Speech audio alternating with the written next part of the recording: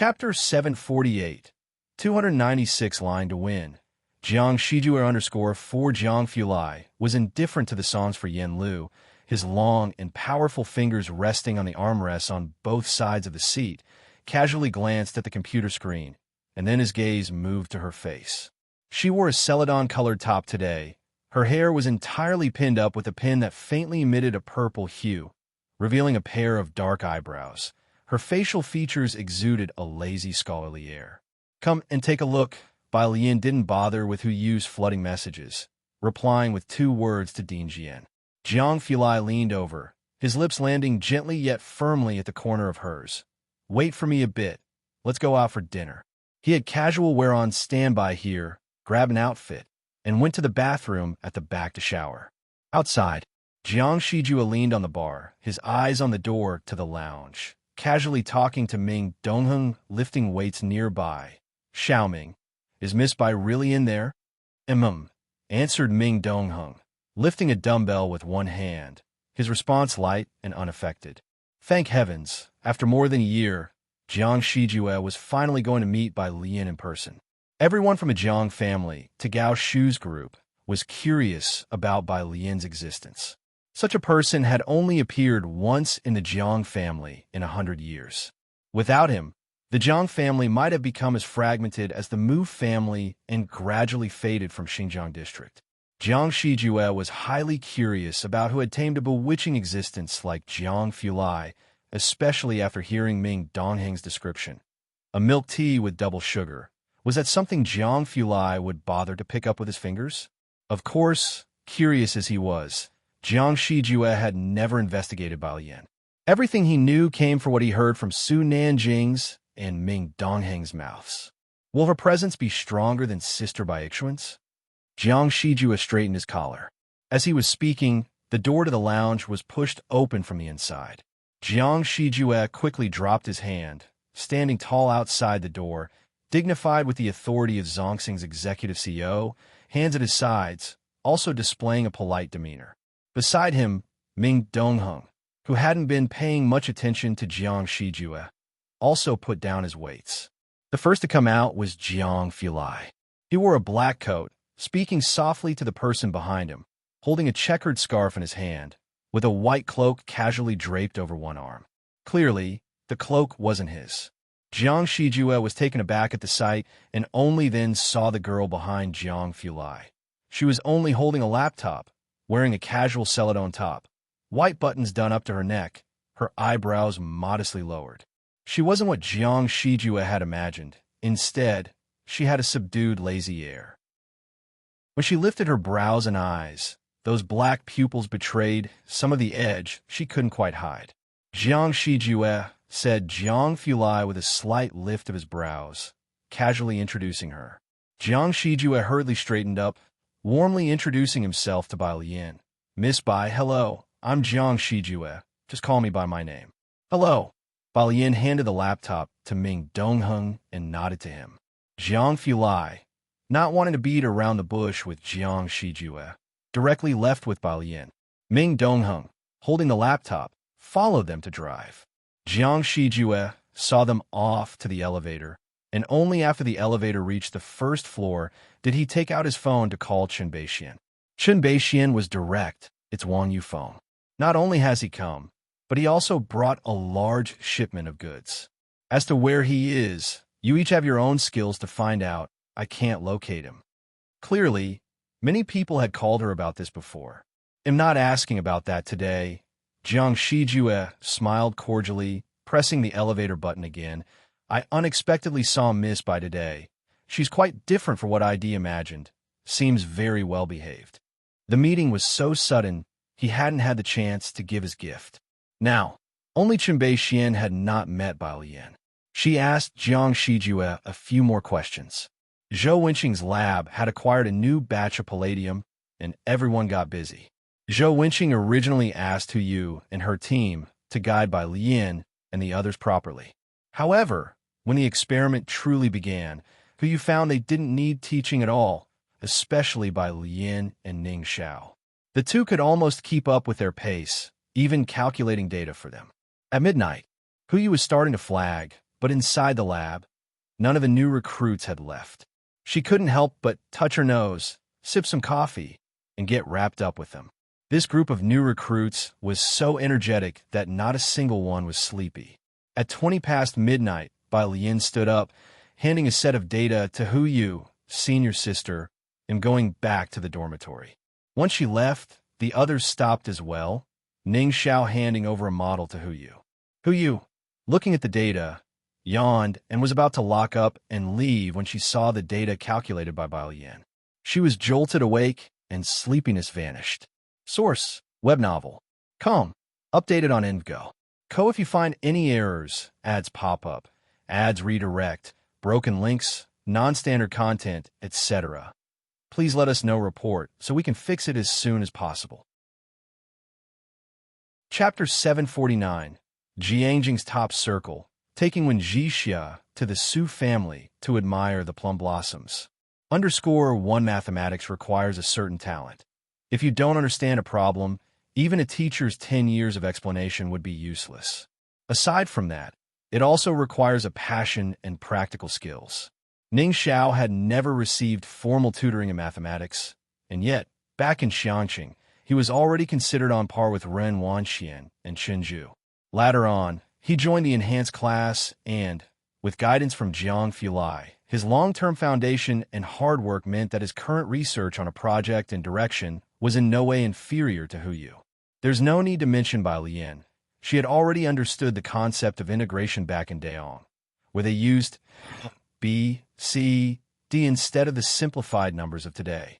Previously, her master had only taught her about measuring land and constructing specific diagrams of riverbanks and water channels. Modern science was a powerful addition to her arsenal. Zhou Wenqing's lab had few students, and the department head had issued an ultimatum. The lab was busy recently. Senior Liu and others were researching palladium experiments, and he was earnestly instructing her juniors in data calculation. What Bai Lian gave her were the quantum bits with different parameters that needed to be calculated. Their research focus was on superconductors, inevitably involving the consideration of quantum tunneling related to superconducting quantum computing. This was a crucial part of their project.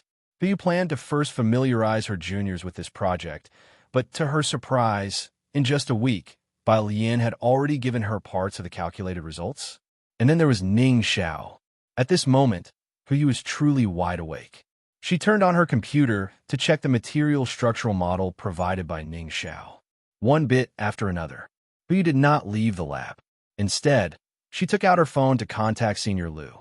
Senior Liu had already showered and was ready to sleep when he received Hu's call.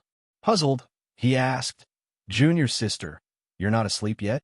"I can't sleep anymore, senior brother," Hu said spiritedly as she looked at the computer. "Come over and look at the material model Ning Xiao constructed and, also, the quantum parameters estimated by Junior Bai. Come to the lab first and see." Previously, due to the insufficient palladium, the number of quantum bits they captured wasn't stable. The dozy Senior Liu hurriedly grabbed his coat and headed to the lab. At 3 in the morning, Senior Liu and Hu finished reviewing the results achieved by Bai Lian and Ning Xiao over the past week or so. They looked at each other in astonishment. They had thought that the 10 new students were just there to experience the atmosphere and earn easy credits. But now it seemed that while people like Ding Wenyang truly were, Bai Lian and Ning Xiao were definitely not. How did Junior Sister manage to calculate this? Senior Liu sat in front of the computer, his bewildered expression slowly turning to shock as he sat up straight. And what about Junior Brother? What does he do? Are all freshmen these days like this? It's one thing to freely provide them with so much palladium, but how can they keep up with their experimental progress so effortlessly? What were Professor Sun and Dr. Zhu thinking? Senior Brother, I think, Hu paused, gingerly pointing to the data beside her. Our teacher might really become the vice dean soon. Zhou Wenqing and his team had been preparing for more than 2 years, and now they had an additional group of new students who seemed unserious but turned out to be exceptionally talented, along with enough experimental materials for a significant breakthrough. Actually, the group consisting of Bai Lian, Ning Xiao, and others was quite famous. Apart from Liang Wuyu, several of them were from Xiangqing. Many people in the school were keeping an eye on them. There's also a circle in scientific research, where even if some people achieve results, it's uncertain whose name will hang as the first author. The group of Bai Lian and Ning Xiao was rejected by Professor Sun, which was immediately discussed on the University Town Forum. She had always been a hot topic on the University Town Forum since enrollment. Almost every interval, she would dominate the forum for a while, with girls on the forum even asking for the link to her cloak not long ago. The group of girls from a university town managed to thread about Bai Lian's black cloak over 1,000 replies. Although there wasn't much discussion about Bitumahai on the forum, most people had come across her promotional video on short video platforms. The subsequent rejections of several new students by Professor Sun and Dr. Zhou were also shared to the forum. After Zhou Wenqing took over the new students, his lab was faced with an ultimatum, and most people on the forum were skeptical about Zhou Wenqing's lab and the group of new students led by Bai Lian. Some directly expressed their opinions. Among these new students, I think the one most likely to make it to the end is Gao Yuan. He's been with Dr. Gao's research lab all along, and there will be scientific research outcomes by the end of the year. This year's Tong Feng class special scholarship is probably going to be Gao Yuan's. It's not necessarily so. You have to understand that the group of students including Bai Lian and God Ning, as well as Tang Ming, cannot be judged by normal thinking. Do you know how many points Ning Xiao has in the preparatory camp? 79 million. Gao Yuan only has a bit over 2 million. Source, web novel. Com. Updated on EndGo. If you find any errors, ads pop up, ads redirect, broken links, non-standard content, etc., please let us know, report, so we can fix it as soon as possible. Chapter 750. Jiangjing's top circle, taking Wen Jixia to the Su family to admire the plum blossoms. _2 influenced by Tang Ming, he always referred to Ning Xiao as the study god, and the forums all knew this title by now. And indeed, he truly lived up to the name of study god. That's not how you calculate it. Did the original poster not consider the hard requirements? Bai Lian and Ning Xiao are certainly smart, but Gao Yuan is from the Gao family, and lately, I haven't seen Bai Lian and the others much. Looking at Gao Yuan's social media, they have been continuously preparing for this year's Jiang University Science and Research Contest, getting ready for the boss training camp. Bai Lian should be smarter than Ning Xiao, but why haven't I seen her at the preparation camp? A bit disappointing.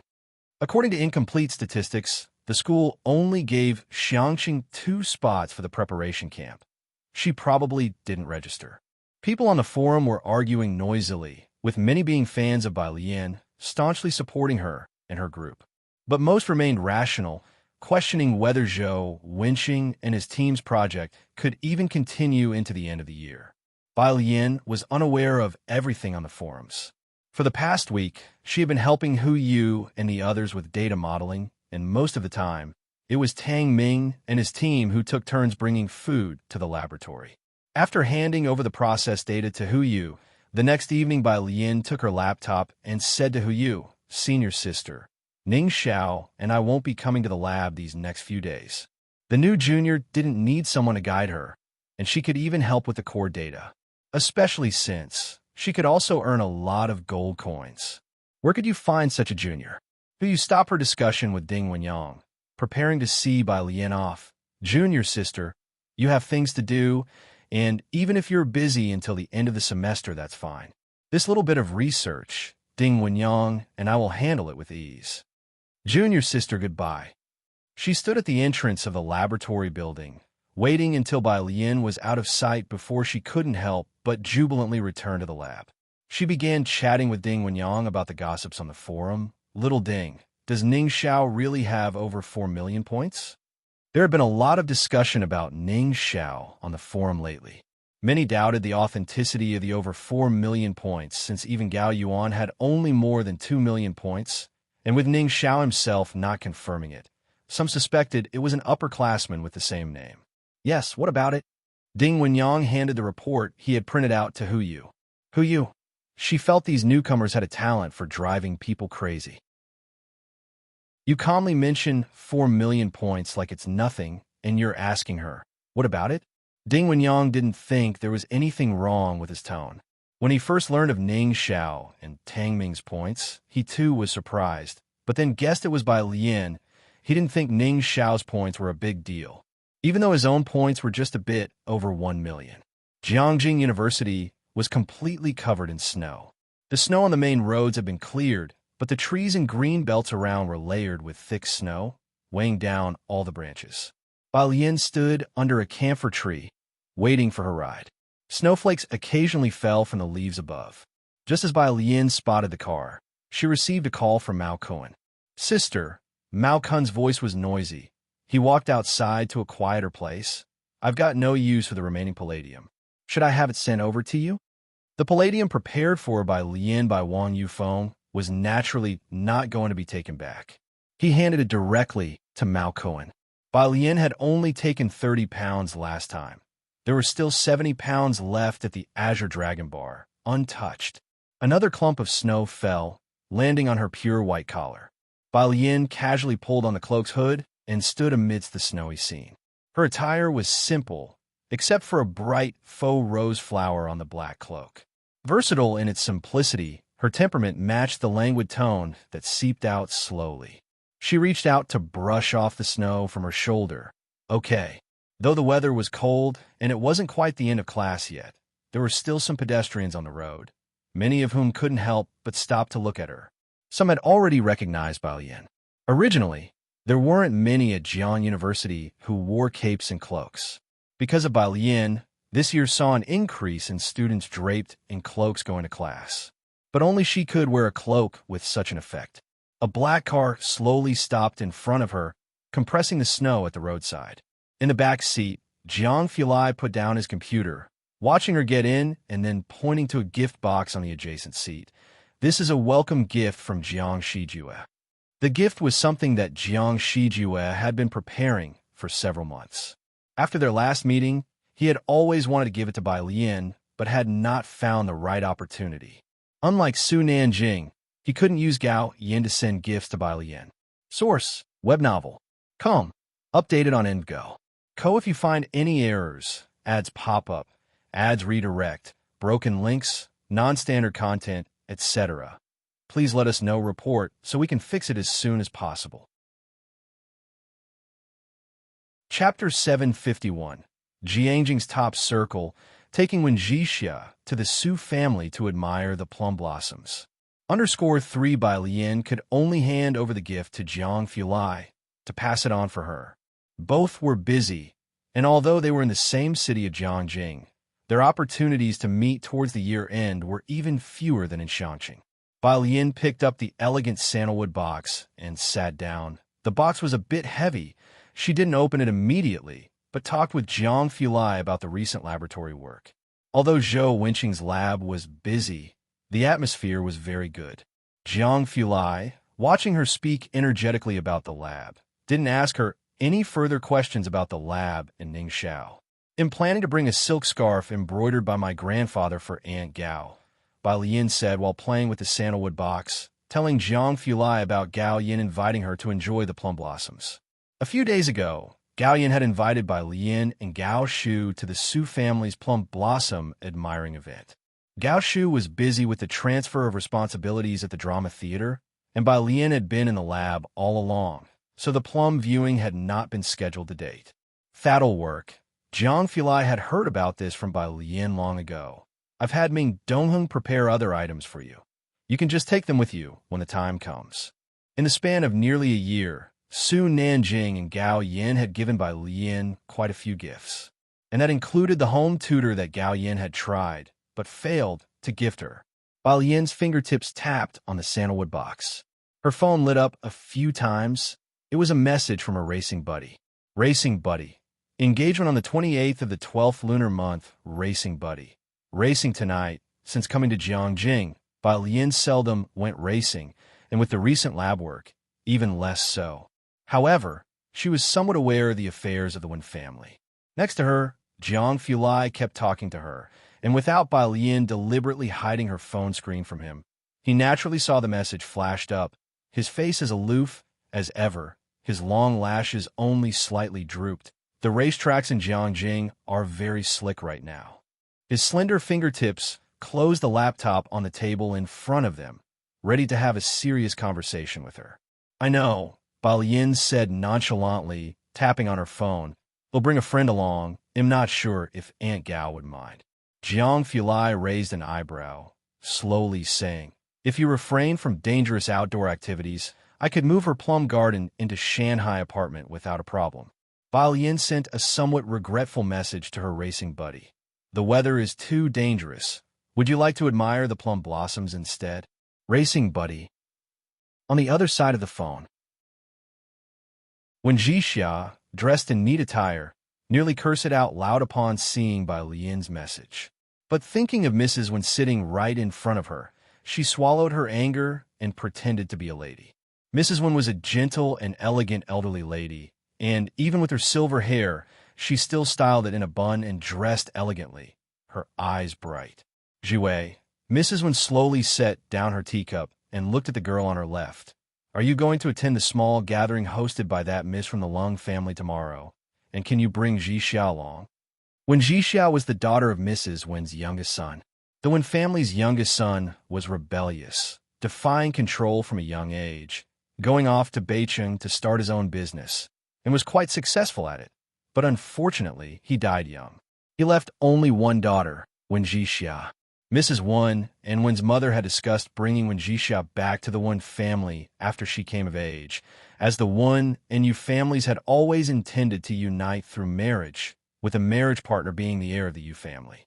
The Yu family needed an intelligent, capable, and visionary mistress, and Wen Jixia, who had always had excellent grades, was very suitable. There was just one issue. Wen Jixia was very rebellious, which gave Mrs. Wen quite a headache. Wen Jiwei was Wen Zixia's cousin, and before Wen Zixia's return, she had been the candidate favored by the Yu family. Hearing this, Wen Jiwei calmly said, Grandmother, Shuha only sent me one invitation. He'll ask her later if I can bring Jixia along. You know, those missies have been familiar with each other since they were children. The ones invited this time are all acquaintances. I'm afraid. Mrs. Wen rested her hand on the table, shook her head after listening. Never mind then, you go. After Wen Jiwei left, Wen Jixia finally relaxed a bit, leaning back and somewhat inelegantly shot a message back to Balian. Dangerous? That doesn't sound like you. Who are you? And get the hell out of the idiot dog's body. The old lady glanced at her and sighed. Jixia, you've been back for so long. Have you thought about making more friends? Grandma, I don't necessarily have to go to their banquets. I have friends. When Jixia straightened up, always putting on a good front for her grandmother. She casually waved her phone. Look, she even invited me to admire the plum blossoms. She shook her phone quickly, not giving her grandmother a chance to see the explosive nickname she had saved, or else her grandmother would most likely have her kneel in the ancestral hall. Source: web novel. Com. Updated on EndGo. Co. If you find any errors, ads pop up, ads redirect, broken links, non-standard content, etc. Please let us know, report, so we can fix it as soon as possible.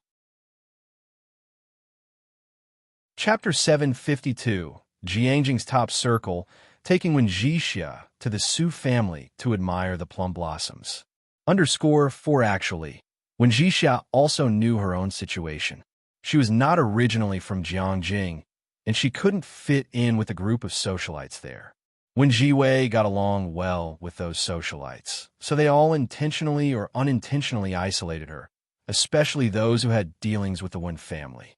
Wen Jixia was very aware that she had been pushed out of the circle by these people from Jiangjing. Those people were clearly telling her with their actions not to force herself into a different circle. To enjoy the plum blossoms, the elderly Mrs. Wen looked at her, nodding with a smile. That's also fine. Is it the friend you met with last time? When can you invite her over to our Wen family? So Grandma can meet her too. When Jixia thought about Balian's current dog-like appearance and leaned back, you'll see her on the engagement day. Don't worry, you'll definitely like her. Their chat concluded. When Jixia went back up to her own room, the butler stood behind her like a ghost. Miss, you should still try to fit into this circle as much as you can. The gathering this time is organized by Miss Long, and that second miss from the Su family will definitely be there. Butler, don't worry. When Jixia kicked open the door to her room, retorting, have a look at the stocks I've had you buying recently. Haven't they gone up? The butler paused as he looked at her composed face, naturally happy about the increase in the private funds, unable to fault Wen Zixia's abilities. She indeed had her own ideas, otherwise the Yu family wouldn't have taken an interest in her. After a pause, he asked again in a low voice, Miss, are you really going to enjoy the plum blossoms? Or is it street racing? When Jixia, pressing on her phone, ground her teeth and replied to Bai Lian, appreciate, whoever doesn't appreciate is a dog. She closed the door, and the butler stood outside for a while, the smile on his face disappearing as he sighed. After returning downstairs, the old Mrs. Wen also stood at the door in a daze. They both knew that when Jixia had just returned to Jiangjing and had not been accepted into many circles, and it was obvious that when Ji Wei was also excluding her. Who is her friend? The elderly Mrs. Wen whispered softly. An alumnus from Beicheng. Beicheng, huh. Mrs. Wen's eyes dimmed with some regret for not bringing Wen Jixia back earlier, which led to the current situation. Let it be. Let her have fun for a while. She won't be free for much longer. The next day, Sunday, 7 o'clock in the morning. The Su family also owned a vast estate. Gao Yin lived in the Chufing court located on the south side of the estate. Across an arched bridge was the neighboring plum garden. Gao Yin had woken up at 6 that morning and was tidying up Chufing court with the servants. Inside Chufing court, Gao Yin held a hexagonal lantern painted with black and white cats, hanging it on the porch, occasionally checking her phone and instructing the servants to check if Bai Lian and the others had arrived at the front gate. The commotion in Chufing court drew the attention of Su Jiueming and Su Jini. Su Jiueming spoke to Su Jini about the recent significant matters in Jiangjing. Today, asked Ming Zongyao about what's happening between the Wen and Yu families. Su Jini had a wide circle of acquaintances.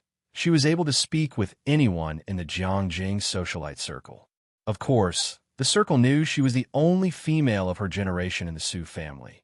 In the entire Jiangjing, excluding Gao Shu, she held the highest status, and most people would give her face. I know. Su Jini wore a beige coat, her gaze scanning the lively arched bridge bustling with people, slightly squinting her eyes. Is my aunt expecting some guests today? Should I stay as well? Su Jiueming always kept an eye on the happenings in the south courtyard. He had someone check the news early on. I heard they've invited Su Nanjing's sister over to enjoy the plum blossoms. She's not an important guest, so you don't need to stay. Are the people from the Sun and Lung families here today? It's a good opportunity to find out if they have any news about Wang Yufeng. Your grandfather is very keen on Su Nanjing this year, which isn't a good sign for us. Su Jini composed herself. I understand.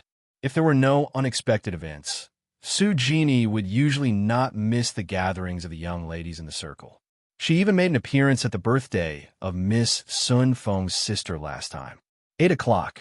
Bai Lian and Jiang Fulai left the Shanghai apartment building, with Ming Dongheng driving as usual, and the car's trunk was filled with a bunch of gift boxes prepared by Ming Dongheng. Bai Lian wore a velvet coat that Gao Yin had sent over. She settled into the car. Messages from her dog friends came in. Plums? By Jian, one dog friend. Address, smile, smile. It was obvious that she thought either Bai Lian had lost her mind inviting her to enjoy the plum blossoms, or she had lost her mind agreeing to it. Bai Lian directly threw the address given by Su Nanjing over. Tall Street number 29 source, web novel. Come, updated on Indgo. If you find any errors, ads pop up, ads redirect, broken links, non-standard content, etc. Please let us know report so we can fix it as soon as possible. Chapter 753. 298 Shocks Jixia. What has she done in Xiangqing? First update, _1 the weekend break, meant the morning traffic was light. Su family's butler had been waiting outside early in the morning. At 8:30, he saw a black car approaching from the side and immediately notified Gao Yin that Bai Lian had arrived. He then ordered someone to open the side gate beside Guangliang's main entrance, allowing the car to enter. The car drove all the way to the front courtyard and stopped. Today, hearing that Bai Lian and Gao Shu would visit the Su family, both Su Nanjing and Su Juling had not left home, and Gao Shu had not yet arrived at this point. Upon hearing from the butler that Bai Lian and Jiang Fulai had arrived, Gao Yin put down the small hexagonal Rui lantern she was holding. Seeing Gao Yin head outside, Su Juling and Su Nanjing, who were sitting in the front hall, also put down their cups and stood up to walk towards the Chuehua gate. The three of them had just reached the Chuehua gate when the butler led Bai Lian and Jiang Fulai through the arch bridge to come in. Su Juling stood in the center, instantly noticing Jiang Fulai wearing a black over-the-knee coat. His gaze shifted, and his eyes fell on the girl walking to his left. Today, Bai Lian wore a lotus green coat, a shade of deep green that made her fair skin stand out. Her coat was unbuttoned, revealing a white knitted sweater and cream fleece trousers underneath. A loosely tied cream scarf around her neck had partially slipped off her shoulder, blown by the wind. With her coat on, her hair was casually tied back with a silk ribbon, and she wore a white fleece hat. Standing there, she radiated calmness and composure, exuding an elegance similar to the restraint of Chinese blue-and-white porcelain with deep blue patterns circling cloud-like layers above. Upon seeing Su Juling and Gao Yin, she smiled softly and greeted them gracefully. Su Juling had long heard about Bai Lian countless times from Gao Yin and Su Nanjing. There was no need to mention Su Nanjing, but Gao Yin's fondness for Bai Lian was almost overflowing. Unable to have more children due to health reasons, Gao Yin greatly yearned for a daughter. Su Jini was the only young miss of her generation in the Su family and had been doted on from a young age. Even her conflicts with Su Jiuming did not affect Su Juling and Gao Yan's partiality toward her. However, after Bai Lian appeared, the frequently mentioned Genie in Gao Yan's conversations was replaced by Lian Lian. Su Juling had long wished to meet this girl mentioned so often by Su Nanjing and Gao Yan. Now, seeing her for the first time, he understood why Gao Yin liked her so much. In terms of appearance and demeanor, even Su Jini, who had been carefully raised by the Su family, seemed to fall short in comparison to the girl before him. This kind of upbringing did not seem characteristic of someone from a modest background. Uncle Su, Aunt Gao, Jiang Fulai entered alongside her. He was accustomed to sitting alongside the Su family's elder, yet he still showed utmost respect towards Su Juling and his companion. All the proper formalities were observed. Ming Dongheng walked inside, hands carrying a gift box. Shushu hasn't arrived yet. Gao Yin stepped forward, took Bai Lian's hand, and led her towards the front hall. Aren't you expecting a classmate too? Is it Xiaohan? Let me know when she arrives, and they'll have Lan's mother go to pick her up. It's not her. Bai Lian followed Gao Yin inside. It's a friend who grew up with me from childhood, named Jixia. Someone she grew up with from childhood? Gao Yin took note of this descriptor. At the Wen family.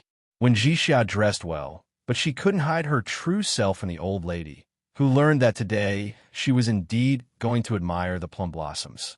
Surprised, the old lady selected for her an outfit that was both dignified and generous. She personally saw her off into the car. In the car, the driver steered towards the exit and respectfully asked, "Miss Jixia, are you heading to Hushan Garden?" In Jiangjing's winter, if one were to mention the most famous attraction, it would be the Plum Grove in Shimin District's Hushan Garden, where vast snow plums welcome tens of millions of visitors each year. It was also a renowned tourist spot in Jiangjing. When Jixia sat in the back seat, her long legs crossed casually as she swiped on her phone, confirming the address Bai Lian sent once again, 29 Tall Street. Upon hearing the words Tall Street, the driver felt something was amiss. As a born and bred Jiangjing resident and the driver for the Wen family, he naturally knew which area Tall Street was in. Most of Tall Street comprised the political district. Besides Jiayu Lake, there weren't many scenic gardens nearby, and Jiayu Lake itself was private property. The driver's hand rested on the steering wheel. He glanced in the rearview mirror. "Miss, are you sure it's Tall Street?" When Jixia opened a game, the sound of choosing a hero emanating from her phone. Without lifting her head, she simply told him, "Drive." Clearly, she was already growing impatient with his repeated questioning. The driver dared not say more. Vehicle filled with doubt, he drove towards Tall Street. He was aware of Wenxixia's identity. She was the only daughter of the old lattice youngest son and had been specifically assigned the old butler to teach her in Beijing.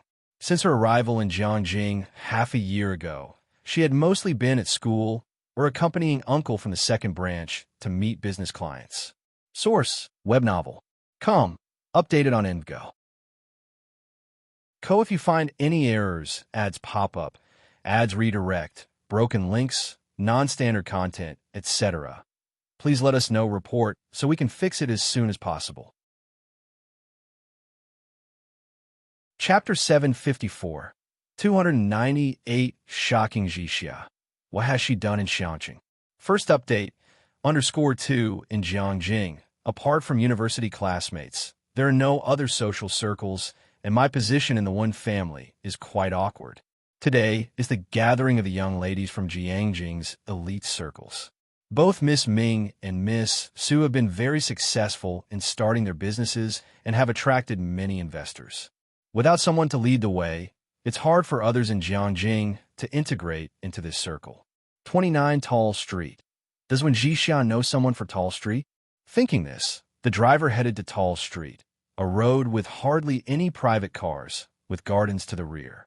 Number 29 is a bright and grand gate. Simple and massive, it exudes an imposing aura. The driver parked the car tremulously at the gate, not daring to get out and open the door, merely glancing back. "Miss, are you sure this is the place?" When Jixia had been playing games up until now, finally taking in the destination. She glanced outside, tapped to the main page, and opened WeChat to send a message to Bai Lian. "Did you send the wrong address? How did the plum viewing bring us to someone else's home?" Just after when Jixia sent the message, when she arrived at the gate, a woman known as Lan's mother approached. "Are you Miss Wen? I'm here to take you to Tsufing Court. Just call me Lan's mother." Lan's mother, who took care of Gao Yan's daily needs, stood with a straight back, conducting herself in a manner not found in common people. The driver from the Wen family hurriedly got out of the car. Having received a reply, Wen Jixia also got out of the back seat, following Lan's mother with hesitation. The old Su family estate occupies a vast area, with Tsufing Court located towards the south at some distance from the main gate. Lan's mother didn't lead Wen Jixia along the main path. Instead, they skirted around via the gallery bridges. They passed Yuansue Pavilion, quickly reaching Tsufing Court. Tsufing Court. Gao Shu had just arrived not long ago and was sitting in the front hall with Jiang Fulai and Su Nanjing, warming up. The indoor heating kept the room warm, and through the lattice windows, one could see the warm pavilion outside. Bao Lian and Gao Yan were sitting on the edge of serpentine railing, beneath which flowed a stream with fish visible beneath the ice-free water. When Lan's mother brought Wen Jixia over, Bao Lian had her arm lazily propped up on the railing, holding a box of fish feed. She was the epitome of leisurely contentment. Upon seeing Wen Jixia, Bai Lian lazily raised her hand in greeting, introducing her to Gao Yan, "My friend, Wen Jixia." Today, Wen Jixia wore a satin gown with a white fox fur coat draped over it, showcasing a certain ladylike charm. From the moment she stepped onto the Su family's front steps, Wen Jixia knew that today's plum viewing was no ordinary affair. Seeing Gao Yan affirmed this notion even more. "Jixia, you can call me Annie Gao, and him, call him Uncle Su." Gao Yan knew Bai Lian had something to discuss with Wen Jixia, so she left with Su Juling to return to the main hall for the moment. Once Gao Yan left, Wen Jixia slumped next to Bai Lian, grabbed a handful of fish feed from her box, and threw it into the water, lowering her voice. "What is this place exactly?" Lan's mother brought out 2 more dishes of snacks. The frosty dessert featured 4 round traditional-style cakes decorated with white fondant plum blossoms. The other plate was mint green adorned with red plum blossoms, looking like pieces of art too beautiful to eat. Lan's mother stood under the eaves, and when Jixia couldn't mimic Bai Lian's relaxed and casual demeanor, sitting very upright instead. She felt there was an almost imperceptible cold gaze sweeping over her. The Su family, Bai Lian put down the fish feed, took out a white handkerchief from her pocket to wipe her hands, stood up, and led the way to see the plum blossoms. Come on, let's go outside to see the plum blossoms. The two of them headed to the plum garden outside. Next to Tsufing Court, the plum garden was in full bloom, with gnarled and twisted branches and blood-red petals, smooth and translucent. The snow piled upon the branches further highlighted the plum blossoms' pure and exquisite beauty. Even when Jixia, who lacked the appreciation for plum elegance, was astounded by the beauty of the scene. Bai Lian took her to a pavilion in the middle of the garden to inquire about the Yu family. It was less than 10 minutes in the plum garden, which had no heating, when Ming Dongheng appeared silently, offering Bai Lian a cape he had brought from the car. The young master asked me to bring this to you. Ming Dongheng's voice startled when Jixia. Bai Lian reached out for the cape, and Ming Dongheng withdrew as silently as he had appeared, respectfully standing to the side outside the garden gate. When Jixia glanced sideways to find her friend casually draping the snow-white cape over her shoulders with a bent red plum branch weighted by snow above her head. Today, the Su family had received word not to come near the plum garden, leaving Bai Lian and Wen Jixia to chat all morning. When Jixia roughly learned about her fiancé, Liu Yuzhong, at 11, Su Nanjing came to call them to lunch. More cold-averse than Ming Dongheng, he wore a padded coat, and though his presence was not as scholarly as Jiang Ziju's, it was striking and boisterous. He introduced himself to Wen Jixia quite politely. Miss Wen, my name is Su Nanjing. Source, web novel. Com. Updated on Indgo. Co. If you find any errors, ads pop up, ads redirect, broken links, non-standard content, etc., please let us know, report, so we can fix it as soon as possible. Chapter 755, 298 Shocking Jixia. What has she done in Shanqing? First update, _3 as soon as when Jixia heard Su Nanjing, she knew where she was. Su third young master, Su second Mississippi. These two were names when Jixia often heard within the Wen family, and she was as familiar with them as if they had been thundering in her ears. Upon reflection, the only estate that could have such an expanse of land in this area, after counting them on her fingers, was the Su family that the old lady often spoke of. The illustrious and prestigious family in Jiangjing, which the Wen family and the Yu family both wanted to establish ties with. Wen Jiwei was attending a gathering today that included the Su second Mississippi. This was also one of the reasons why the old madam wanted Wen Jiwei to bring Wen Jixia along. But how was Bai Lian connected to the Su family? From the looks of it, she and Su Nanjing seemed to be quite familiar with each other. What had her friend been doing over the past year? Su third young master, I am Wen Jixia. Despite the shock in her heart, Wen Jixia formally introduced herself. Tang Ming and Pu Xiaohan were casual to a fault, often addressing Su Nanjing as a brother, while Yang Lin was always one to interact solely with Bai Lian and not bother with anyone else, even when facing Zhang Fulai. This was the first of Bai Lian's friends to address him in such a manner. Upon hearing this, Su Nanjing knew right away that Wen Jixia was likely someone from the same circles. He chuckled. Miss Wen can just call me Su Third. I am older than you, so you may also call me third brother. If Bai Lian brought her to the Su family and even personally accompanied her to admire the plum blossoms for an entire morning, Su Nanjing figured, not even Zhang Fulai would receive such treatment from Bai Lian. He led the way in front and, listening to Bai Lian speaks to Wen Jixia in an unhurried tone, thought his mother might be able to achieve her goal through indirect means. Bai Lian was unwilling to become her goddaughter, but perhaps someone else could take that place. The dining venue was in a side hall of Tsufing Court. Zhang Fulai was casually chatting with Su Juling. He knew Bai Lian wanted to talk to her friend and hadn't disturbed her all morning. Now, when he saw her coming in with Su Nanjing, he reached out to pull back a chair beside him. Bai Lian approached the chair and introduced her, Wen Jixia, the one I've mentioned to you. She rarely introduced anyone formally. When Director Jian went to Xiangqing, Bai Lian merely gave a casual introduction. Jiang Fulai took a second look at Wen Jixia and stood up. His cold and distinguished nobility was apparent as he greeted Wen Jixia with composure. "Hello." His voice was cool and somewhat aloof. Su Juling and Gao Shu, who were sitting nearby with teacups, quickly stood up upon seeing Jiang Fulai rise. They greeted Wen Jixia in a friendly manner. Wen Jixia, who had never seen such a scene before, was shocked again, feeling as though her status was incredibly high at the moment. Any of the people present had the ability to set the atmosphere, but in other settings, they were ones to be catered to by others. Today, they all presented their most amiable faces.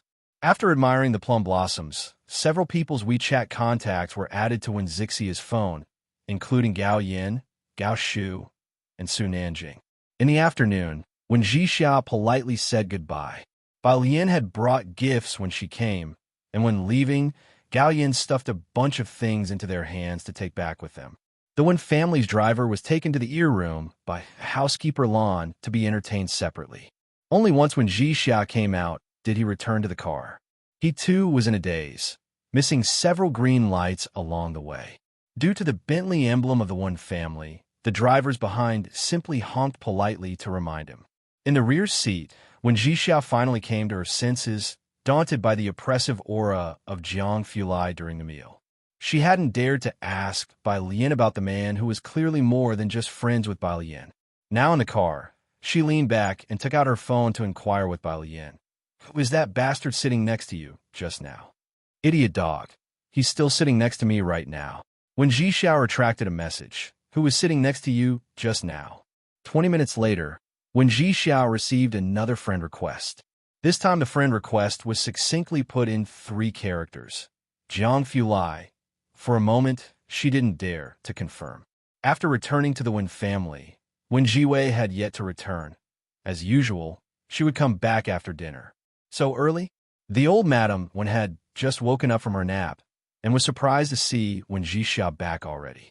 When Jixia placed the food box she brought back on the table with a complicated expression, yet seemingly in a good mood, "I came back after finishing the meal.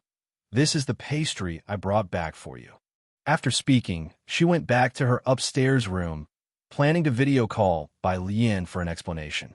The old madam wasn't too concerned about the pastries, but she looked worriedly towards the upstairs. Beside her, the butler chuckled and opened the food box. "Madam, take a look at what the young miss brought back." He paused, somewhat surprised. "Madam, is this not the plum blossom cake from Kongyu Tower?" Source: web novel. Com. Updated on EndGo. Co. If you find any errors, ads pop up, ads redirect, broken links, non-standard content, etc., please let us know report so we can fix it as soon as possible.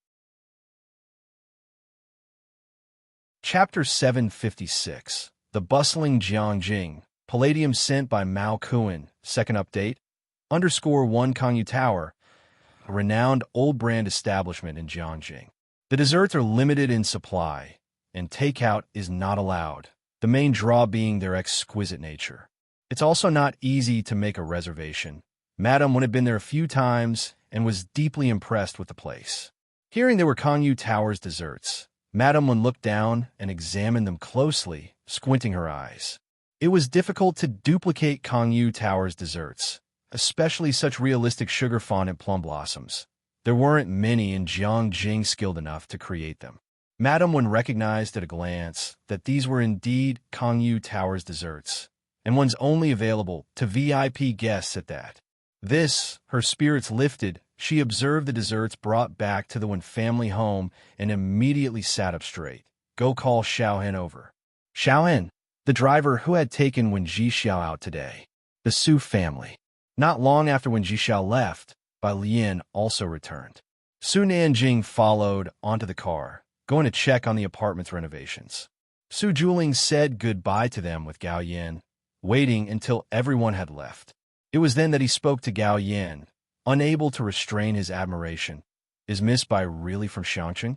Her manner of speaking and her poise really don't seem like it." "Her family is from Beijing City." Gao Yin walked beside him towards the gallery bridge, and hearing him, laughed. She is this year's top scorer in the college entrance examination, even surpassing the one from the Liang family. Su Juling had only just heard of this. Sometimes at dinner parties, he had heard a sentence or two about someone smarter than the Liang family. But like most people, he hadn't paid much attention. Intelligence was one thing, but whether or not someone could stand before them and reach the summit was a completely different matter. Now, hearing Gao Yan's words, he realized that Bai Lian was not the person he had imagined her to be. You know about Shu Shu being elected as dean this time? Gao Yan glanced at Su Juling. Su Juling, often busy with overseas enterprises, was aware of Gao Shu's promotion and had even asked the butler to send a congratulatory gift. The Jiu family is not easy to deal with. Indeed, not easy to deal with. Gao Yan walked onto the gallery bridge, proud to say. Alien helped her a lot this time. Su Juling was even more surprised. No wonder. He kept pace with Gao Yan. I felt that Jiangjing has been quite lively recently, with people from the Dawson family even coming over. My brother and the others have been inquiring about Wang Yufeng, and I wonder if there has been any news from the Chen family. In the car, after responding to Wenji Xia, Bai Lian reached for her computer. By her side, Jiang Fulai wasn't looking at her messages, but was talking to President Huang. I've asked, said President Huang, who normally rested on Sundays and gathered with friends, most of whom were professors in Jiangjing. He stepped aside to answer Jiang Fulai's call. The person who issued the order directly to the institute was General Gao Sun. They wouldn't dare meddle with a big shot like Scholar Ma. But putting pressure on a laboratory center in the physics department of Jiang University was a matter of a few words. Gao Sun. Jiang Fulai opened the desk to make space for Bai Lian's computer. He recalled Gao Sun in his mind. Jiang Fulai didn't care much for the Gao family, but he remembered Gao Sun very well. A cousin of Gao Yi who, due to family connections, had risen quickly at headquarters. Jiang Fulai had a degree of tolerance for the Gao family, but not much, and it was all based on the condition they did not cross a certain line. The proposal you made to the professor to select one person by the end of the year to join his laboratory, that news couldn't possibly be hidden from the Gao family, said President Huang. Unsurprised, little junior sister, you're also aware of her capabilities.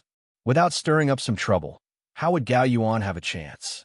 This makes things difficult for Professor Zhou, being forced to deliver results prematurely, and at the end of the day, it's somewhat related to you. Jiang Fulai tilted his head to look at Bai Lian. Bai Lian had already turned on her computer. She and Ning Xiao hadn't gone to Zhou Wenqing's laboratory today, but you sent her an email in the morning. It was about 4 pages of newly captured experimental data. Bai Lian was very skilled at processing this kind of data. Even Zhou Wenqing had been marveling these past few days that a student with Bai Lian's talent might not appear even once in 100 years, and his laboratory was lucky to have stumbled upon her. Jiang Fulai knew that Ning Xiao was working on new materials for purification, and the data on Bai Lian's computer seemed unrelated to plasma. He guessed that it must be research from Zhou Wenqing's laboratory. Bai Lian, no matter what she was doing, always seemed calm and composed. Jiang Fulai wasn't quite sure whether Zhou Wenqing was in any trouble, but seeing Bai Lian's demeanor, he reckoned that Zhou Wenqing and Bai Lian could manage without his concern. The problem he needed to resolve was with the Gao family. Jiang Fulai said to Dean Huang at a leisurely pace, I understand.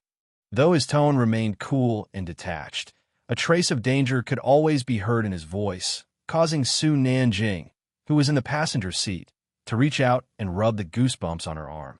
On the other side of the phone, Dean Huang hung up and, judging from Jiang Fulai's tone, chuckled to himself. Upon arriving at Shanghai apartment, Bai Lian returned to the study in room 303 and continued to process the data. Su Nanjing first went to the first floor to deliver a gift he had brought for Ji Heng, then went to 303. Zhang Xiais hadn't accompanied Qi Yundai to a mock court session today, so he was in the living room of 303 practicing problems. Ning Xiao and Tang Ming weren't there today, leaving only Pu Xiaoan to discuss with him. These problems were now beyond Su Nanjing's comprehension, so she just lay on the sofa, opening the group chat of the four. Su Nanjing, Chen Beixian, I heard you have news on the Dawson family? Chen Beixian couldn't be bothered with him. Just then, someone rang the doorbell. Ming Dongheng was moving flower pots downstairs, so the young master Su got up to answer the door. Outside stood a young man in a windbreaker, casually holding a 60-centimeter square box. He politely nodded to Su Nanjing. Hello, Brother Mao asked me to deliver something for Miss Bai. Su Nanjing, seeing only one box, which seemed easy to carry, reached out to take it. Aliens? Hand it over to me. Hearing him call her alien, the young man swiftly handed the box over. Thank you for the trouble. Su Nanjing held the box from both ends with both hands. As soon as the young man let go, Su Nanjing staggered, almost falling, but the man helped to steady him as he regained his balance. Be careful, it's quite heavy, the young man apologized. Realizing the weight, Su Nanjing then secured his hold on the box. He placed the box in the hallway, taking a glance at the very new container, unable to discern anything, so he knocked on the study door twice, calling out to Bai Lian. Alien, someone has delivered something for you. Bai Lian was sending the data to Hu Yu and knew it was palladium sent by Mao Kuan. She responded with a nod. Zhang Xiais and Pu Xiaoan were engaged in a heated debate over a math problem, calling out for Bai Lian to mediate. When Bai Lian came out, Su Nanjing, with his arms crossed around the box, was curiously circling it, asking, Alien, what's this? It's so heavy? Bai Lian pulled a chair over and sat next to Pu Xiaohan, taking the math problem handed to her by Pu in a leisurely manner. Upon hearing the question, she just looked up and vaguely nodded in the direction of the scissors. See for yourself. As it wasn't anything private, Su Nanjing took the scissors, bent down to cut open the seal, revealing a silver object inside. Source: web novel. Com. Updated on EndGo. Co. If you find any errors, ads pop up, ads redirect, broken links, non-standard content, etc., please let us know. Report so we can fix it as soon as possible.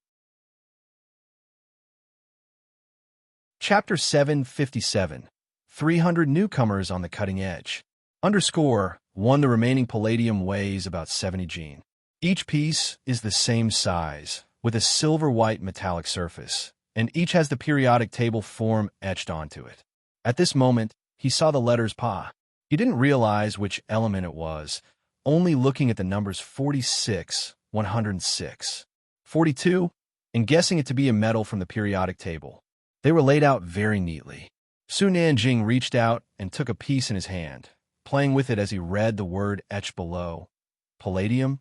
Guardian deity? The mirror-like reflection made Pu Xiaohan turn her head and squint, recognizing the two letters. This is palladium. Palladium? Su Nanjing and Ming Dongheng had special training in high school. From the first to the third year, after muddling through, he finally broke free from those studies and dove headfirst into the financial industry in college with Jiang Shijue, keeping away from physics and chemistry.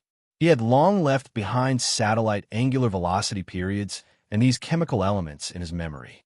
Under the Su family, multiple industries were covered, the most important being heavy industry involvement with Zhongxing Group, which included several state-level labs, and Su Nanjing had been negotiating material resources with exporters from various countries over the last 2 years. Palladium sounded vaguely familiar in his ears, but not as familiar as uranium. What did Bai Lian want so much metal for? Su Nanjing closed the lid, somewhat puzzled. Ming Dongheng came down from upstairs, placing the fruit Ji Heng had asked him to bring on the table. Seeing the paper box that was unwrapped in the middle of the hall, he bent down and deftly moved it outside. Xiaoming, it's a bit heavy. Su Nanjing stood in front of the box, and as he saw Ming Dongheng moving it, he barely got out the letter for heavy. Ming Dongheng then bent down and picked up the paper box, as if it were a feather in his hands. He seemed even more effortless than the young man at the front door earlier. Su Nanjing, he was silent for a moment, then took 2 steps back and called for Pu Xiaoan to go upstairs to look at the newly decorated rooms. Influenced by Bai Lian over the past 6 months, Su Nanjing chose a Chinese-style decor. The pure white ceiling of the Great Hall featured wooden beams, and the mahogany corner flowers were simple and elegant.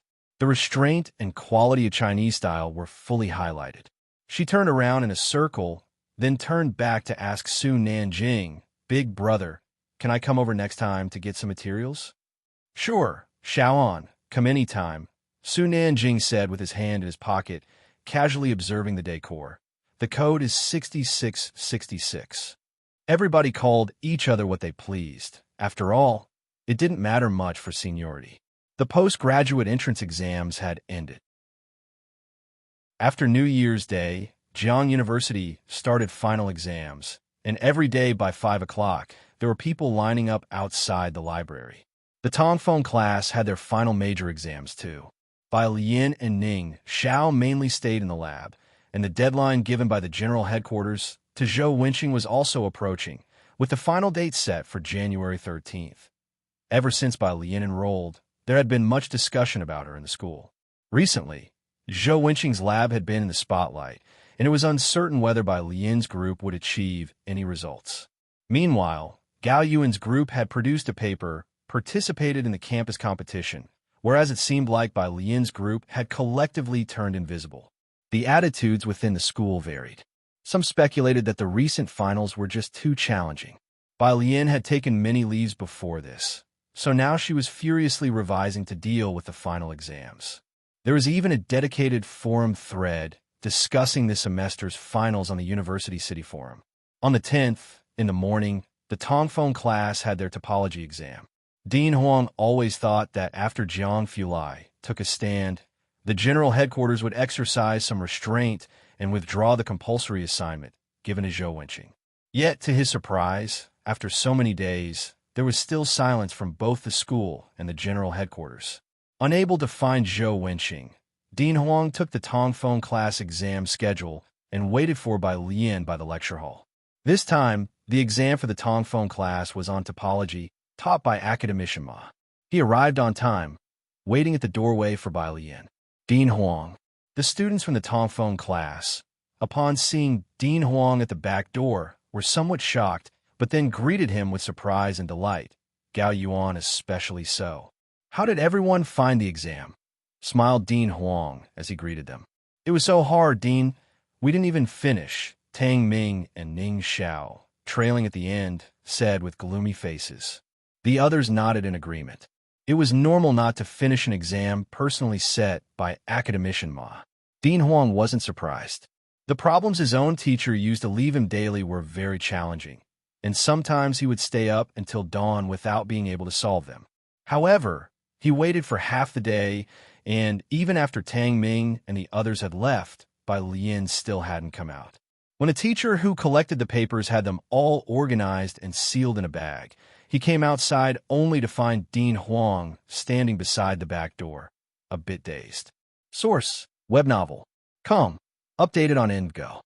If you find any errors, ads pop up, ads redirect, broken links, non-standard content, etc., please let us know report so we can fix it as soon as possible. Chapter 758, 300 Newcomers Edge. _ 2-inch Dean Huang? What are you doing here? The invigilator was somewhat surprised. I came to see the students from the Tongfeng class. Dean Huang had his hands clasped behind his back as he scanned the lecture hall, which was empty. Where's Bai Lian? Bai Lian was a celebrity at Jiang University. Even teachers from the English department knew that this year's freshman class had produced a Bai Lian, and occasionally they heard the name Ning Xiao as well. After enrollment, less people talked about Liang Wuyu, but mentioned Bai Lian's name, and not just people at Jiang University, but countless netizens knew her as the prestigious student of Jiang University.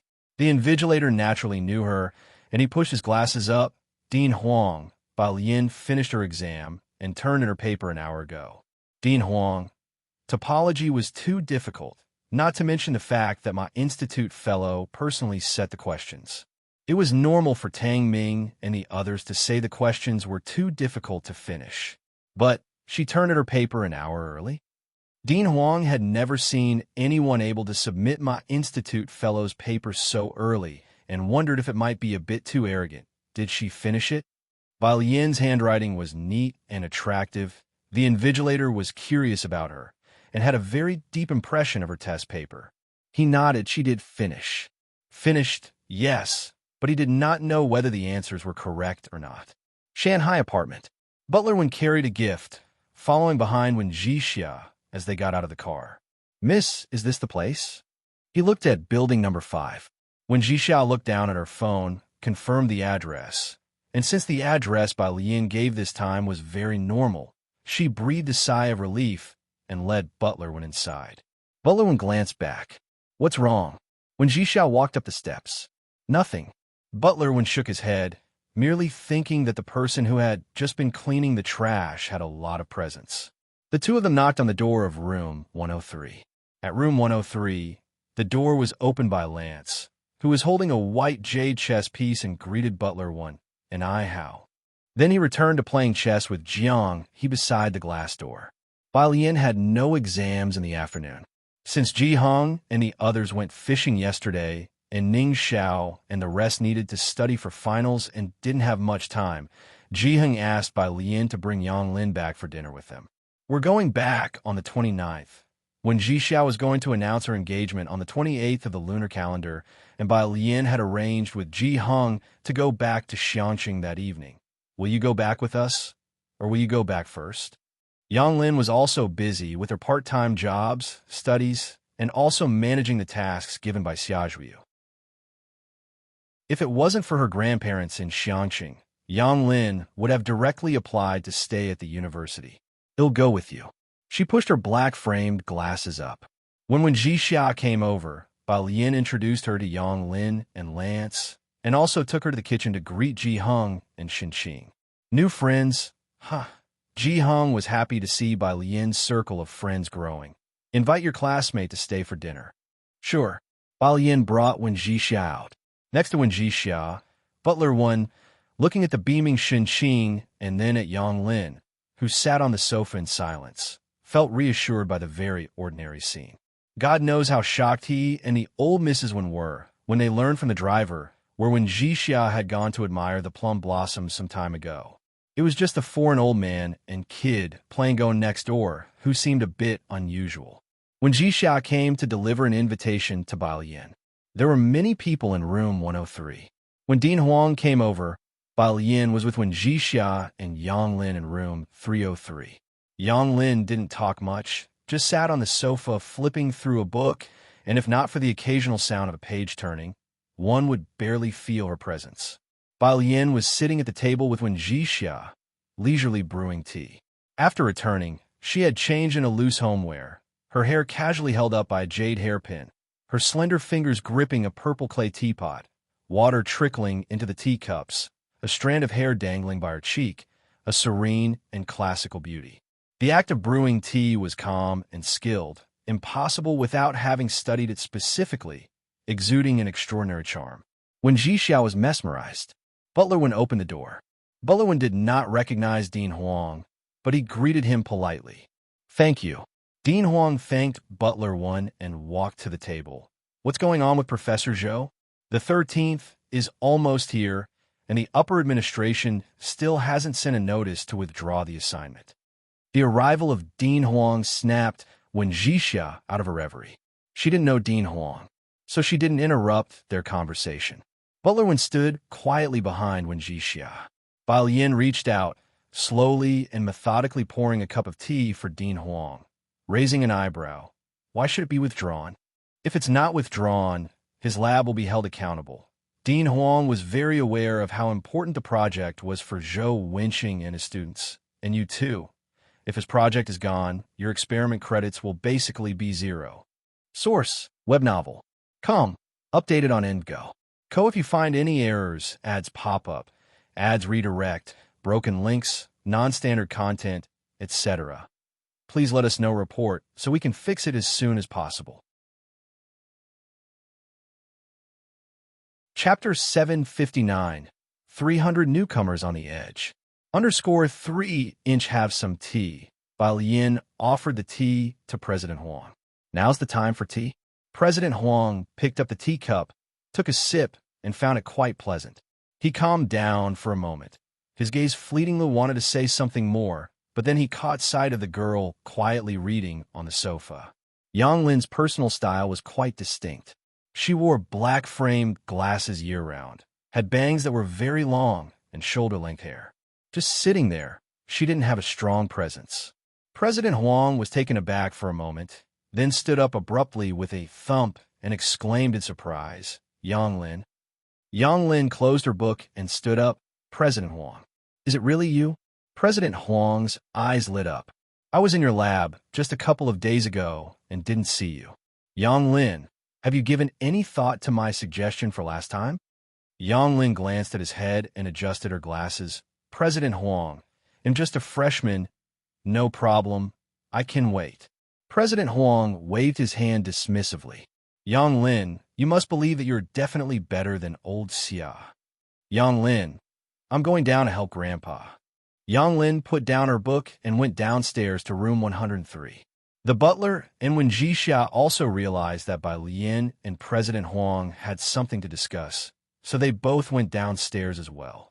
Once out the door, the butler asked Wen Jixia, "Who is that President Huang?" "The president? Which institute's president?" Wen Jixia glanced back at room 303. She didn't know, but felt that this year, her friend had truly exceeded her expectations by far. Upstairs, after everyone left, President Huang sat down again to drink tea.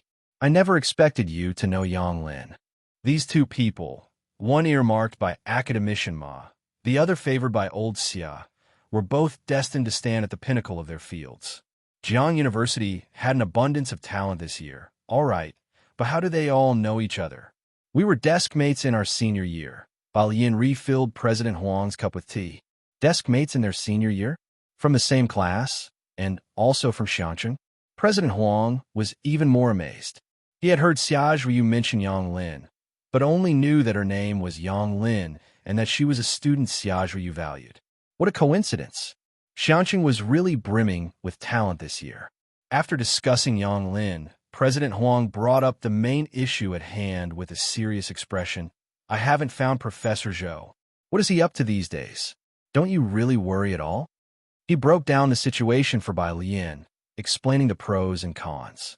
While President Huang spoke, Bai Lian listened quietly. Only after he finished did she look up. "We all know, but I think Professor Zhou doesn't wish to apply for withdrawal himself." "Not to withdraw." President Huang stood up hastily. "How can that be acceptable? This is no joke. What foolishness, absolute foolishness. It will not only jeopardize his students' academic careers. Doesn't he understand that, if you all don't?" Learning that the crux of the issue lay with Zhou Wenqing, President Huang couldn't sit still. He was determined to go to the research center to find the sequestered Zhou Wenqing and get things clear. "I believe Professor Zhou is quite aware," said Bai Lian idly as she picked up her teacup. "Didn't Director Lin mention, at the time, that there was a chance Professor Zhou could become the associate dean?" President Huang suddenly lowered his head to look at her. With a smile, Bai Lian's slender fingers curved to lightly lift the teacup she was holding, her lazy gaze revealing a sharp edge. "Let me congratulate the Department of Physics in advance." January 13th. All exams for the Tongfeng class were over, and it was also the deadline for Professor Zhou Wenqing's lab project. There were many discussions on the forum about this matter. Not many big events happened at Jiang University this year, but most of them were related to Bai Lian. By this time, most of the students had finished their final exams. Early in the morning, just after 7 o'clock, a crowd had already gathered outside the physics building. Towards the end of the year, Song Min and Bai Shaoqi were busy as well. They found Dean Feng to take them to the annual gathering of their private equity firm, and today they came to the Department of Physics to look for Bai Shaoqi. They arrived just in time to witness the grand scene at the physics building. Professor Zhou's lab hasn't made progress in years. A teammate of Bai Shaoqi explained to Song Min with a gleeful tone. "You freshmen probably know about this year's newcomers like Bai Lian and the others." After doctors didn't accept them, they went to Professor Zhou's lab. This news was well known on the forum, but it was the first time Song Min and Bai Shaoqi had heard about it. If Professor Zhou's lab closes down, who else would take them in? Bai Shaoqi slowly withdrew her gaze and turned to speak with Song Min. Shall we go in together and have a look? She looked at Song Min. He was holding his phone and did not refuse. The physics building's auditorium was crowded with people. This matter was a hot topic. The student council of the physics department was maintaining order and not allowing outsiders to enter. Source: web novel. Com. Updated on Indgo. Co. If you find any errors, ads pop up, ads redirect, broken links, non-standard content, etc., please let us know. Report so we can fix it as soon as possible. Chapter 760. 300 New Talents Sharp Edge. _4 However, Song Min does know Bai Shaoqi, and since he was a successful entrepreneur, the physics department had previously secured a sponsorship. They let both of them in without obstruction. Basically, all the professors from the physics department who were on campus had arrived. Dean Huang was sitting in the first row with his notebook in hand. Beside him, familiar people were inquiring Dean Huang about Zhou Wenqing's situation, but Dean Huang didn't speak right away. When Bai Lian and Ning Xiao arrived, the front row seats were already filled with various professors and mentors, and behind them were students brought by other teachers. Hen Shuyan and Su Yuanjin were among them.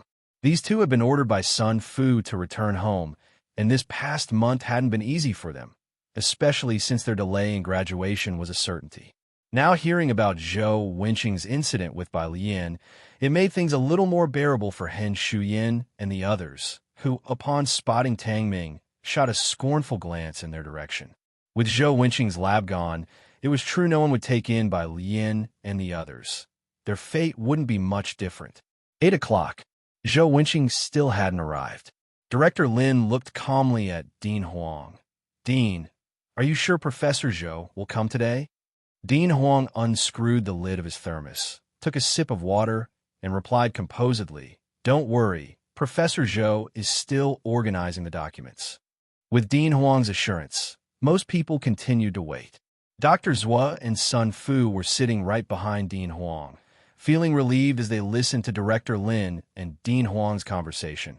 Good thing they had not kept any freshmen in their labs. Because of the Zhou Wenqing incident, both realized someone was targeting this group of newcomers, and Zhou Wenqing was merely caught up in it. 8:05. Director Lin stood up.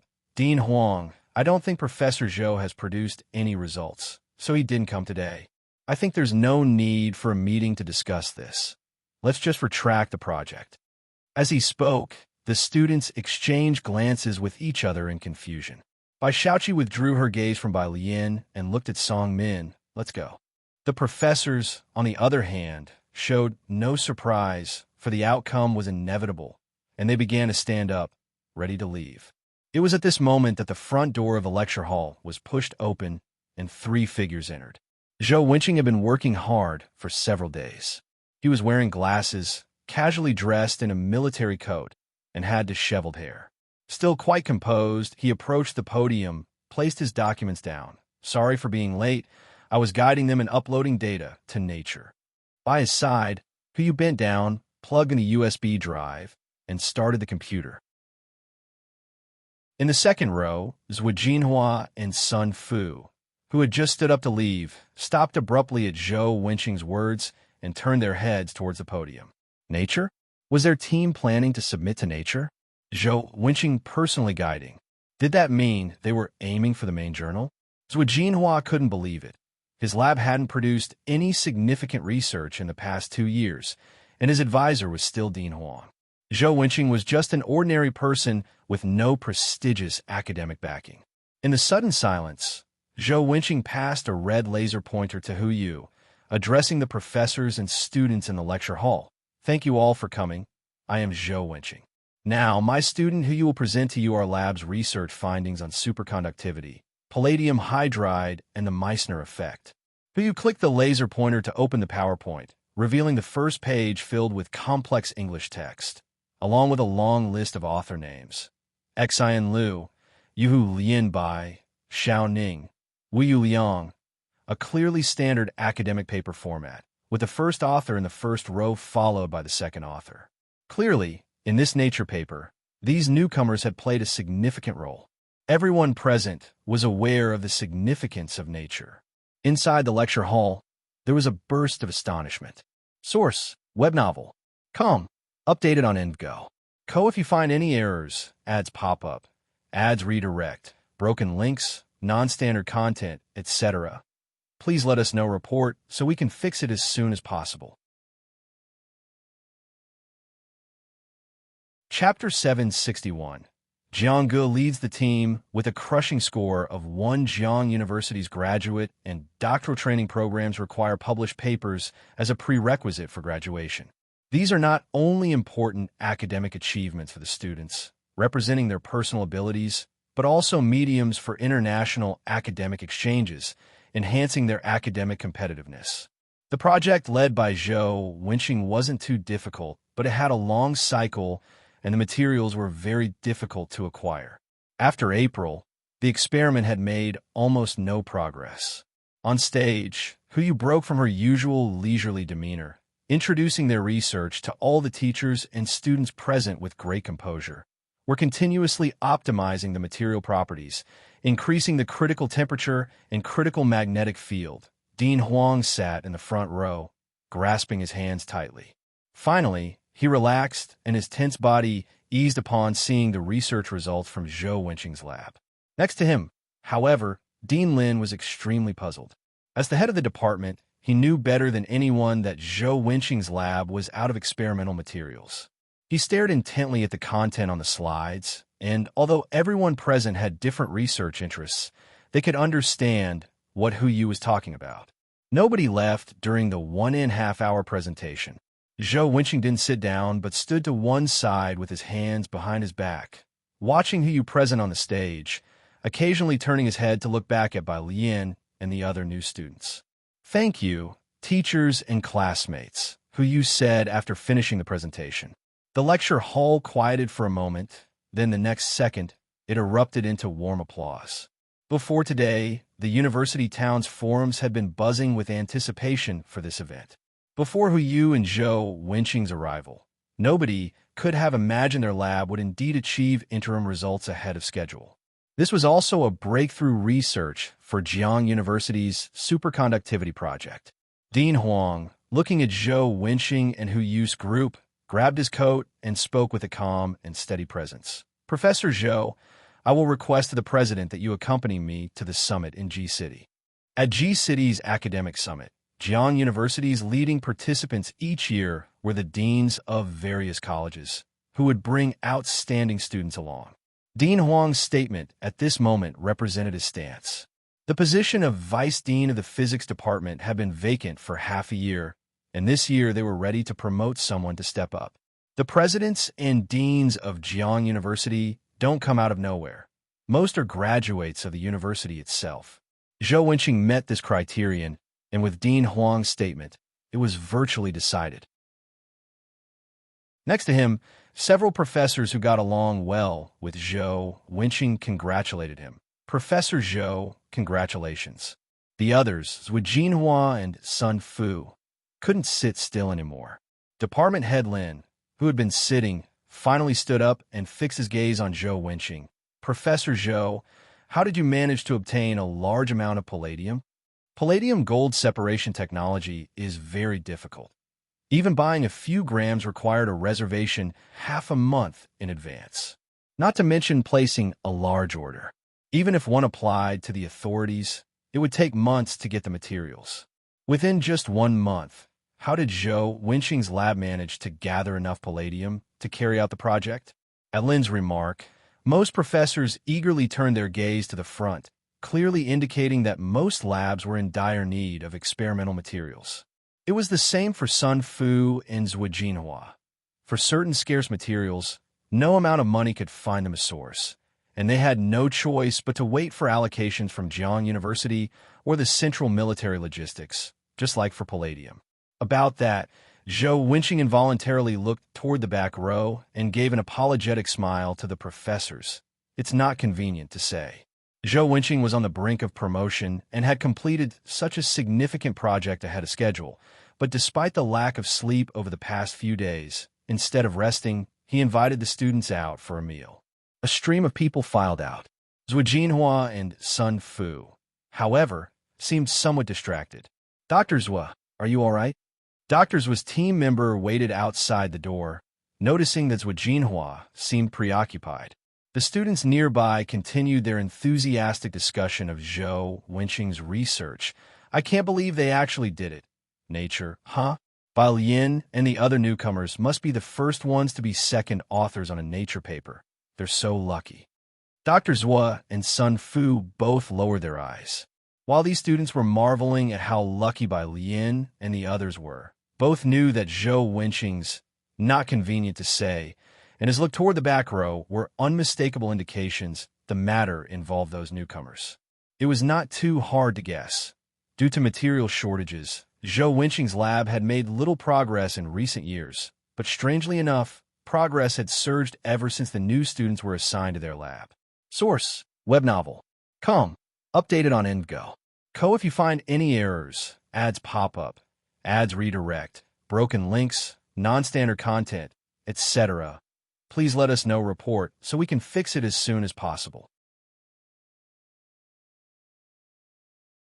Chapter 762.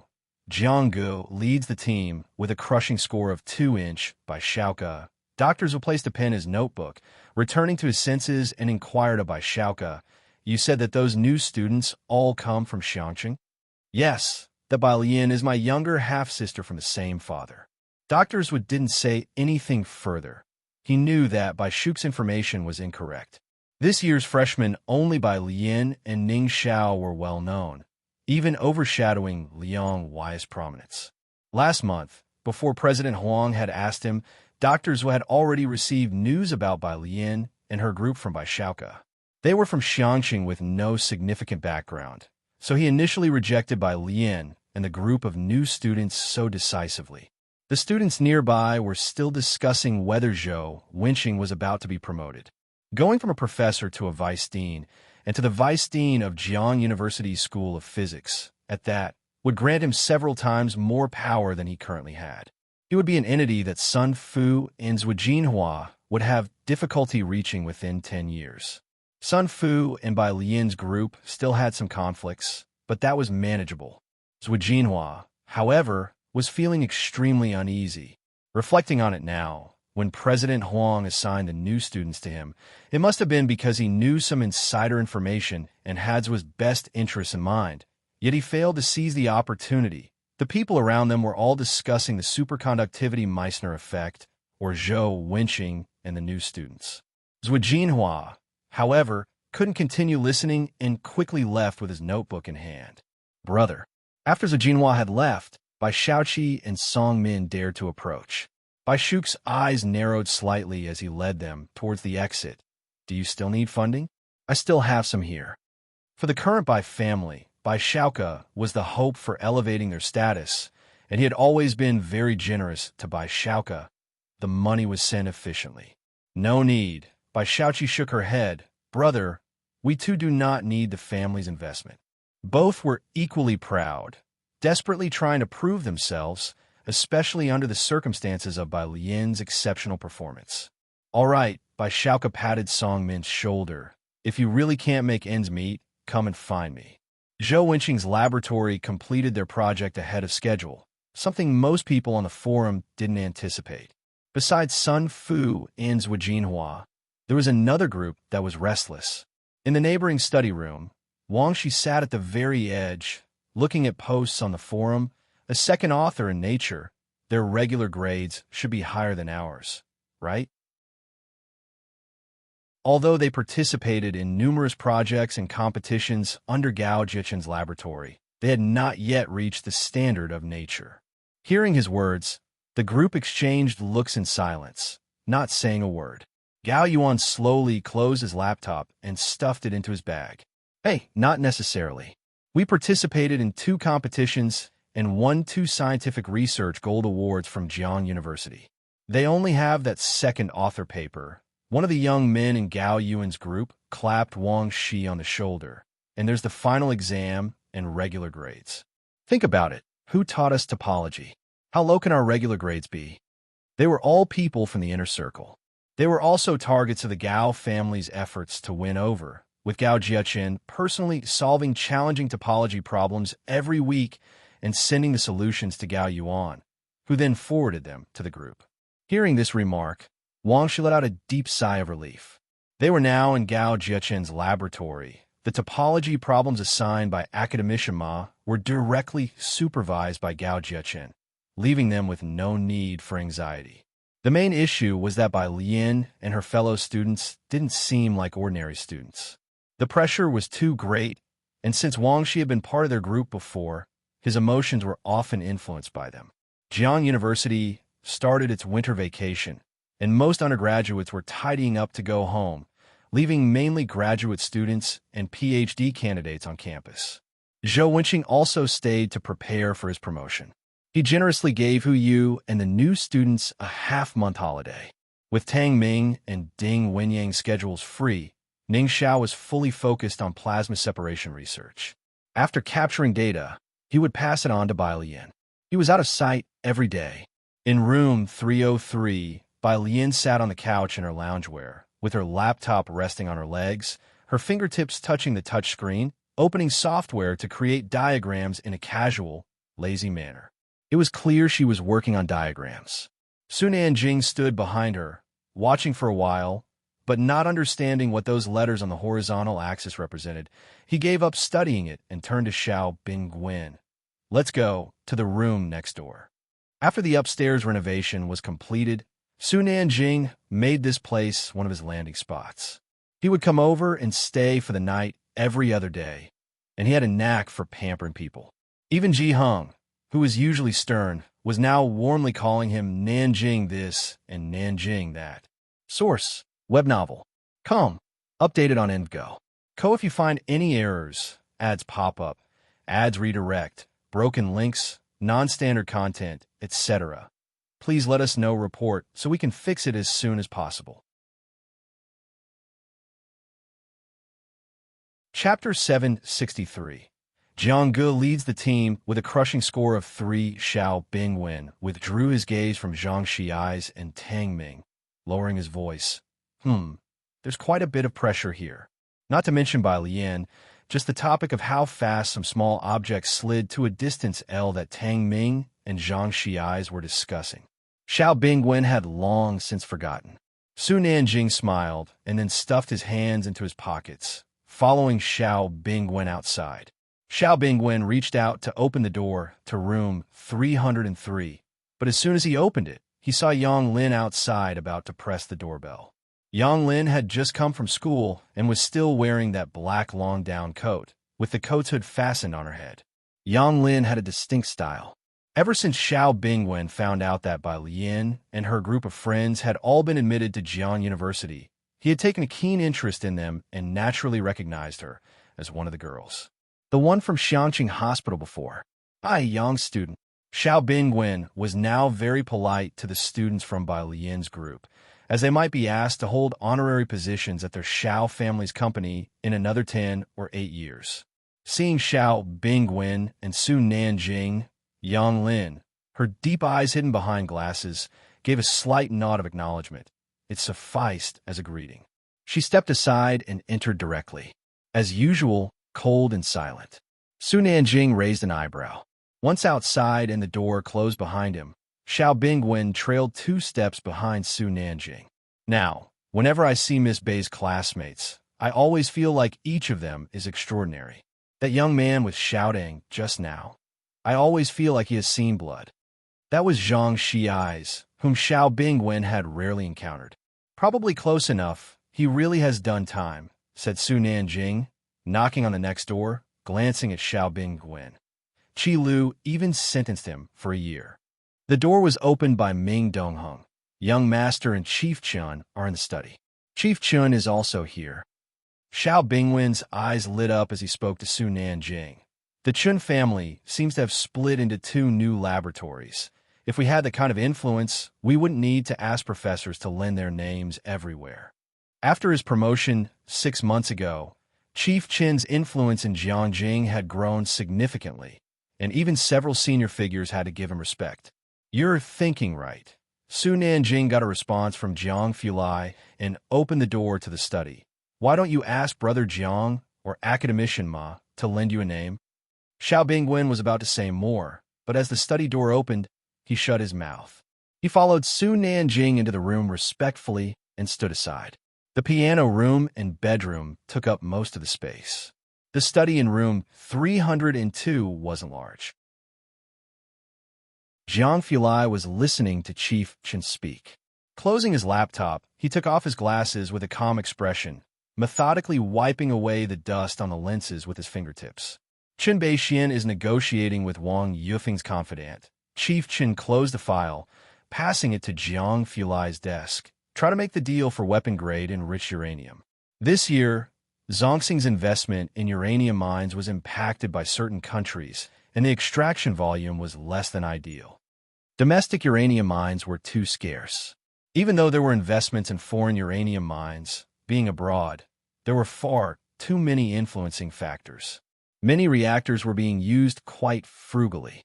It was very important for them that Chen Beixian could secure this deal. Jiang Fulai tossed the clean glasses aside, picked up the file, and flipped through it. Have them prepare for it. We have a new purification project next year. What project? Su Nanjing and the others knew Jiang Fulai always had insider information at his fingertips. Research into a plasma seawater purification project. Jiang Fulai tapped his fingertips on the last page. Should there be a breakthrough, it would be good news for them. Food would no longer be something others could hold over them. The phone rang. It was a call from Academician Ma. For this year's Boss Summer Camp, the slots will be announced in a few days. Should you lead the team, or should I? The Boss Summer Camp was abroad. It was another excellent opportunity for international exchange, but for people like Academician Ma, it also included elements of risk. Jiang Fulai leaned back, looking calm and unflappable, and replied, "I'll lead the team." Academician Ma was not surprised. All right. Jiang Fulai made his call, and those around automatically fell silent, not speaking. When the call finished, Jiang Fulai stood up, gesturing for them to decide on their own, then brushed his sleeve and headed to the next room. Su Nanjing and Chief Chen talked behind him. Su Nanjing asked Chief Chen about the matter with Wang Yufeng. Sister Beixian said there seems to be a professor with some background at Jiang University. Chief Chen shared some insider information with Su Nanjing, but Jiang University is out of our jurisdiction. I only heard that this professor has some resources. It is said half of Jiangjing's management layer comes from Jiang University. Source: web novel. Com. Updated on EndGo. Co. If you find any errors, ads pop up, ads redirect, broken links, non-standard content, etc., please let us know. Report so we can fix it as soon as possible. Chapter 764. Jianggu leads the team with a crushing score of 4, included Jiang Fulai. So most people at Jiang University really dare not intervene. The president of Jiang University and others have absolute power in Jiangjing. January 19th. Lunar December 18th, most undergraduates at Jiang University had gone home. The Tongfeng class hadn't officially gone on holiday, and they were gathering in class today. Zhou Wenqing sent a message in the group saying they would gather as usual at 8 o'clock, but today, just before 7, the lecture hall was already packed with people. Unlike other classes, the Tongfeng class would publicly release final grades on the spot, since they were also tied to the places for this year's Boss Winter Talent Camp, and to avoid any doubts, all were announced on the spot. Gao Yuan and Wang Zai's group arrived very early. By the time Bai Lian and her group got there, Gao Yuan and Wang Zai's group were already present. Both groups were the stars of the Tongfeng class this year, and as soon as the doors opened, the eyes of everyone in the Tongfeng class shifted their way. Bai Lian sat down casually next to them. Today, she didn't bring her computer or her thesis, just a few papers, which she looked at after sitting down, occasionally changing a word or two. Today, the rankings and spots for the term were to be announced, and most people, including Gao Yuan, were too excited to stay calm. They glanced at the door from time to time, waiting for Zhou Wenqing to come, with some people quietly complaining that the final exam questions were too hard. Among Gao Yuan's group, Wang Shi was especially nervous. With the classrooms heating on, He had taken off his coat and was just wearing a shirt, with a thin layer of sweat in his palms. He occasionally looked over at Ding Wenyang and his group.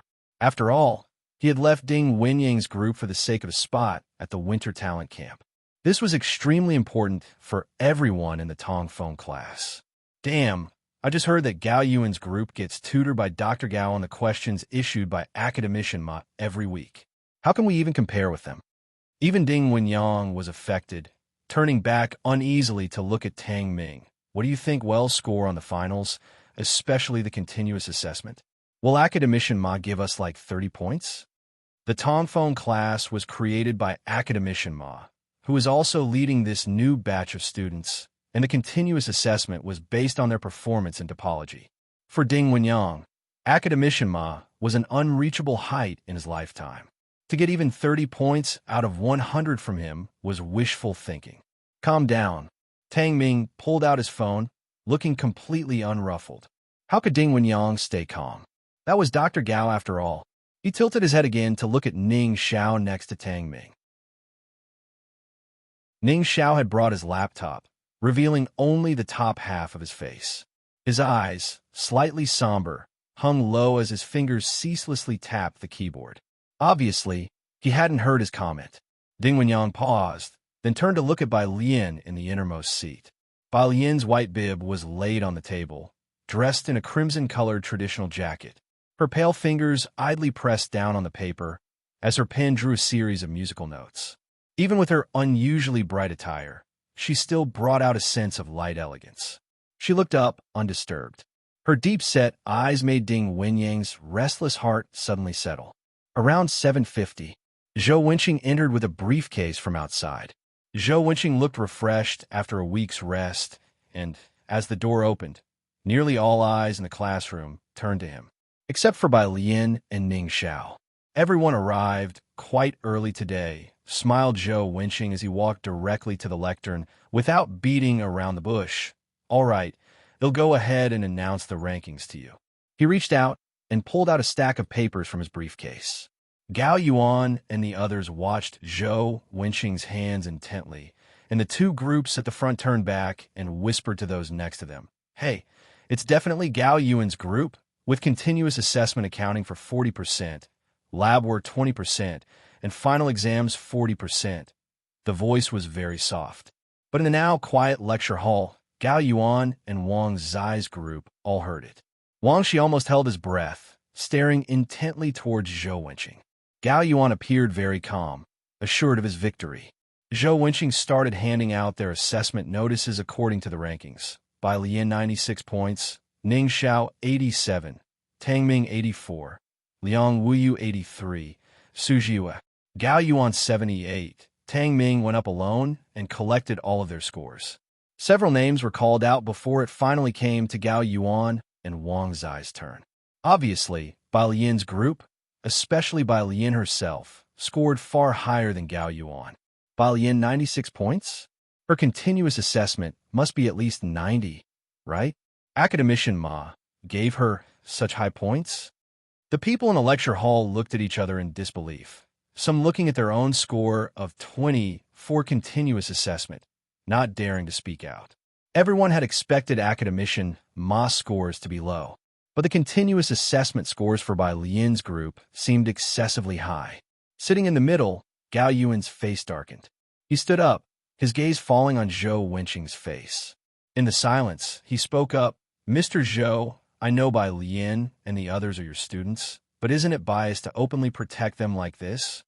The classroom was left with only the sound of breathing. Zhou Wenqing looked at Gao Yuan seriously, frowning. "Gao Yuan, what do you mean by that?" "Teacher, you should be clearer than I am," Gao Yuan retorted, not looking at Bai Lian and the others, but smirking as he spoke. "I won't mention our scores for the final paper, but you should know, Academician Ma's continuous assessment. You may not be aware, but we get tutored by my cousin every week. You know who my cousin is, right?" He continued, his voice heavy with sarcasm. "Even with his tutoring, our group's continuous assessment is only at 60. I would like to know, how did Bai Lian's group manage to get over 90? Give Bai Lian, Ning Xiao, and the others a monthly ticket on the first day of the month. Source: web novel. Com. Updated on Indgo. Co. If you find any errors, ads pop up, ads redirect, broken links, non-standard content, etc., please let us know. Report so we can fix it as soon as possible. Chapter 765, 302N0, 9 by Jian. Qinglong bar incident _1 topology was inherently difficult and wasn't something they were supposed to encounter at their current stage of learning. But Tongfeng's class was originally composed of students from the national team. Most of them started taking college courses in high school, and academician Ma's thinking already reached the limits of human intellect, as his research on multidimensional topology had long surpassed ordinary imagination. No one was involved in exactly the same vein of research as academician Ma, not even President Huang, who was only following a derivative path. The complexity of multidimensional topology was no less challenging than cracking a code on the first try. The problems academician Ma left them with were not simple point-set topology exercises. Without specialized guidance, a week was not enough for most students in Tongfeng's class to digest a single lecture from him, which is why the gap between those with external assistance and those without was evident. The cousin that Gao Yuan mentioned was someone almost everyone in the room knew. He was the rising star the Gao family had introduced to compete with Yuan. With his tutoring, Gao Yuan's group was sure to have higher average grades than the others. Their group usually scored around 60, which was high compared to others' 20 or 40, especially since getting a passing grade from academician Ma was in itself an affirmation. But Bai Lian's group was somewhat frightening, especially Bai Lian himself, with a total score of 96. That meant his regular score was at least 90. Academician Ma giving a freshman a grade of 90? Especially when Zhou Wenqing was the mentor of Bai Lian's group.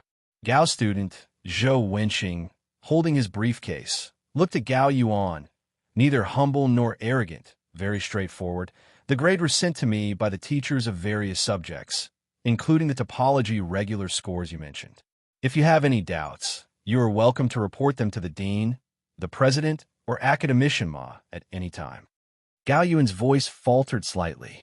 Indeed, Zhou Wenqing wouldn't dare to do this on his own. After Zhou Wenqing spoke, his gaze turned back to the other students in the class. Any other questions? The classroom was very quiet. Zhou Wenqing smiled. Then that settled. Everyone can enjoy a brief winter break, and we will see each other next year. He left the room. Zhou Wenqing's expression fell. He made a call to President Huang. Bai Lian clipped a few papers together, took a photo, and sent it to Dean Jian and Yin Lu. He stood up, grabbed his coat, and left. Ning Xiao also reached out to shut down his computer. Ding Wenyang was still seated at his spot, staring at the grade of 70 under the topology column on the list for a good while. He had just asked Ning Xiao, whose regular score was 80.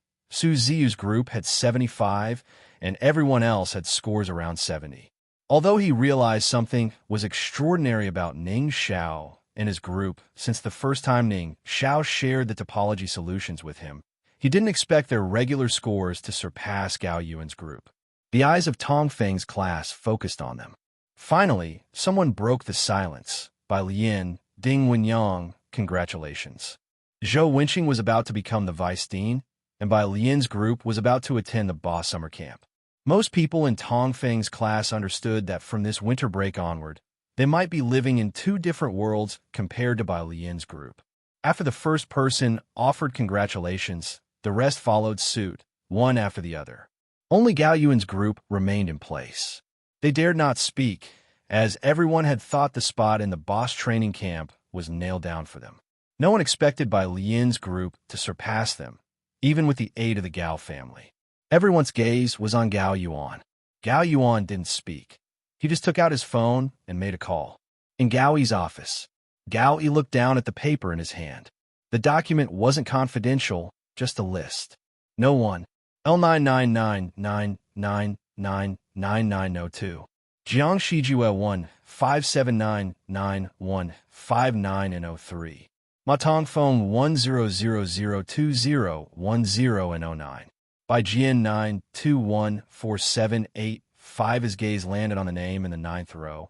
Flicking the ash from the tip of his finger, we still haven't figured out which lab this 9th person is from? No. A middle-aged man in the office spoke up. Jiang University previously had the phone number, but since entering the top 100 this year, even Jiang University can't find his number anymore. However, he is mutually followed by young Master Jiang. Gao, he didn't have the app and naturally wasn't aware of this. As smoke filled the air, veiling his eyes, he took another drag of his cigarette. Investigate his team members, try to win them over, and if that's not possible, his eyes darkened. The preparation camp was basically a benchmark for the domestic scientific research community. The app was originally created for the rapid cultivation and discovery of talent.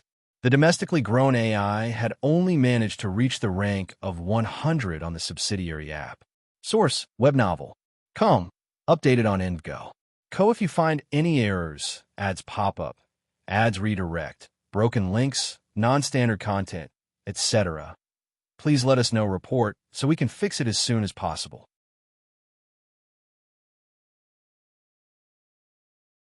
Chapter 766, 302N0. 9 by Jian. Azure Dragon Bar Incident _2. Until now, the top 10 on the list have always been terrifyingly talented individuals from various fields. There are currently only 3 people with more than 10 million points. When Bai Jian first appeared on the newcomers list, no one in the major domestic laboratories paid attention. But since the summer vacation, this person suddenly appeared on the overall ranking. They climbed from several thousand to several hundred, and finally to the top 100. In the end, they emerged before everyone, 9th. The points were frightening. Everyone was wondering how far this person could eventually climb in the ranking. A character who suddenly emerged out of nowhere. Every faction was investigating their backstory. But Gaoi had almost reviewed the information of all researchers and still couldn't find any relevant data on this Bai Jian researcher, delaying his plans to recruit them.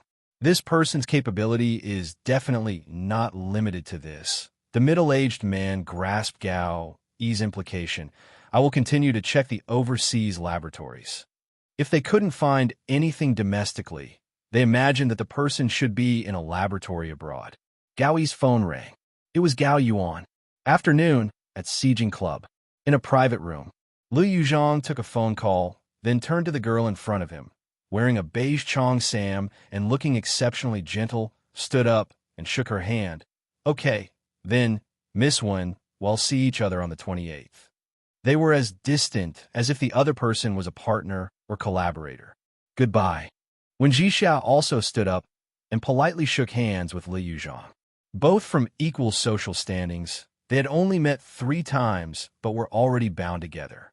Liu Yuzhong left the room, his female secretary waiting outside, handing over his suit jacket, then smiled politely at Wen Jixia coming out from behind. Miss Wen.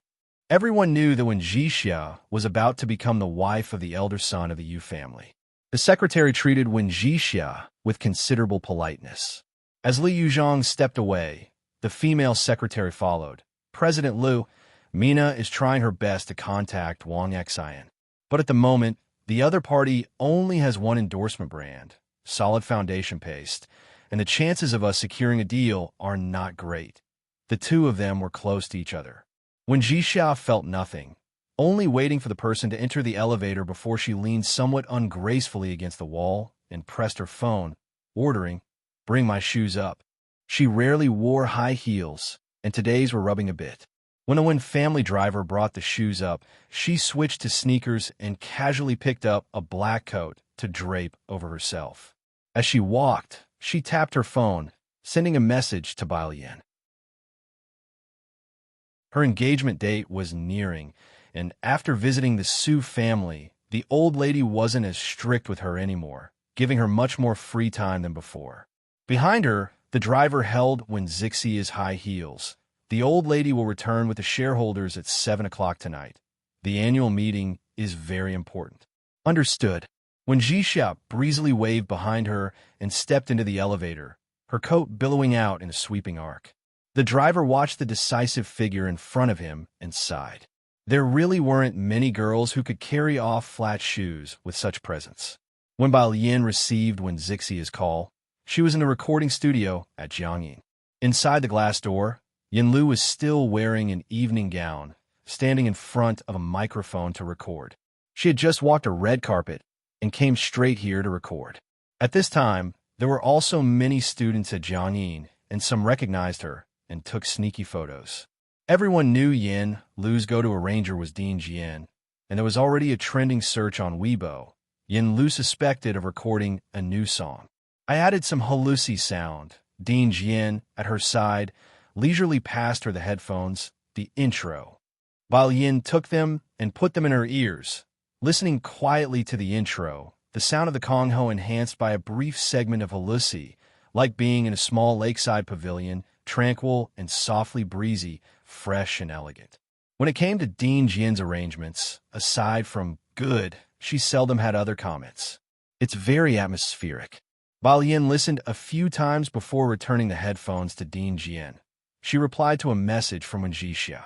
Dean Jian, hearing Bai Lian's response, smiled.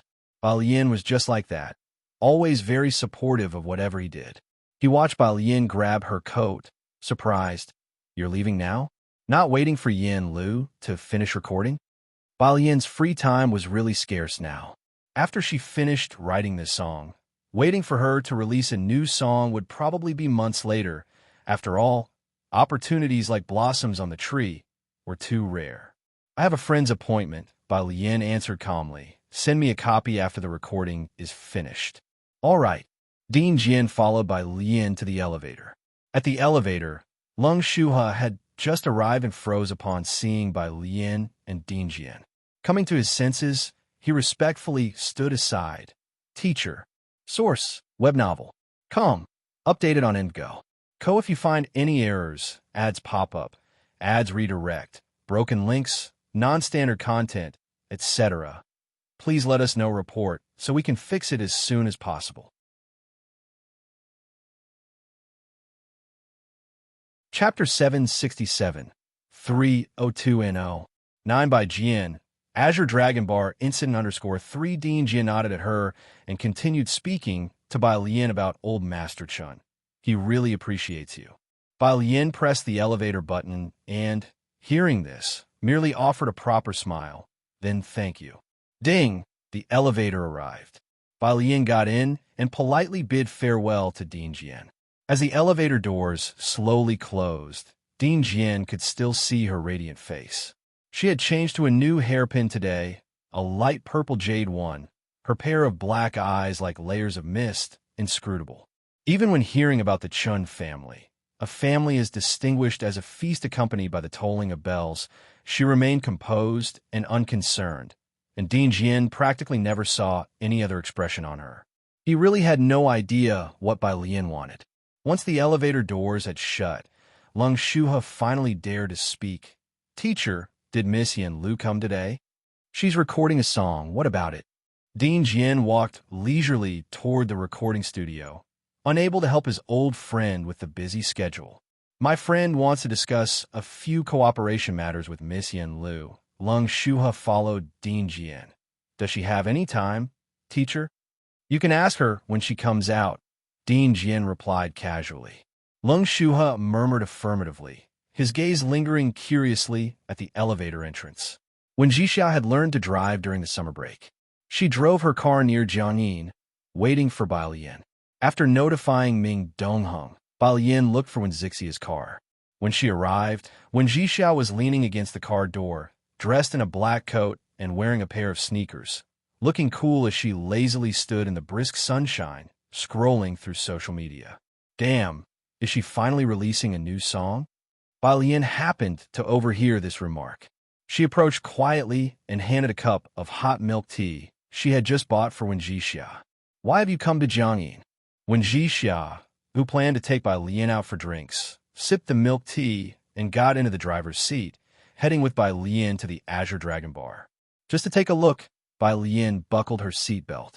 Wenjixia nodded, glancing from the corner of her eye at the familiar black car behind them. It was Ming Dongheng's car, trailing from a distance. She withdrew her gaze from the rearview mirror, momentarily forgetting about Jiangyin. She did ask Bai Lian how she knew Jiang Fulai the other day, but still had no clue about whom the other person was. When Zixia's roots in Jiangjing were shallow, and there was much she didn't understand. The Wen family had mentioned Su Sanshao multiple times, but she had never heard them mention the name Jiang Fulai. Of course, Wen Jixiao was not foolish enough to question the old Madam Wen or the butler. She wouldn't reveal too much about Bai Lian's matters. For now, when they go to the bar, they're always followed by a dedicated car, yet the Wen family had never assigned a bodyguard to stay close and protect Wen Jixia. Wen Jixia found this somewhat surprising. At this time, the Azure Dragon Bar had just opened.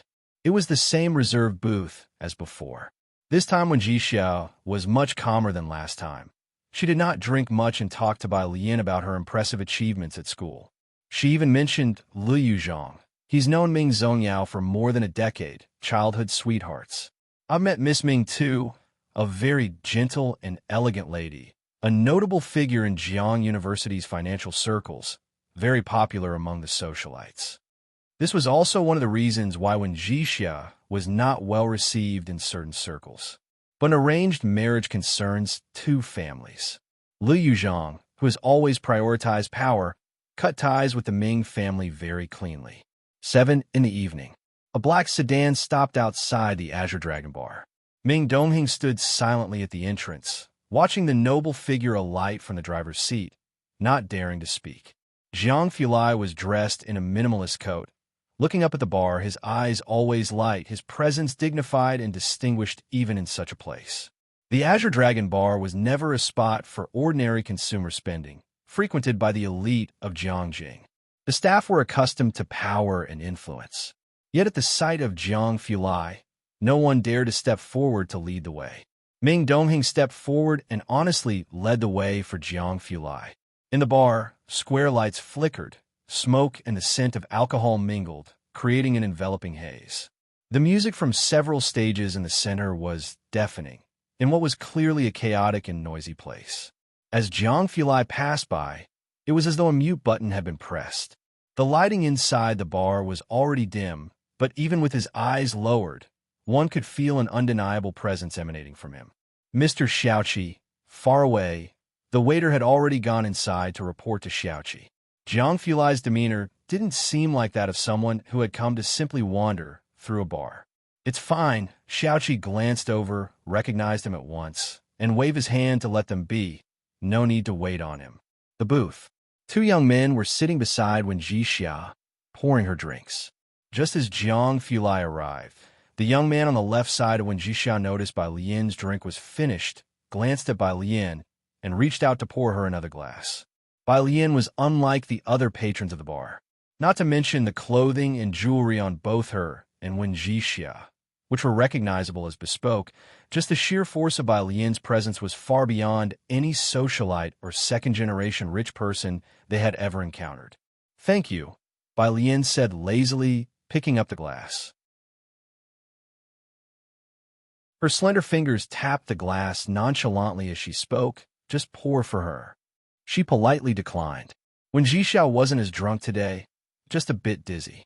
She smiled, about to speak, when suddenly she felt the atmosphere around her inexplicably turn cold. Bai Lian also felt it and turned around to see Jiang Fulai, her lazy and beautiful face revealing a slight smile. "Why did you come over?" Wen Jixia shuddered, suddenly becoming sober. She stood up somewhat reservedly.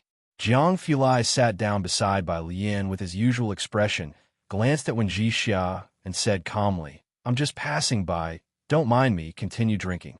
Wen Jixia sat down, suddenly feeling a bit hesitant to drink. The two young men beside her didn't dare to lift their heads either. In front of the table full of handsome men and beautiful women, especially Bai Lian and Jiang Fulai, even the best-looking patrons of Qinglong Bar seemed pale in comparison. Jiang Fulai slowly rolled up his sleeves and unhurriedly picked up an unopened bottle of liquor from the table, pouring a small glass of brown liquid for Bai Lian. Bai Lian paused for a moment. "I've stopped drinking." Jiang Fulai placed the glass down and glanced over it, lowering his gaze. "Then it must be because my pouring skills are poor." Bai Lian, the last time they met, Jiang Fulai had been quite gentle with Wen Jixia. It was only now that when Jixia truly felt the oppressive aura of the young Mr. Jiang. She rose to her feet. I have to rush back for a meeting. Silly. Let's meet another time. She went to the bar to settle the bill, but was informed that Jiang Fulai had already paid it. Miss Wen, Ming Dongheng appeared like a ghost, courteous and polite. I will escort you back. When Jixia got into Ming Dongheng's car, finally coming back to her senses, she answered a call from the Wen family butler. Miss, it's 7 o'clock. How come you haven't returned? On the way, when Jixia sat in the back seat, cracked open the window to clear her head, "He'll be home soon. Drive slowly," the butler advised upon hearing the sound of the wind, before sharing some gossip with Wen Jixia. The second master is also here, and Jiwei mentioned she saw Yen Lu at this afternoon's gathering.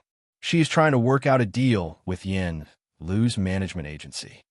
Having a brand spokesperson is very important, and clearly, this year in the entertainment circle, no one is hotter than Yen Lu.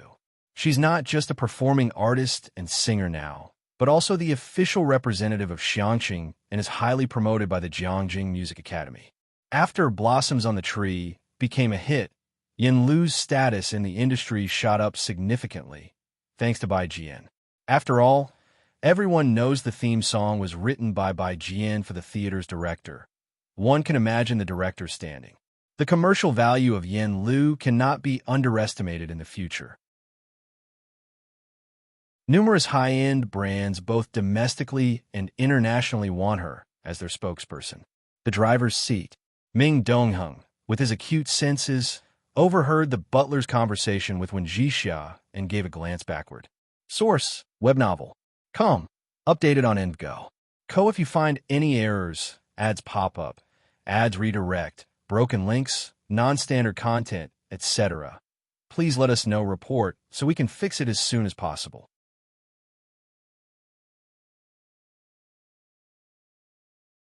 Chapter 768. 303 members joined. Shocking friend circles in all directions. _1 Yinshao District is different from the carved beams and painted rafters of Sherman District, the lively and human touch of the University Town in Chang'an District, and the low-profile simplicity of Xinjiang District. As an economic center, it has always been luxurious. Neon lights dazzle in splendor. Jiang Fulai stood by a nearby street sign, his gaze lazily falling into the distance whereby Lian was talking with Xiaoqi. Her unbound hair fluttered in the wind, and the skirt she was wearing swayed gently. Her eyes and brows were hazily covered by the roadside lanterns, exuding a unique Chinese charm. Behind her was the cold-colored glimmer of lights. Uniquely blessed.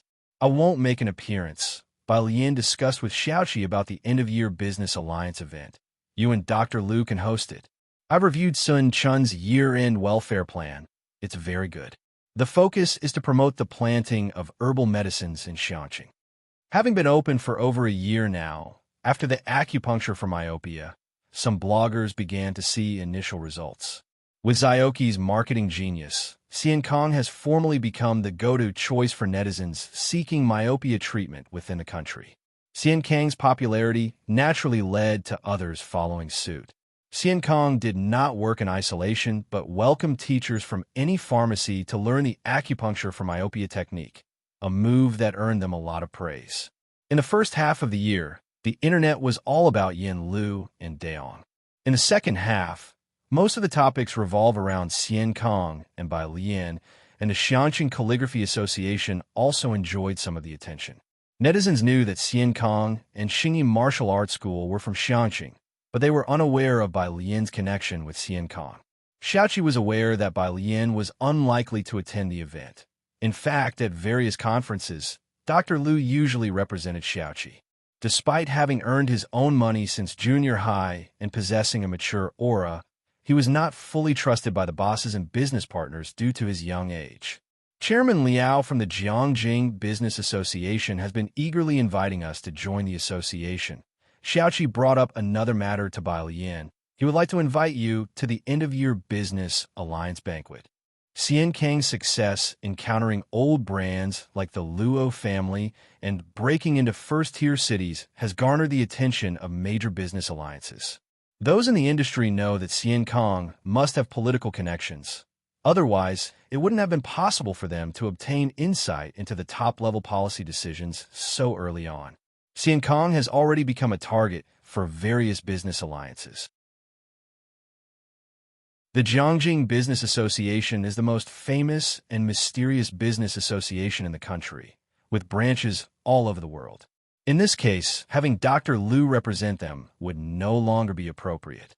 All right, Bao Yin, draped in a cloak, glanced at Jiang Fulai, who was wearing a coat in the sub-zero temperature, and walked towards him. Have him contact me. Chairman Liao Guangshuan. Bao Yin had some impression. A student of President Feng, in partnerships with Suan. Jiang Fulai's constitution turned exceptionally cold in winter, which he claimed was a sequelae for being frozen as a child. Bao Yin reached out to offer her own cloak to him. She was politely stopped by the young master of the Jiang family, his distinct finger joints pressing against her hand. His voice, faint as ever, had her bring his car over. Although I haven't drunk any alcohol, I'm also not cold. As soon as he uttered these words, Bao Yin knew that the subject of alcohol wouldn't end for 10 days or half a month. Back at Shanghai apartment, Bao Yin wanted to take a bath. Having stayed in the bar for over 2 hours and having had a couple of drinks with Wen Jixia, she couldn't avoid the smell of smoke on her. At this hour, room 303 was quite crowded. Zhang Xiais and Tang Ming were there, and Ning Xiao was still in my institute's laboratory. Su Nanjing, holding chess pieces, was eager to challenge Zhang Xiais to a game of Gamoku. After a thought, Bao Yin decided to take her home clothes and go to the bathroom next door. Jiang Fulai was in the next door study, conducting a meeting for his team. His holiday was about to start, and he had also planned time for a winter camp, as well as organized holidays for his team members. Some had already gone home. Dressed in a loose, comfortable home outfit, he leaned back in his chair, his tall figure looking intently at the computer screen. The executive reporting to him tried hard not to stutter while looking at the indifferent figure on screen. The Jiang family was busy at the end of the year, and Jiang Shijue knew well enough that he didn't have the skills to get people to come back. So, they arranged a couple of online meetings, pulling a bunch of people into the same virtual room, and let Jiang Fulai listen in. The young master Jiang didn't need to speak. His mere presence exuded authority, and most Zhongxing shareholders wouldn't dare be reckless then. There was a noise at the door. The indolent eyes that had been hanging low in front of the camera lifted to look at the door. He carelessly muted the sound and stood up to take a look outside. This move silenced everyone in the online conference. Outside, Bao Yin leaned on the doorframe of the piano room, holding a white towel and wiping her hair. Source, web novel. Com. Updated on EndGo. Co. If you find any errors, ads pop up, ads redirect, broken links, non-standard content, etc., please let us know. Report so we can fix it as soon as possible.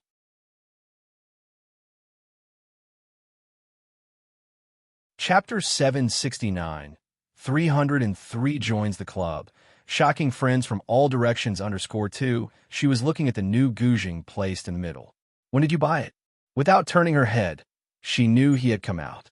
Jiang Fulai knew she didn't like to blow-dry her hair, so he went to the bathroom, fetched the hairdryer, and had her sit on the sofa to help her dry her hair. A couple of days ago, I saw they were about to transport it to the exhibition and had someone intercept it. It was a Guzheng that hadn't even made it to the exhibition yet. Bao Yin was lying on the sofa sideways, and by now, she no longer asked Jiang Fulai how much he spent on this zither. She was only thinking about whether Dean Jia knew about this zither and whether she should invite him to see it home. Midway through the blow-drying, Zhou Wenqing's phone call came through. He said something, but Bao Yin couldn't hear it clearly, so she just tilted her head back. Turn it off first. Jiang Fulai stretched out his hand to turn off the hairdryer. Zhou Wenqing didn't know who she was talking to and felt a slight chill on his skin, his voice tinged with concern. I heard someone approach the president earlier. It was still about that spot. Zhou Wenqing was about to become deputy dean, and most of the movements within the department could reach him. It's nothing. Bao Yin didn't care about the matter at all. It was only after she finished the call that Jiang Fulai asked her what had happened. Bao Yin briefly explained. Yet, young Master Jiang's attention was elsewhere. He turned the hairdryer back on and snickered. 90 points? He usually gives you only 90? Bai Lian, that's quite high. Everyone else got only 20 or 40 points. Jiang Fulai certainly didn't think it was high, and after finishing blow-drying her hair, he specifically went back to the study to grab his phone and send out a message. Missing these 10 points to come home for the new year? This somewhat subdued smile made none of the Zhongxing executives, who were in a meeting, dare to speak. Outside, Ming Dongheng wouldn't dare to enter room 302 at this time. He was in room 303 helping Jiang he tidy up the Lego on the carpet, waiting for Bai Lian to come out before discussing when Zixia's matter with her. A spokesperson? Bai Lian pondered for a moment. Everyone was busy at the end of the year. Yin Lu was attending various ceremonies and receptions, and she was also preparing to release a new song. Though Ming Dongheng was taking on the responsibility of a head bodyguard, as a member of the Ming family, he understood a bit. These enterprises that are being marginalized are now much less well-known than before. They're all looking for new avenues, and Miss Wen's family business probably wants to make a breakthrough in this regard. The e-commerce industry was on a rise, and if they continued to stick to their old ways, they would only decline step by step. Su Nanjing bent down to pick up a Lego piece, and upon hearing Ming Dongheng's words, was quite surprised. Xiao Ming, I didn't realize you had such depth. Though Ming Dongheng did manual labor, he had at least been admitted to a prestigious university. After handing the Lego to Jiang he glanced at Su Nanjing and didn't say a word. But before leaving, he paid extra attention to Su Nanjing's hands. Third brother, Tang Ming noticed, what happened to your hands? Su Nanjing, Bai Lian, standing to the side, pondered slightly. She didn't interfere with Yin Lu's development path. She sent a message to Sister Xin. Is Yin Lu considering doing domestic endorsements? Wang Xin was discussing the release of a new song with Yin Lu's team at that moment. Every song of Yin Lu and Bai Lian was a hit, and their popularity was soaring high. She planned to find a good time for promotion. Although the songs composed by Bai Lian and arranged by Dean Jian never needed publicity, fans always promoted them voluntarily. Upon receiving Bai Lian's message, Wang Xin hurriedly called Yin Lu to inquire if there was anything new recently. Over the phone, Yin Lu paused. I attended Dean Jian's students' gathering this afternoon. They were all prominent ladies from Jiangjing, and there was mention of an endorsement. Wang Xin pondered for a moment. What exactly is the endorsement about? Pass me all those details, and he'll make contact. She was trying to gauge Bai Lian's intentions. 2 days later, Bai Lian met with Liao Guangshuan. The two had met twice before at the Mu family's place. Back then, Liao Guangshuan learned that Miss Bai was Su In's stepdaughter, who also had intricate connections with the Mu family, as well as a top student from Jiang University. Even Dean Feng knew Bai Lian, so naturally, he was significantly impressed by her. But he never expected she would be linked to the recent Xiankong as well. Miss Bai, inside the private room, Liao Guangshuan holding his wine glass, no longer had the mindset of looking at a junior and called her Miss Bai with great admiration. Had I not known earlier that Miss Bai is a top student of the physics department, I would have thought Miss Bai graduated from Jiang University's finance department. Jiang University and several other top schools hold entrepreneurial competitions on campus each year, always colorful and successful.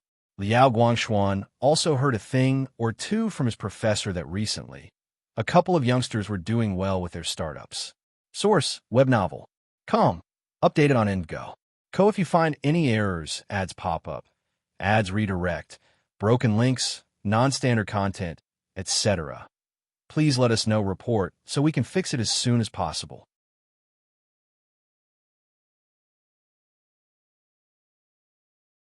Chapter 770. 303 joins the club. Shocking friends from all directions _3, but compared to the person in front of him, he still fell short by quite a bit. It's the merit of Xiaoqi and Dr. Lu. Bai Lian raised her glass, always reserved in expression, and replied with neither servility nor overbearance. Zioki's marketing strategies have been borrowed by countless others. This kind of three-shop marketing strategy, plus a lawyer in the background whose identity was unknown, made most companies hesitate to make a move. After all, everyone in business knows how terrifying a top legal team can be. Even a top 100 global company like the Luo family rode the wave of this hype. So who else would dare to make a move? After the meal, Bai Lian agreed to join the Jiangjing Commerce Association. Liao Guanshuan personally escorted Bai Lian to the car. Miss Bai, I will deliver your Commerce Association VIP card to you once it's ready. Thank you. The car was still driven by Ming Dongyang. After Bai Lian got into the car, Liao Guanshuan's secretary finally spoke. Miss Bai is really lucky. He was referring to Xiaoqi and Lu Jiwei underneath Bai Lian. Lucky. Liao Guanshuan glanced at the secretary. To gather several management members of Xian Kong together and make them follow orders dutifully. Do you think that's just her luck? This kind of governance, some old-timers in the business association might not be able to use as skillfully as Bai Lian's side. The two walked back. Inside the business association, a manager led a group of people out. Seeing Liao Guanshuan, the manager hurried to greet him. President Liao, then continued to introduce President Liao. These are the outstanding participants of the campus entrepreneurship competition. Our department specifically invited them to come for training at the business association. This is Song Min. Upon hearing that this was the president of the Jiangjing Commerce Association, the group of entrepreneurial university students was very excited, including Song Min and Bai Xiaoqi, who walked to the front. President Liao had just met Bai Lian, who even in his presence was elegantly natural and composed. Comparing her with these young people who couldn't conceal their ambition made for a stark contrast. He smiled and offered a few words of encouragement.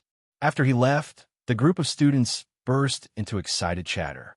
That was President Liao. Bai Xiaoqi couldn't contain herself and whispered to Song Min, I wonder if he remembered your name just now. For them, President Liao was a significant figure in the industry. Bai Qiming couldn't sit at the same table with him to dine, even if he tried for another 20 years. The 27th day of the lunar calendar. There is only one day left until Wen Zixia's engagement. Wen Zixia specially sent someone to receive Bai Lian in advance, so she could attend the engagement ceremony directly the next day. The driver who had taken Wen Zixia to the Su family last time, Xiaohen, was the one to receive Bai Lian. The car stopped in the underground parking lot of the Wen family. Xiaohen respectfully ushered Bai Lian into the Wen residence. There were quite a few visitors who had arrived early at the Wen family today. The marriage alliance between the Wen and Luo families required a certain level of respect from the industry. Having heard that Bai Lian was visiting today, the senior Mrs. Wen specifically instructed the butler to notify her once the guest arrived. Last time, after Wen Zixia's visit to the Su family, Mrs. Wen was so shocked that she hardly slept well for 2 nights, but she hadn't been too involved in Zixia's affairs, nor asked too many questions. Involving herself too much in the friendships of young people might lead to displeasure on their part. Mrs. Wen was also a wise person. She was in the living room receiving 2 guests with her second uncle, who was in charge of the Wen family matters, holding a celadon teacup. Upon hearing from the butler that the guest had arrived, her eyes couldn't help but turn towards the entrance. The 2 guests were Wen Jiwei's uncle and his son Lai Chun. Wen Jiwei was also accompanying them. You will certainly like this, Miss Bai, the butler said with a smile. Mrs. Wen had heard this not for the first time, and it also made her more curious about this friend of Wen Zixia. Before long, Wen Zixia came in with Bai Lian. Behind her, Xiaohen carried the gift box she had brought. The gift box wasn't anything too valuable. Last time, when Wen Zixia brought back a scarf from Ji Heng, Mrs. Wen expressed her fondness, so Bai Lian also brought her one this time. Today, Bai Lian wore a black velvet sweater paired with a white high-waisted embroidered pleated skirt. The white jade hairpin was inserted slantingly atop her head. As she walked in, the dark-toned hall seemed to brighten a few shades. She greeted the elderly woman alongside Wen Zixia, with a very reserved temperament, not the kind deliberately displayed by Zixia. Her movements were also exceptionally graceful. Mrs. Wen stood up, and Zixia could clearly see her grandmother's eyes light up several times. She knew that Bai Lian, in her current state, was highly favored by the elders. Grandma, This is when Jiwei had not met Bai Lian and seeing her grandmother's enthusiasm, inquired further. Source, web novel. Com. Updated on EndGo. Co. If you find any errors, ads pop up, ads redirect, broken links, non-standard content, etc., please let us know report so we can fix it as soon as possible.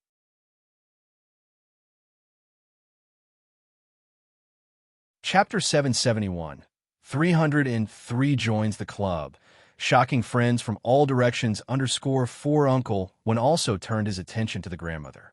This is my childhood friend, Bai Lian. When Jixia glanced at Wen Jiwei. When Jiwei took a closer look at Bai Lian, felt that the name sounded somewhat familiar, but did not give it much thought, as when Jixia grew up in Beicheng, a childhood friend would also be from Beicheng. Jiang Jing had not heard much of the Bai family. She tilted her head to continue speaking with Lai Chun, not paying attention to Bai Lian. Today, many guests arrived early at the Wen family, and they would be uniformly arranged nearby later. As one of the main figures of the event, when Jixia was supposed to host the guests together with the grandmother and Uncle Wan, but in practice, Bai Lian had been standing with her in the living room for half an hour while most of the high-status management personnel were received by the grandmother and Uncle Wan. Most of the younger people were talking to Wen Jiwei and Lai Chun. I heard you concluded a deal with Miss Ming last time? Deal is an overstatement, but you know Ming family has recently collaborated with Zhongxing, right? I just tried to invest a bit of capital. I can't compare with them, Wen Jiwei modestly said. It's my cousin who is really amazing. He recently connected with the manager of Little Grape Private Equity. Little Grape Private Equity, in just 6 months, had become the leading private equity in the Jiangjing area. It seems that each person behind the management team had significant backgrounds. Jiwei, do you know the inside story? Will the people from Jiangjing's business alliance also come tomorrow? The Wen family and Yu family were also members of Jiangjing's business alliance, and it was certain that members would attend the engagement. Yes, said Wen Jiwei. My uncle even invited Chairman Liao, though I don't know if he will grace the event with his presence. There were various receptions at the end of the year, and at such times, it's not easy for them to invite Chairman Liao. A group of people gathered and chatted excitedly. When Jixia was used to being marginalized by these people, occasionally she would join the conversation with Uncle Wen about business, but mostly she turned her head and talked to Bai Lian. She passed Bai Lian a stack of exquisite pastries. They're not as sophisticated as what you're used to eating. My family's chefs are going to be annoyed to death by me. She had discovered last time that Bai Lian liked these delicacies, so the Su family brought her a box. Bai Lian's visit had been in Wen Zixia's preparation plans for a while. Bai Lian sat beside Wen Jixia, stretching out her hand to pick up a plum blossom-shaped crystal pastry. It's delicious. She lowered her eyes and ate 2 pieces methodically. When Jixia rested her chin on her hand and watched her eat, the elderly Mrs. Wan was receiving the older generation, while from the corner of her eyes she saw Wen Jixia and Bai Lian being neglected by a group of young people. She turned her head and whispered something to the butler. The butler nodded, walked over, and smilingly said to Wen Jixia, Miss, why don't you take Miss Bai out to play? The grandmother said, there's no need for you here. Wen Jixia didn't mind being there alone, but she could not bear to let Bai Lian sit like a prisoner. So seeing the grandmother willing to let her go, she didn't insist. All right, they'll just notify Uncle Wan and the others. The butler led Bai Lian out first.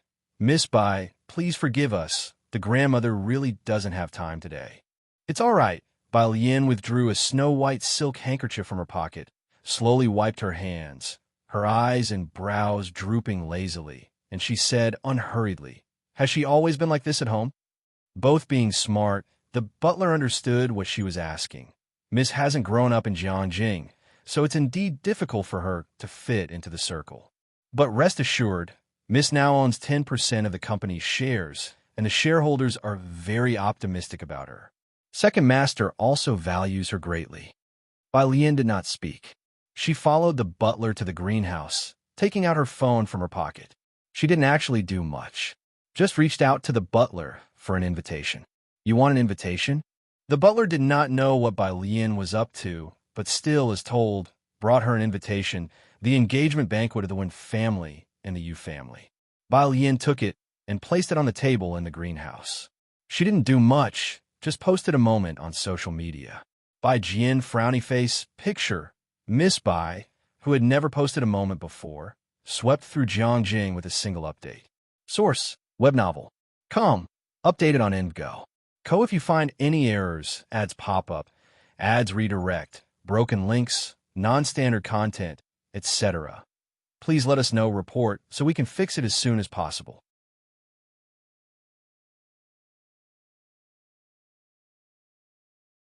Chapter 772, 304 Jixia. This is Chairman Liao_1 in the past year. Quite a few people have added Bai Lian. Among the people the original owner added, aside from Ji Mulan, she basically didn't delete anyone. Later on, she added a group of people from Xiangqing, followed by the head of the institution and others. And after coming to Jiangjing, she added Gao Shu, Gao Yin, and her classmate from Jiang University. Her WeChat moments gathered a constellation of talent. But basically, everyone who was added later knew that Miss Bai didn't like to go online, spending her days either reading books or visiting the Book Association Martial Arts Hall. And in her spare time, she looked after cabbages or played Go with Jiang He. This was the first time she posted on her moments. Seeing her post on moments for the first time, most people were quite surprised to click and take a look. Especially Class 15, who had added Bai Lian for over a year, and now seeing her post on moments, directly took a screenshot and sent it to the class group. Weng Qi. Screenshot Weng Qi. It's amazing Sister Lian actually knows about this feature in moments, Zhang Xiai's replied to Bei. At Bai Lian, Weng Qi has recalled a message. They were just joining in the fun, but some people seriously looked at the picture. The invitation on the picture had the time and place clearly written. On the other side, Chairman Liao was at the Hot Spring Villa, accompanying Dean Feng and hosting professors from the finance department, as well as several politicians. Does Xian Kong have ties with her? Dean Feng's expression betrayed his surprise. As the dean of the finance department, Dean Feng's network was quite formidable. The solid foundation paste from behind Xian Kong had overpoweringly potent effects. He knew better than anyone where it was used, exclusive to the Special Forces medical supplies, signed under an official contract. In fact, one only needed to look at the packaging of solid foundation paste to know many drug names were not disclosed, belonging to second-level confidential prescriptions. This was also one of the reasons why the Luo family couldn't beat Xian Kong. The product now being sold to the public was diluted by several times. Backed by official support, prescription confidentiality. Therefore, Dean Feng suggested that Liao Guangshuan personally invite Xian Kong, this yet-to-be-listed company, to join the Jiangjing Business Alliance. The Luo family's cooperation with our country and the domestic leading traditional Chinese medicine industry did indeed need a change. Now it seemed that Xian Kong was indeed thriving, offering a new path for traditional Chinese medicine in the country. This was because the nearsightedness acupuncture treatment, after being verified by netizens over 2 to 3 months, really showed remarkable effects, leading more and more people to believe in traditional Chinese medicine. I didn't expect it either, said Liao Guangshuan, sitting on the Kong bed, picking up the hot teapot in the middle and pouring tea for Dean Feng. She doesn't understand the industry, but she speaks with a commanding presence, never appearing in public, which is odd. Xian Kong had been hot for so long, yet its public managers were merely 2 doctors, one surnamed Liu, the other He. If netizens knew who was behind Xian Kong, Bai Lian, with her influence in Jiang University and her popularity online, Xian Kang's fame would surge yet again. After all, she's from the Mu family. Dean Feng, who knew about a former incident involving the Mu family, said, the Mu family patriarch was also a towering figure when he was young, although he wasn't as conspicuous then. Xian Kong is just icing on the cake for her. Her main arena isn't the business world. According to Old Huang, this Miss Bai is no simple character. He looked serious. The finance and physics departments have been close due to Jiang Fulai and Jiang Shijue, often holding joint events. Dean Feng and Dean Huang were old friends, having dined together just the other day. He had overheard Dean Huang's slip and call by Lien, Jr.'s sister. Who is Dean Huang's teacher? If he called by Lien, Jr.'s sister, that meant she was extraordinary, the disciple of the sect leader of the #1 academic school in the country, with the previous 3 senior brothers all being industry titans. Sitting aside, Liao Guangshuan once again heard shocking insider information. He began to think about his attitude toward Bai Lian during their previous meetings. When he went back to his room, he inadvertently saw Bai Lian's Moments post, with a long list of likes from mutual friends below. Liao Guangshuan fixed his gaze on it for a moment. Su-in, Dean Huang, the third young Master Su, a plethora of people's likes. He quickly clicked like 2, then clicked on the picture to take a closer look. He didn't remember the invitation, but he knew of the Wen and Yu families, both being business alliance members, and called his assistant to inquire if they had received an invitation. Learning that they had, he began to consider. At the end of the year, he was to entertain several leaders with Dean Feng. Now, Liao Guangshuan couldn't make up his mind and went to ask Dean Feng. "Go ahead," said Dean Feng after some thought, offering his advice. It wasn't easy for old Huang to find her last time, and your chances of seeing her afterward might not be many. He might as well take this opportunity, as it would be difficult to see her again in the future. At the Wen family, Bai Lian had been in the greenhouse since the afternoon, opening her laptop to work on data. When Jixia originally thought Bai Lian would ask her a few questions, but seeing her engrossed in writing a paper and working on diagrams, she too took her laptop and came out of her room to sit beside her. Source: web novel. Com. Updated on EndGo. Co. If you find any errors, ads pop up, ads redirect, broken links, non-standard content, etc., please let us know. Report so we can fix it as soon as possible.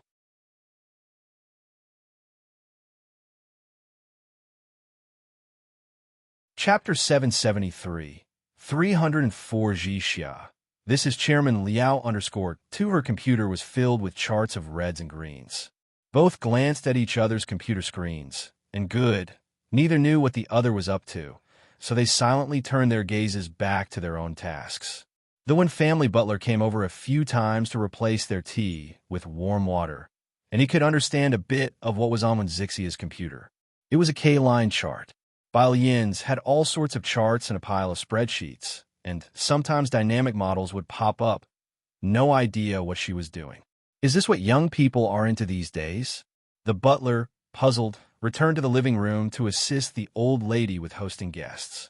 After she finished a chart, Bai Lian slightly raised her hand and lazily picked up the teacup beside her. While chatting with Wen Jixia, it seemed casual. "School just started. You seemed quite reluctant about the engagement when you met me." She had also looked into the Wen and Yu families. All it would take was a word from Wen Jixia, and she could make both the Wen and Yu families take a step back, but Wen Jixia did not bring it up again. Marrying anyone is still marriage. With no one in the flower room, Wen Zixia's ambition was clear. She leaned back in her chair, her hand resting on the armrest. The Yu family is the best blade, and both Li Yuzhong and I know each other's purpose. The Yu family valued her as an individual, and she valued the Yu family's power. Both were very clear-headed. Bai Lian looked into Wen Zixia's eyes and nodded slightly. Good. That evening, Bai Lian stayed next to Wen Zixia's room. After her bath, she continued with the afternoon's work and then spent an hour discussing details with Ning Xiao via voice call. After the voice call, she closed the design software and returned to her WeChat page, only to see that Jiang Fulai had sent her a link half an hour ago, which was then interrupted. She powered off the computer and then turned on her phone. On her phone, she revisited the same interrupted link and redialed it. I was just comparing data with Ning Xiao. As soon as the video call connected, Bai Lian found a spot to place her phone, then reached out to tidy up the computer and notebook on the desk, putting them into the canvas bag next to her, while she explained to Jiang Fulai. On the other end, Jiang Fulai was in room 103, deftly playing with a black ghost stone. He was too lazy to continue playing chess with Jiang He opposite him, leisurely placing the stone to block the opponent's path, and then taking his phone out to the glass room. Jiang He on the other side, In the video, Bai Lian wore the home clothes provided by the Wen family, a silk long-sleeve shirt, her hair still half wet. Her long hair hung loosely in front of her chest. How much longer with his data? Jiang Fulai asked, his back against the hall lights making his features seem blurred, his usual sharp commentary. It's been months. Bai Lian turned her head slowly and sifted through the canvas bag, pulling out a black CD case. Soon, he is coming back to Xiangqing with us the day after tomorrow. Outside, someone knocked on the door. She excused herself to Jiang Fulai and placed her phone on a table before opening the door. Outside was Wen Jixia, bringing Bai Lian some milk. Wen Jixia had just returned from a Wen family internal banquet that evening, which Bai Lian did not attend. Just now at the dinner table, that Lai Chun, Wen Jixia said with disgust, riding on his family's coattails, he made somewhat successful software and thinks he's so great, even wanting your WeChat. Bai Lian understood and quickly interrupted Wen Jixia. I forgot to give you your gift today.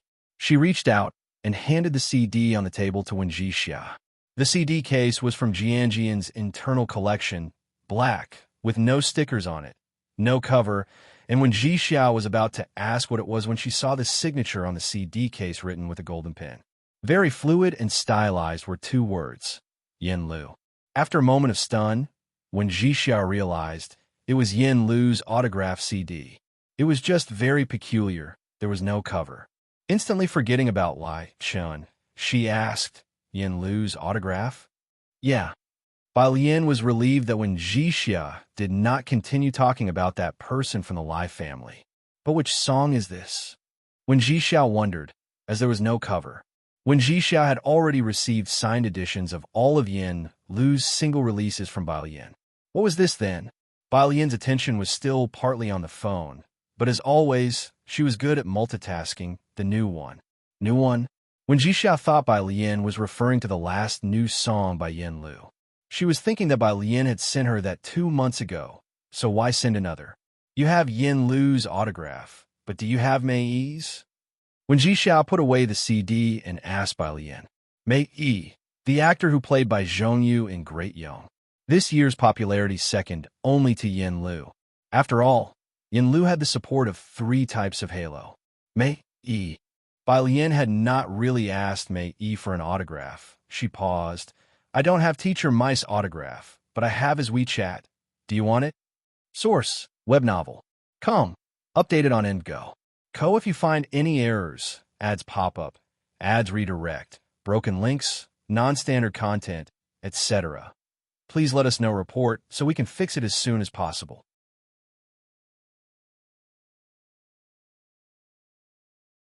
Chapter 774, 304 Jixia. This is Chairman Liao_3 Wen Jixia. How do you have his WeChat?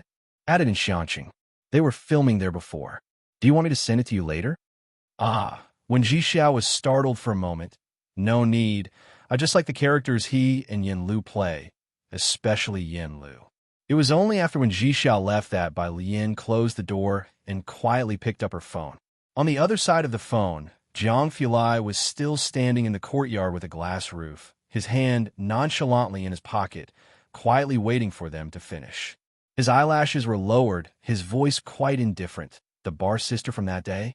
Since that time, Wen Zixia's only image in Jiang Fulai's mind was associated with the bar. Jiang Fulai didn't comment much about the bar, but as for Wen Jixia finding 2 handsome men to pour drinks, Mr. Jiang had some reservations. It was rare for him to be impolite. From Miss Wen to bar sister. Bai Lian, the following day, Wen Jixia got engaged. Early in the morning, the stylist was preparing Wen Zixia's gown. Wen Jixia wore a gradient mermaid dress with pearl straps. The tail was embellished with sparkling diamonds. As the 2 families were getting engaged, Bai Lian had not seen Li Yuzhang either. In the morning, in a manner not far from the Wen families. The large banquet hall was laid with gray carpets, and the stage in the center was covered with fresh flowers. Servers holding trays of drinks shuttled under luxurious crystal lights. When Bai Lian and Wen Jixia arrived, there were already quite a few people gathered in groups, murmuring over glasses of wine. There were also pairs and trios greeting each other with drinks in hand. In such an event, some people wished to come but didn't receive an invitation, while others couldn't be bothered to attend despite having one. When Jixia, in her pearl-studded fishtail dress and a crystal tiara, wore the bright and dazzling style of a princess. Bai Lian was dressed in a simple long white gown today, a subdued color. It wasn't a show-stealing ensemble, but her unique classical temperament did not pale next to Wenjixia. It was not without reason that the Yu family was interested in Wenjixia. Bai Lian, by Wenxixia's side, soon caught the attention of many. Who was that? By Lai Chen's side, a returning student classmate holding a glass of wine set eyes on Bai Lian. Lai Chen had already learned of Bai Lian's identity from the Wen family, and casually said, "According to Ji Wei, she's Wenxixia's classmate in Beijing. She came here especially for Wenxixia's engagement party." Having come this far for Wenxixia's engagement, he felt he had grasped Bai Lian's intentions. A classmate from Beijing? Lai Chen's classmate looked in Bai Lian's direction with a keen interest. Then there's no need for special greetings. Lai Chen and the others laughed and did not pay much attention. More and more people arrived. Soon, the Yu family and Lu Yuzhong arrived. Wenxixia's grandmother and her second uncle from the Wen family greeted the Yu parents. Having met Yu parents before, Wenjixia introduced Bai Lian to them while standing by her side. This was the only friend Wenjixia introduced to Yu family. Mrs. Yu was surprised by Bai Lian's poise in her evening gown and asked a few questions about her. "Mrs. Yu, my name is Bai Lian." Bai Lian introduced herself politely. "I'm for Xiangqing and am attending university in Jiangjing." Some insiders who overheard didn't give much thought to Bai Lian, considering she was a university student from Jiangjing without specifying which one. Lu Yuzhong, dressed in a sharp suit, stood next to Mr. Yu. As always, his emotions did not show on his face, his gaze faintly resting on Wenjixia and Bai Lian. In the midst of small talk, when Ji Wei said to Mrs. Yu with a smile, "Aunt Yu, Jeannie said she couldn't make it today and asked me to pass along her regards." At that statement, many turned their gaze towards Wenjixia and Lu Yuzhong. It was well known among insiders that Ming Zongyao and Lu Yuzhong were previously a couple, and Su Jini was Ming Zhangjiu's close friend. It would be strange if Miss Su attended the engagement of Lu Yuzhong and Wenjixia today. But it seemed Wenxixia's popularity in the circle wasn't great. Everyone looked on with different expressions.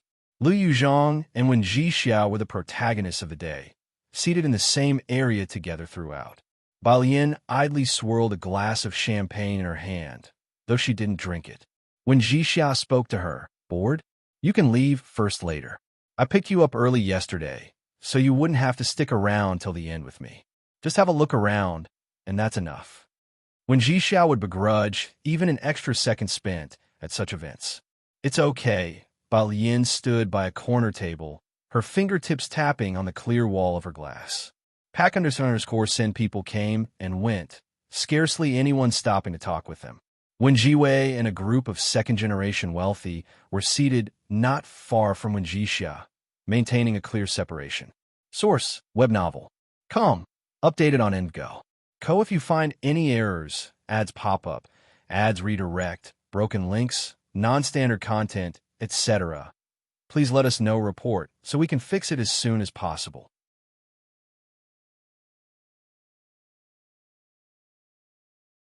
Chapter 775, 304 Jixia. This is Chairman Liao _ for the ceremony was about to begin when Lai Chun and a few others, holding their wine glasses, came over and raised a toast to Bai Lian and Wenjixia, who were a few steps away. Then, he spoke in a low voice to Lu Yuzhong. "You made a poor move this time. Just look at your fiancé over there, TSK. It seems like there are more people in the circle standing with Miss Ming and Miss Su. It's not popularity that I want." Lu Yuzhong straightened his collar. What he valued was Wenxixia's ability to orchestrate business. Lai Chen shrugged and commented on Wenjixia, a sheltered lady who rarely steps out of her door. How utterly boring. The group was in the middle of their conversation. Suddenly, the Wen family matriarch, Uncle Wen, and the parent from the Yu family, together with several important business partners, all headed towards the entrance. This movement caught the attention of most guests. Lai Chun was startled, then turned to Liu Yuzhong. Who else is expected to arrive today? Liu Yuzhong had no idea. His gaze swept the area. All of the main business partners of the Yu family and Wen family were there, hosted by his parents and Uncle Wen. Their younger generation was all gathered in this spot. Aside from them, Wen Jiwei and her group were also guessing. Jiwei, who has arrived? I don't know either. When Jiwei stood up and walked a few steps to the side, following Liu Yuzhong and the others. In the hall, several big shots stood up to greet the guest, prompting others who sat on the sofas to naturally rise. Only Wen Jixia and Bai Lian didn't move. Wen Jixia, aware she did not know those people and too lazy to bother, even went to get some desserts for Bai Lian. Try this, do you like it? At the entrance, a middle-aged man appeared at a leisurely pace. Uncle Wen and President Yu went straight up to welcome him, quite surprised. President Liao, we didn't expect you to come. Everyone knew that President Liao was to meet with governmental officials at the end of the year, and nobody thought he would show up at an engagement party. President Liao is here? Lai Chun and those around him looked at each other, puzzled. Liu Yuzhong, realizing who it was, readjusted his suit and walked forward. When Jiwei and the others felt some excitement. Jiwei, is that President Liao? He's actually come? The arrival of President Liao caught most people off guard. The crowd quickly surrounded him, and both acquaintances and strangers alike wanted to get noticed by President Liao. As the leader of the largest business league and a student of President Feng, who is the chairman of the Business Association, President Liao's connections and resources were unmatched in Jianjing. Even Liu Yuzhong went to get acquainted with President Liao. It was a rare opportunity. Only Bai Lian and Wen Jixia were still standing still, Wen Jixia not joining the hubbub. While Lai Chun was queuing to make an impression with President Liao, he also chatted with Liu Yuzhong. Your fiancé, the Wen family butler, under the instructions of the Wen family matriarch, came over to speak with Wen Jixia. Miss, please go over. Let Uncle Wen introduce you to President Liao. After finishing her cake, Bai Lian looked up at Wen Jixia with a lazy expression in her eyes that inadvertently carried a hint of flippancy. In the crowd, after finally finishing greetings with a bunch of people he barely knew, Liao Guangshuan broke through the crowd, looking for Bai Lian. Wherever Bai Lian was, she couldn't be ignored, even if dressed in a simple white dress. Her reserved temperament was very apparent, and she stood out at first glance. Upon spotting her, he smiled, said a word to Uncle Wen, casually picked up a wine glass on his way, and headed straight towards Bai Lian. Miss Bai, you're here too, he said, as if the approving remark he made last night had not come from him. Bai Lian placed her plate on the side tray, picked up a glass of wine with smooth actions, raised the glass, and greeted President Liao lazily. What a coincidence. I am here to attend a good friend's engagement. Jixia, this is President Liao. Source, web novel. Com. Updated on EndGo. Co if you find any errors, ads pop up, ads redirect, broken links, non-standard content, etc. Please let us know report so we can fix it as soon as possible.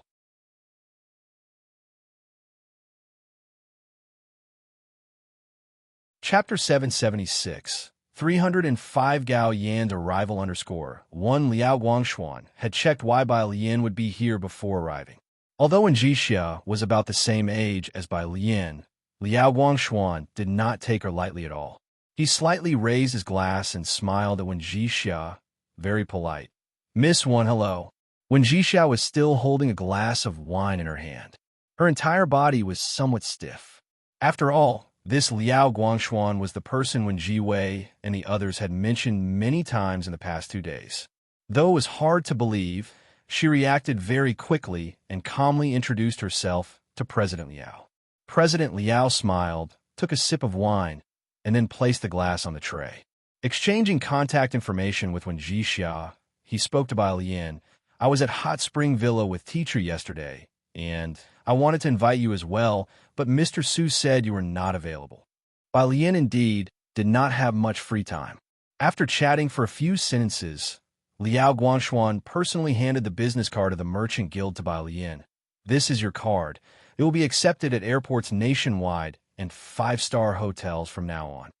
As the largest business chamber in Jiangjing, it naturally had special treatments. The guild's membership card granted access to VIP lounges at all airports and special services at major hotels. Thank you. Bai Lian also put down her glass and reached out to take the card, a very noticeable black diamond card. Bai Lian chatted casually with Liao Guangshuan. Their voices were not loud during the conversation, but at that moment, almost all eyes were focused on their corner. The entire banquet hall's attention was on them. The people around them all heard Liao Guangshuan say Miss Bai and Miss Wen. At this side, the Yu family members exchanged glances. Yu Zhang, does Ji Xiao really know President Liao? I'd say it's her friend who knows President Liao. Lu Yuzhang's gaze shifted from President Liao to Bai Lian by his side. The status of Liao Guangshuan went without saying. His sudden arrival caught most of the people in the hall unprepared. The Yu family and Wen family were somewhat panicked, afraid of not having provided adequate hospitality. But judging by Wen Zixia's reaction just now, it wasn't hard to guess who had caused Liao Guangshuan to come over. Her friend, I remember, has the surname Bai, right? General Yu found it unbelievable. He hadn't heard much about the surname Bai. He didn't even know the name of Miss Bai. How could she have suddenly stirred President Liao? After a moment of silence, Lu Yuzhang picked up his glass and went to find Wen Jixia. His action made the others react, and one by one, they went to greet Liao Guangshuan and Wen Jixia. Jixia, do you not recognize me? I'm your auntie by marriage. For a time, all sorts of aunties, uncles, cousins came over to get close to Wen Jixia. Anyone who could say a word came over. Cousin, Lai Chan realized the situation was somewhat off, quite anxious. How do they know President Liao? Next to him, a group of young masters and misses from the circle also looked towards Wen Jiwei, hoping for an explanation. The Lai family had always been supportive of Wen Jiwei. This time when Zixia's engagement with the Yu family made Wen Jiwei and Lai Chun naturally lean towards Ming Zongyao and Su Jini. Wen Jiwei's thoughts were also in disarray. After Wen Zixia's return, the old lady gave her 10% of the shares, naturally making the rest of the Wen family feel threatened. People in the circle all knew each other, driven by interests, resulting in Wen Jixia having no friends within the circle after returning for more than half a year. The Yu family's choice of Wen Jixia was unexpected to everyone, but this choice had made those who were still indecisive decide in an instant that the Wen family would definitely have a falling out with the misses of the Ming family. Today was Wen Jixia and Lu Yuzhang's engagement party, and some people came with the intent to watch the excitement. Who could have known? In their eyes, Wen Jixia, who never seemed to have many friends within the circle, was actually acquainted with Chairman Liao. Who was Chairman Liao? That was someone even their parents sought to ingratiate themselves with. Now, interacting amicably with Wen Jixia, what message would that not send? The aristocratic young ladies and gentlemen with their noses in the air looked at Wen Jiwei for the first time with regret. Seeing the crowd around Wen Jixia growing larger, Lai Chun, holding his glass, felt as if sitting on pins and needles. Cousin, our days at the Wen Family Corporation next year might become difficult. They were now both at the Wen Family headquarters, competing on the same stage. The Wen family had been on the decline for the past 2 years, with Wen's uncle directly transferring one of the subsidiary projects to them. Not necessarily, Wen Jiwei said quickly, her mind working fast. She pursed her lips. Didn't I tell you about the get-together I had with Sister Su Jini last week? We managed to invite Yin Lu. Yin Lu. Lai Chen had just returned to the country recently and found the name familiar, but did not know Yin Lu. From the entertainment industry, when Jixia said, mentioning Yin Lu without much concern, she has a large fan base, and the industry rates her highly. She currently has only one endorsement deal. If our team with the Ming family can invite her to be a joint spokesperson, we won't have to worry about fame or brand image. Yin Lu's popularity was now sky high. Endowed with the auras of Daong by Jian and Director Jian, especially since rumors were that her marketing company was Shijiang, the top marketing team in the country. The difficulty of inviting her to be a spokesperson was indeed high. But if they succeeded, it could change the current situation for Wen Jiwei and Lai Chun. Wen Jixia had originally thought she would be just a decoration today, as usual, but after Liao Guangxuan's arrival, she was kept extremely busy. People came in waves to toast to her and Li Yuzhang. It was at that time that Bai Lian received a call from Gao Yan. Lian. Gao Yan's voice was, as always, gentle. Are you at Zixia's engagement party? It hasn't ended yet, has it? Bai Lian held the phone to her ear. Auntie, it's not over yet. That's perfect, Gao Yan said with a smile. I'm right here, and I brought a gift for Jixia. Bai Lian gripped her phone, her gaze drifting towards the entrance, her eyes and brows radiating indolence. What's up? When Jixia noticed Bai Lian's gaze, she put down her glass. It's nothing, Bai Lian said, twirling her phone in her palm and tilting her head. It's just that Aunt Gao is coming over. She's right outside. He'll go to receive her. Aunt Gao. When Jixia knew Bai Lian meant Gao Yan, she paused for a moment and hurriedly said, I'll go with you. They both left the room. On this side, Wen's uncle and the people from the Yu family were chatting with Liao Guangxuan. Li Yuzhang was listening in, and after Lai Chun finished speaking with Wen Jiwei, he joined in to get acquainted. Yu Guang's attention was on by Lian all along. When the two of them left, he was the first to notice. Where are they going? The lounge was on the second floor, and the restroom wasn't in that direction either. Wen's uncle also noticed Wen Zixia's absence when toasting to thank Liao Guangxuan. Where is Jixia? It seems she has gone out. Even the butler found it strange.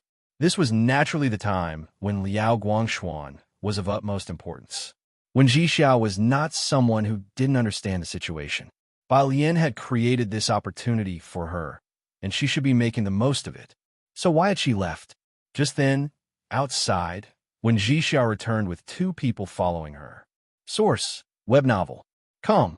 Updated on Envgo. If you find any errors, ads pop up, ads redirect, broken links, non-standard content, etc. Please let us know report so we can fix it as soon as possible.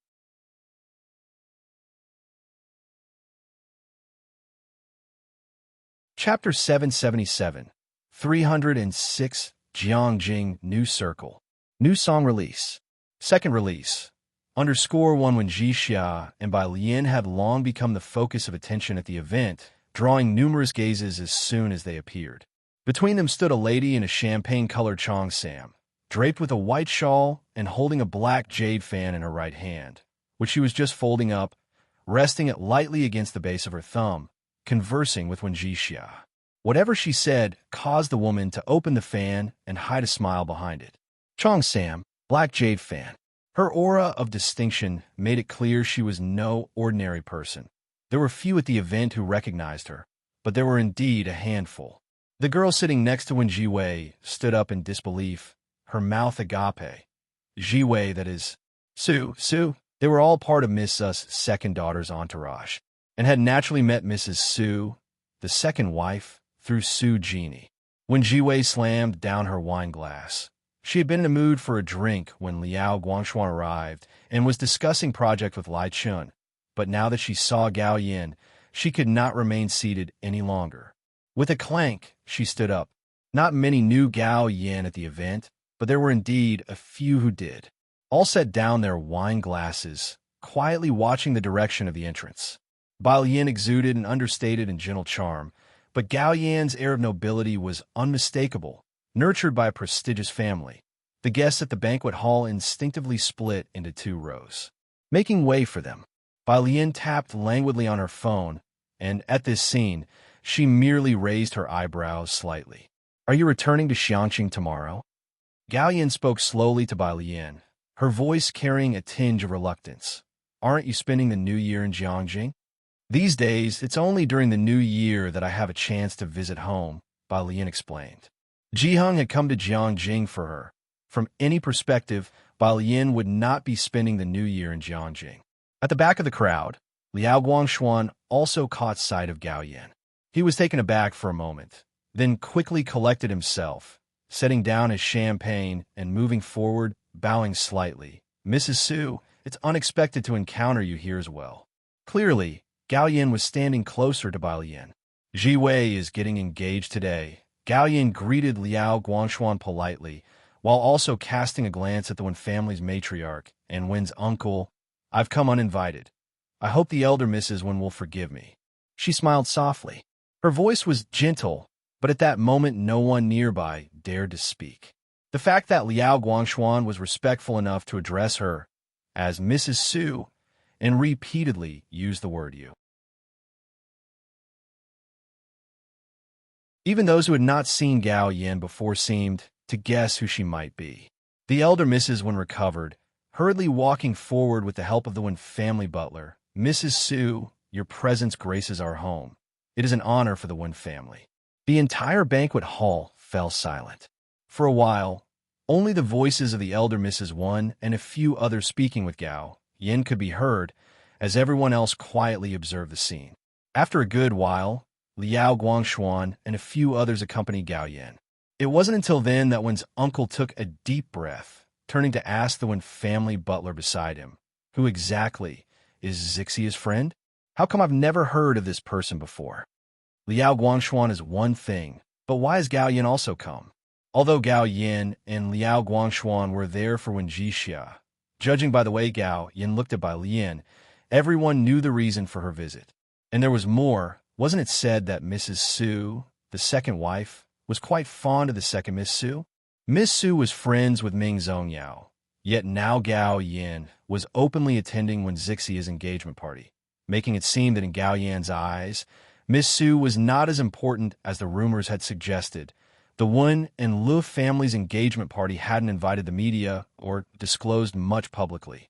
But with so many people coming and going, there are no secrets in the circles. The matters concerning Liao Guangshuan and Gao Yin were still leaked. Information about Miss Su, the second daughter, receiving Gao Yan's favor stirred up controversy, and rumors surfaced in Jiangjing that Su Jin, Su Jini, and even Su Nanjing had become a thing of the past. A new social stratum was gradually rising in Jiangjing. The Mu family. Mu Yining sat in Tingyu Pavilion, conversing with Ji Xiaojun at the dining table. What time is your flight tomorrow? 6 o'clock, Ji Xiaojun replied. Ji Xiaojun hadn't returned to Xiangqing in quite a while, and although Mu Yining and the butler would have liked for Ji Shan's family to stay at the Mu residence for Chinese New Year, they didn't insist. Not to mention Bai Lian and Ji Heng would definitely not stay in Jiangjing. 6 o'clock. The butler was a little surprised. He had flown to Xiangqing several times, usually landing at Beicheng with the earliest flight at 5:20 and then at 8 o'clock. It must be due to the upcoming New Year with added flights.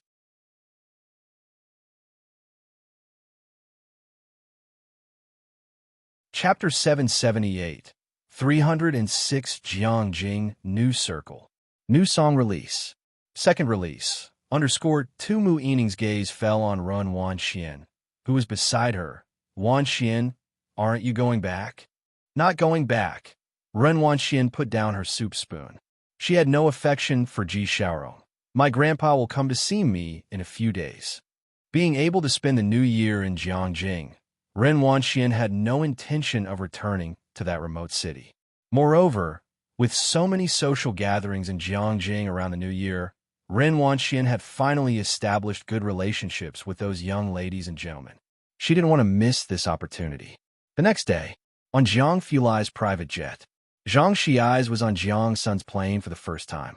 Sitting on the sofa playing games with his class 15 mates, he hardly played games anymore. Wang Qi asked him through the headset, "That's not right. Pingren, aren't you supposed to be going back to Xiangqing today? You should be on a plane now, right?" Zhang Xiais with his legs crossed, "Yeah. How can you be playing games with us on a plane?" Before Wang Qi replied, another person in the team spoke up. Zhang Xiais glanced up slightly at Jiang Fulai, who was wearing a black sweater across from him, and muttered indistinctly, "I'm on Air China. They've got Wi-Fi now." "Oh, is that so?" The others in the team believed him. "Then next time we go back, we'll fly Air China too." Across from him, Jiang Fulai was sitting across from Ning Xiao, his slender, cold white hand gliding across the laptop screen, his smooth jaw lifting, his eyes still light and shallow. "Did someone guide you?" Across from him, Ning Xiao sat up straight. Both academician Ma and senior, he would have provided me with data and ideas. And there was Bai Lian, who had helped him with the calculations. He couldn't have completed it so quickly on his own. Jiang Fulai swiftly scanned the final acknowledgments. Bai Lian, headmaster he won, their names were all mentioned. He turned the computer away and stood up.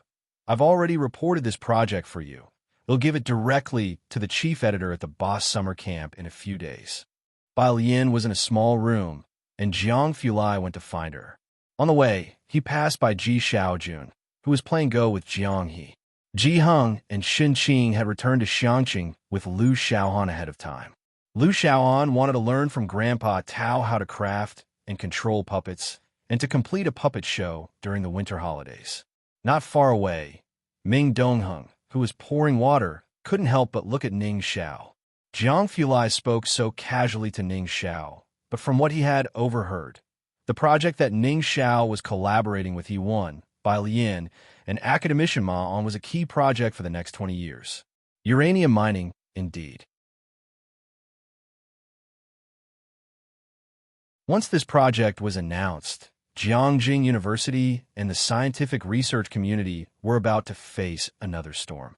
In just half a year's time, almost all roads in Xiangqing were widened, and the green belts were well done.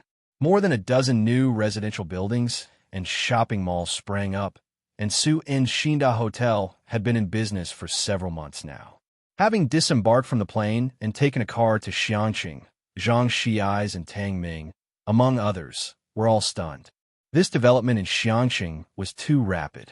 It wasn't the same as the neglected border city of the past.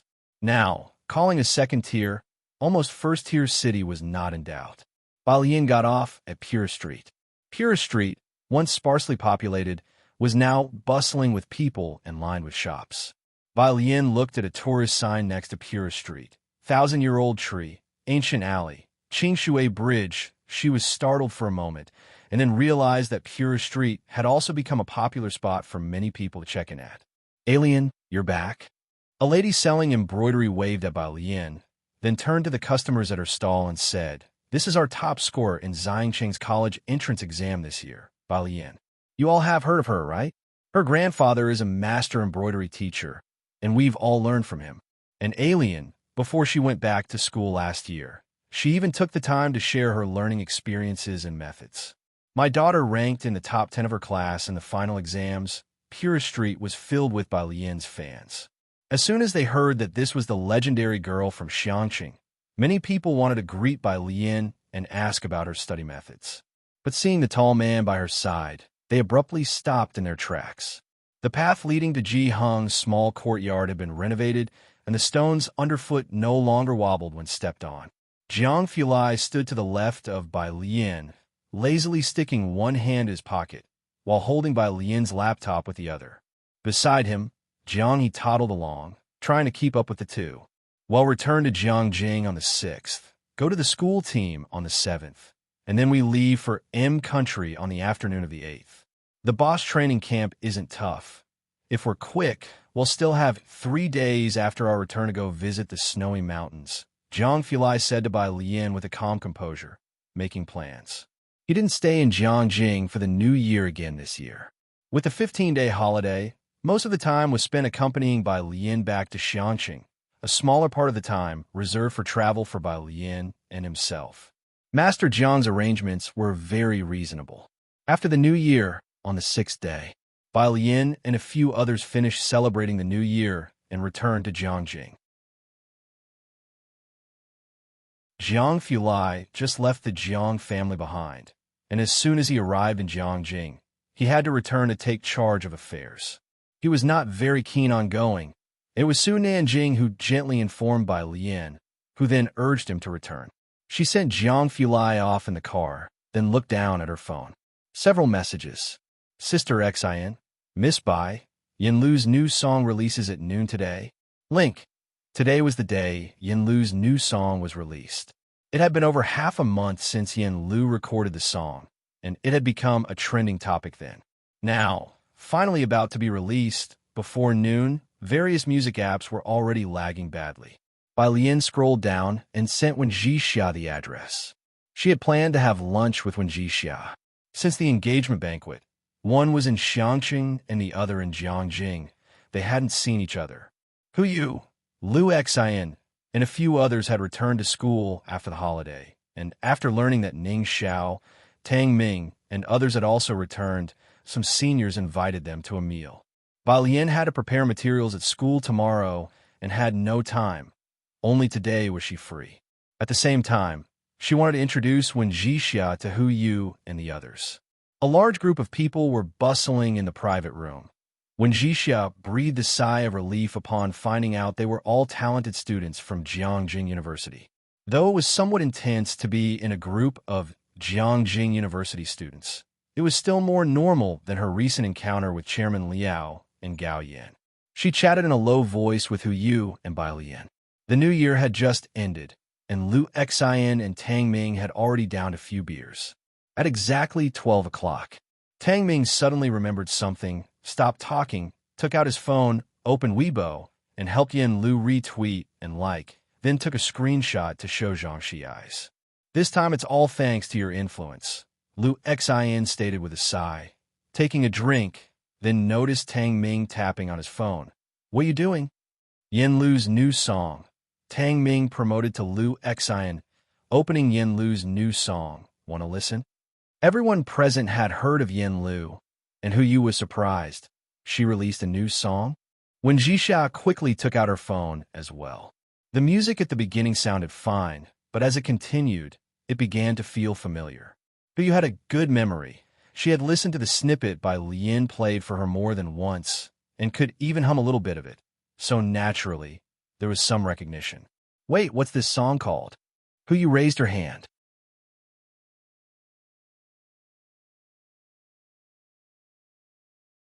Chapter 779, 307 Regretful Wang Xan. The secret of the G family _1 Wen Jixia had already seen Yin Lu's new song, and she spoke, flatboat. Flatboat? Hu Yu recalled the conversation with Bai Lian, flatboat to the open seas. It matched again. Her gaze involuntarily fell on Bai Lian.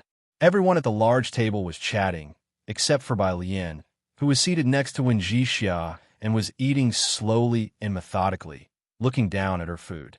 Most people at the dinner table were scrolling through Weibo. Wen Jixia has been busy lately. After the engagement banquet, the Wen family who knew her had gone into hiding, and she had been with her second uncle recognizing people, going all the way from the first to the current day. It was also today when she heard Bai Lian was back in Jiangjing that her second uncle finally let her come out. Leaving the day after tomorrow? Wen Jixia was surprised to hear how busy Bai Lian's schedule was. How long will this winter camp last? Bai Lian was almost done eating. She put down her chopsticks, leaned back, and turned her head to have someone pack up some of this place's duck to take to the school for Yonglin. 1 month. Bai Lian had never been abroad, but she had seen a world map. Junior sister, pack more. Senior brother Lu patted his chest. Today the teacher is treating us, so everyone can eat their fill. Usually, when Zhou Winching invited them for a meal, they bootleggers only dared to order a few greens. Today they ordered a table full of the most expensive dishes. After packing up the food, Bai Lian walked downstairs with Wen Jixia. That's not a bad thing for you. Wen Jixia retracted her gaze from the takeaway box in Bai Lian's hand and smiled. When you first returned to Xiangqing, I was afraid you might have a relapse. Bai Lian left in a hurry back then, and phone calls couldn't get through. Wen Jixia was afraid she might become more decadent in Xiangqing, but thinking about it now, if Bai Lian still had the same personality as before, even if she were lucky to be saved after jumping into a lake, being driven by the Bai family to Xiangqing probably would have led her to repeat the same mistakes. No matter how you looked at it, it seemed like a dead end. The secret that Ms. Bai had once died, Bai Lian probably wouldn't tell anyone. I heard Xiaoming say last time, you want to ask Yin Lu to be a spokesperson? Bai Lian shifted the topic lightly. Wen Jixia also remembered the matter. Yin Lu is high profile. My second uncle's idea is to go straight for Lu Su. Lu Su, Bai Lian had never heard of them. She usually didn't pay attention to the entertainment circle, and the only artists she knew were Yin Lu and Mei Yi. A member of a boy band, currently very popular too.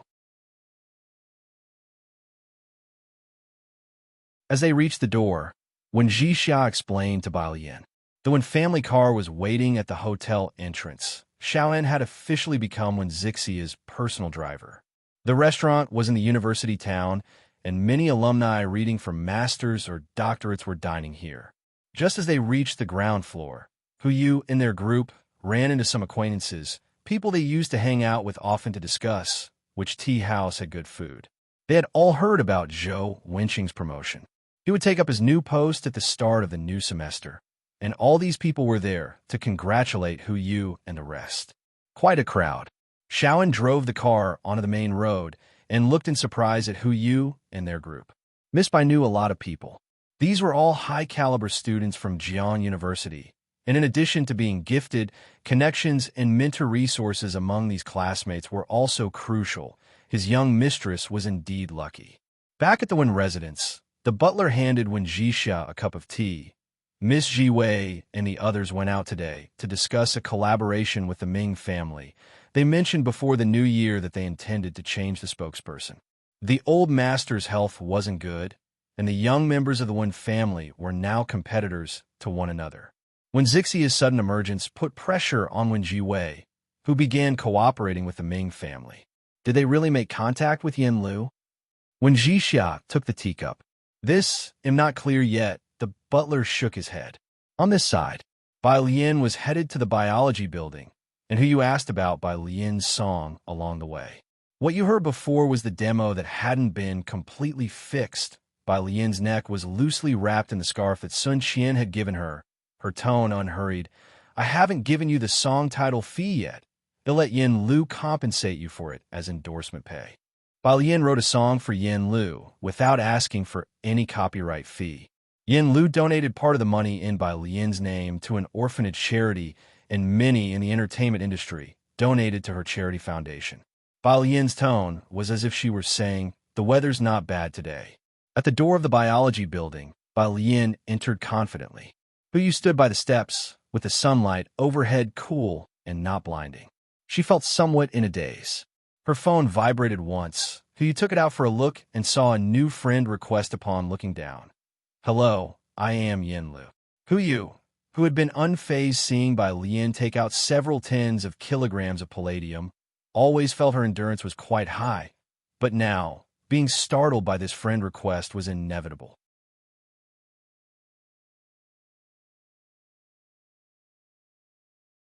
Chapter 780, 307 Regretful Wang Xin. The Ji family's secret _2, who is Yen Lu now? A household name, a big star. During the holidays, when Yu returned home, 7 out of 10 kids among her relatives were fans of Yen Lu. And now, this big star actually sent her a friend request? Yu stared at the friend request, waiting at the door for quite some time before she went back to the lab. She didn't dare to tell the other 2 senior brothers, but asked Tang Ming about Yen Lu. "Sister Lu added you?" Tang Ming was a little surprised, but didn't make a big deal out of it. Don't judge by her cold beauty on the show. She is actually a really nice person. Yu, the 7th day of the Lunar New Year.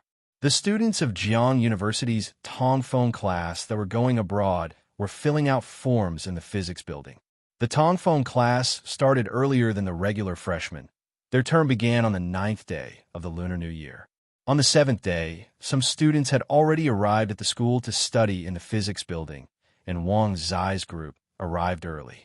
Just as they got to the physics building, they saw from afar Bai Lian and her group holding several application forms and following behind the dean's assistant, who was chatting with Bai Lian, all smiles. Wang Shi and the others stopped in their tracks, standing aside, watching them go upstairs. As Ding Wenyang was excitedly talking to Tang Ming with his head down, Yu Guang caught a glimpse of Wang Shi and the others. He hesitated for a moment and then casually glanced over. He still remembered their group's first project last year. If it weren't for Bai Lian preparing an extra draft back then, their group would probably have been the laughingstock of the entire school, so he had no good feelings for Wang Shi. He looked away as if at thin air. After they all went upstairs, the envy was hard to hide in the eyes of the boys standing with Wang Shi, Who would have thought that in the end, it would be Bai Lian's group going to the summer camp? Ding Wenyang and his group are really lucky. After being classmates for so many years, they were all too familiar with Ding Wenyang's abilities. In the past, it was mostly Wang Shi holding up that group. After Wang Shi joined their group, the rest of the class felt sympathy for Ding Wenyang's group. After all, they had lost a pillar and gained a few dead weights. Who could have known?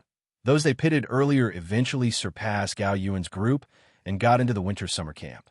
And they all knew that Ding Wenyang's chance to go to the summer camp this time was entirely due to the few new students with Bai Lian. After all, she's the top scorer in the college entrance exam. Truly freakish, she can even compare with Senior Huan. A boy was still speaking when someone pinched his arm hard. The person pinching him gestured for him to look at Wang Shi beside him. The boy looked at the displeased Wang Shi and quickly shut his mouth, realizing his blunder. Wang Shi, clutching his book, said nothing and walked out the door. After he left, the boys in the group exchanged glances. Wang Shi must regret it to death, right? Look at his eyes. He probably hasn't slept well recently. Another shrugged. After all, he was originally in Ding Wenyang's group, and he would have had a spot in the summer camp. It was his choice to leave. Even they envied Ding Wenyang's group, let alone Wang Shi, who was once part of it. Zhou Wenqing's office. He had come to the school a few days earlier to handle the transition, as the Tongfeng class was going to start term soon, and he came early to his office to deal with matters. Upon hearing Wang Zai's words, he looked up and put down his pen. Ding Wenyang's group? Professor Zhou. Wang Zai's hands dangled at his sides. If I join Ding Wenyang's group now, is there still a chance for me to go with them to the summer camp? Hearing Wang Zai's question, Zhou Wenqing finally remembered something. At the beginning of the term, Wang Shi was in Bai Lian's group. He pushed up his glasses and gazed deeply at Wang Shi. Theoretically, student Bai Lian's group is short one person, and if you join now, you could catch up with them for the summer camp. Hearing Zhou Wenqing's words, Wang Shi felt his heart leap to his throat, his fingers twitching. So, that means, however, as I said before, I have no objections as long as your two groups reach an agreement. Zhou Wenqing withdrew his gaze and looked back at the documents. You should know that I always respect your decisions. You shouldn't have come to ask me. When Wang Shi had wanted to leave Ding Wenyang's group originally, Zhou Wenqing had not stopped him, letting them decide for themselves. Now, Zhou Wenqing still left the decision to Bai Lian's group. Zhou Wenqing bowed his head and just typed out a line when his phone rang. It was an unfamiliar number. Professor Zhou. Hello, this is Gao Jiechen. I was wondering if you have time. I would like to invite you to a meal.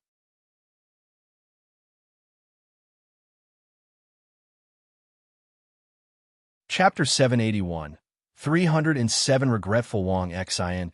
The G family's secret _3 Zhou Wenqing said he had no time and hung up the call. Next to him, his assistant asked in confusion, have there been so many people inviting you to dinner recently? The news that Zhou Wenqing's laboratory received 30 kilograms of palladium had spread. And of course, the Gao family was not kept in the dark. Gathering so much experimental material in such a short time, it was easy for people to connect the dots to Wang Yufeng. In the evening, Bai Lian helped Hu Yu and the others move their laboratory. Zhou Wenqing was promoted. His research was published ahead of schedule, and his territory naturally expanded as well. After moving the laboratory, she went back to the apartment with Tang Ming and the others, packed her things, and prepared to leave the next day. Bai Lian, Ding Wenyang, Wang Shi had been sitting on the steps at the entrance of the research center. When he saw Bai Lian and the others emerging, he stood up, his gaze fixed on them. I'm sorry for what I did, but I had no choice at that time. Could you forgive me just this once and speak to Professor Zhou on my behalf to let me rejoin the team? What the heck? Bai Lian didn't look at him, just lazily wrapped her scarf around her neck and went to find Jiang Fulai's car. Her eyes low, she exuded an air of unhurried departure. Ning Xiao never cared much about others. After greeting Ding Wenyang, she too left, leaving only Ding Wenyang and a few others standing coldly on the stairs, looking down at Wang Shi. No choice? You had no choice but to deliberately take note of our paper? To make us look foolish in the first literature report meeting, in front of President Huang and all the faculty and students, to receive the lowest score? But you were also guarding against me, weren't you? Wang Shi pursed his lips, deliberately showing me the paper you didn't need, sending out a false lead to Gao Yuan. And thanks to that, you became famous throughout the school. That wasn't entirely a bad thing for you, was it? Deliberately? Ding Wenyang tugged at the corner of his lip, his glance icy. Wang Shi, we never lied to you. The paper that Sister Bai later reported was her own work. It had nothing to do with us. If it hadn't been for her, all of us would have been tarnished with the stigma of imitating you. You're not unaware of the impact this would have in the academic world, are you? In academia, plagiarism is a serious matter. Having said that, Ding Wenyang didn't look at him again, but turned around, descended the stairs, and left. Wang Shi remained standing in place, unable to come to his senses for a long time. He and people like Gao Yuan always thought that Ding Wenyang and the others deliberately handed them a low-quality report. Only today did he realize. Was that paper really sorted out by Lian alone? Come to think of it, it wasn't surprising. She could ace the final exam set by Academician and had a comprehensive score 20 points higher than Gao Yuan, far surpassing the rest of them. It seemed he really shouldn't have left their group. Zhang Fulai was sitting in the passenger seat. Wearing a Bluetooth earpiece, he tapped his well-defined fingers on the steering wheel impatiently. So you guys can't match the acuity of a high school senior? There was an unclear mumbling from the other end. Zhang Fulai laughed coldly. Fine, they'll send you in for a year to try it out. The passenger door was opened. A chill wind rushed in. Zhang Fulai's tone paused slightly. He glanced at Bai Lian, tapped his Bluetooth earpiece with his slender fingers, his tone more restrained. Organize it tonight for me. He hung up the call immediately. Bai Lian took a paper bag from the passenger side, sat down, and closed the door. You finished the call?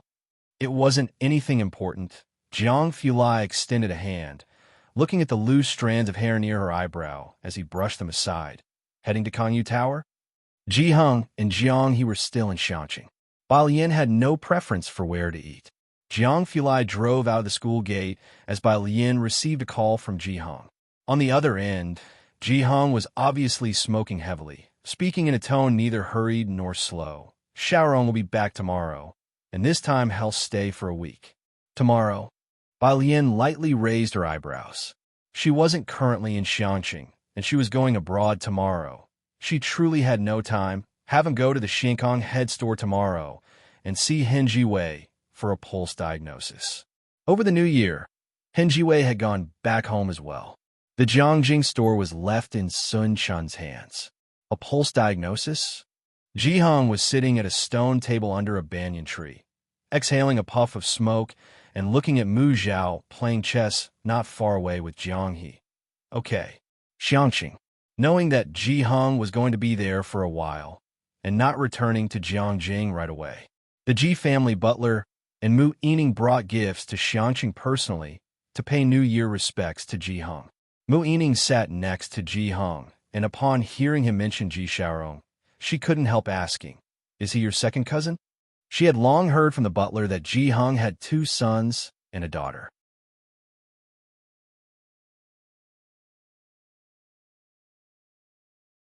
Chapter 782. 307 Regretful Wang Xin. The Ji family's secret _4 Ji Mulan had met Ji Xiaojun before, but the other person she had never seen. She heard from Ji Heng that Ji Xiaojun was always very busy, with only a few days of rest a year. He will come over tomorrow. Ji Heng tapped his cigarette ash. As Mu Yining listened to Ji Heng's voice, she suggested, why not let him go to Jiangjing to help Xiaojun? There are also quite a few company positions available. That Ji Heng waved his hand dismissively. He doesn't need it. Mu Yining finished her meal and went back to the newly opened guest house on Pure Street. Xiaojia and the butler were both following behind her, and Mu Yining grew curious. What exactly does this second cousin of mine do? Having seen Ji Xiaojun and Bai Lian, Mu Yining was indeed curious about the Ji Heng family. This enigmatic Ji Xiaorong seemed even more mysterious than Bai Lian, as she had yet to meet him. I've heard that Xiankong General Medical Hall in Xiangqing is highly skilled in medicine. The butler spoke up. We should try to invite them to Jiangjing in a few days to see the elder. Mu Yining nodded her agreement. Upon reaching the guest house, Mu Yining called Mu Yujun. Mu Yujun kept asking if they had time recently, as she wanted to bring the Gao family over to the Mu family's place for a New Year's visit.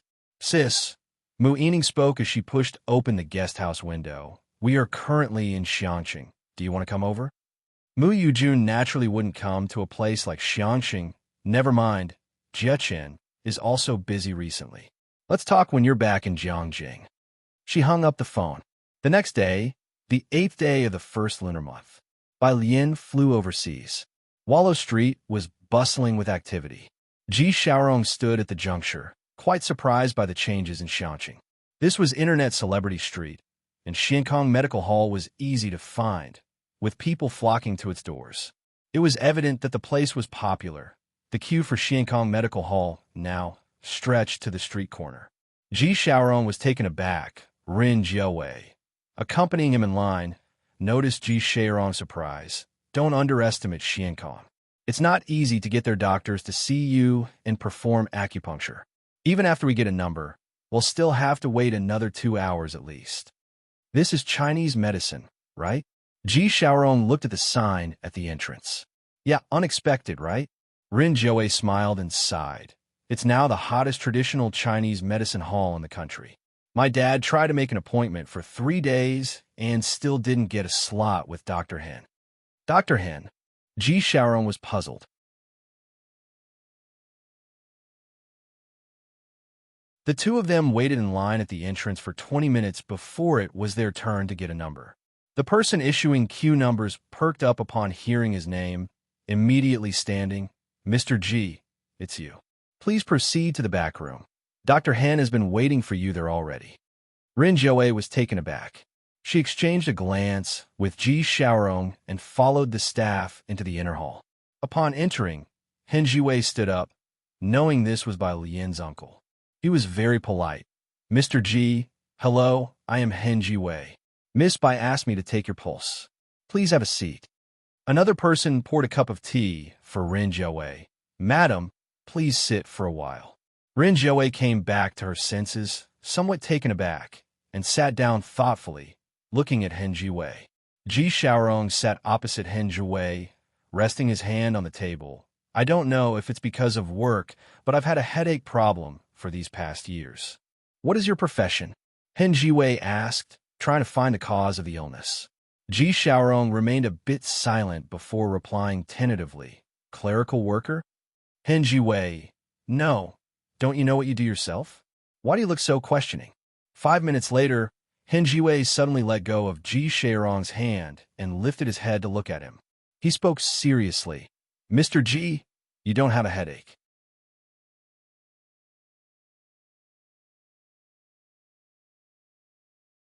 Chapter 783. The Great Turmoil of 308. Alien has a box of _1. It's not a migraine.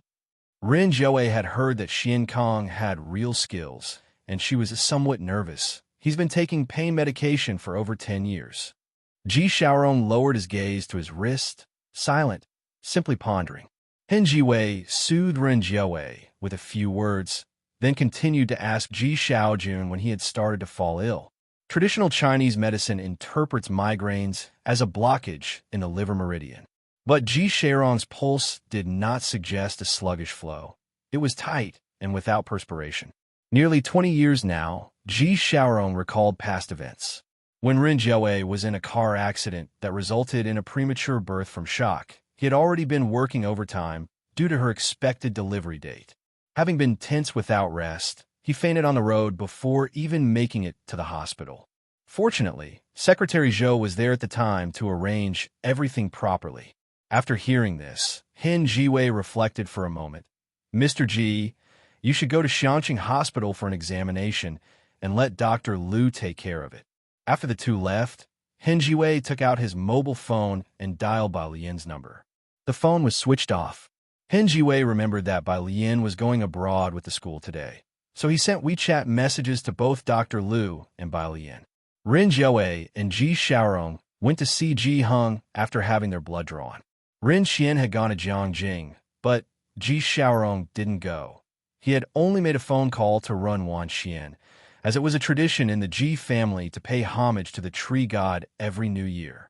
Upon arriving at the Ji family's courtyard, Mu Yining and others were already there. Rin Jiawei was dressed in a simple blouse and beige casual pants, exuding a powerful presence reminiscent of a successful career woman.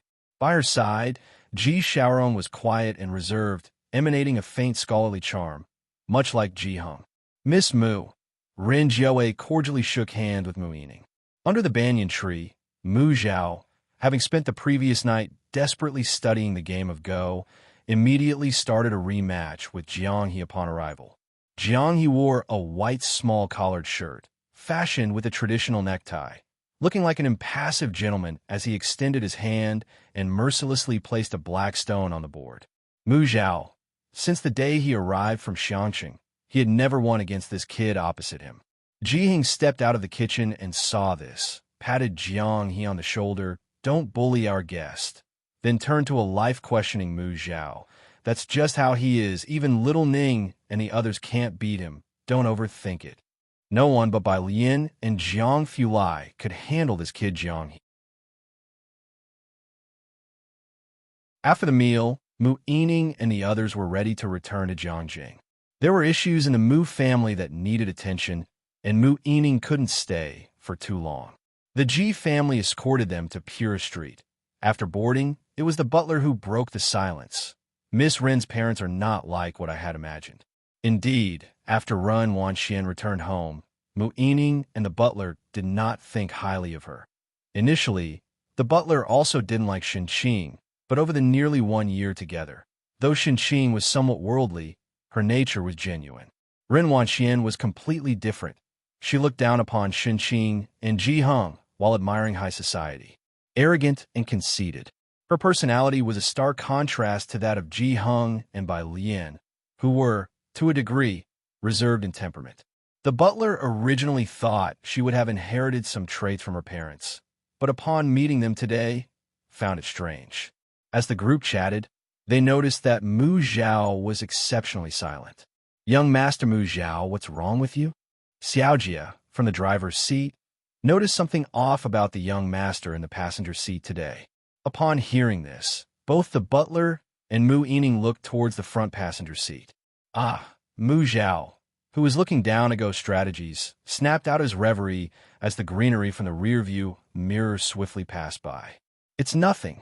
Being a student at Jiang University, he couldn't help but feel a bit struck. On the airplane, Bai Lian was sitting with a group from Jiang University. The attendees of the summer camp included not just freshmen, but also sophomores, juniors, as well as some graduate and doctoral students. In total, nearly 50 participants formed a large group. Apart from the other passengers, most on the plane were students from Jiang University. Bai Lian sat in the same row with Su Jiyue and another junior, with the socially anxious Su Jiyue taking the window seat and Bai Lian in the middle. The junior was Shi Ruolin, one of the few female students among the group. "You look much prettier in person than in photos." Shi Ruolin clearly had heard of Bai Lian before and smiled upon seeing her. "This time, there are only a few of us girls, so Director Meng asked me to take good care of you too. Don't worry, I've been to the summer camp before. We'll make sure to look after you both. If you have any questions, feel free to ask me." It wasn't cold on the plane, and Bai Lian was wearing a white cross-collar shirt with a black and gold horseface skirt, leaning lazily against the seat back. Her eyelashes cast a gentle shadow over her eyelids as she lowered her eyes. "Thank you, Senior."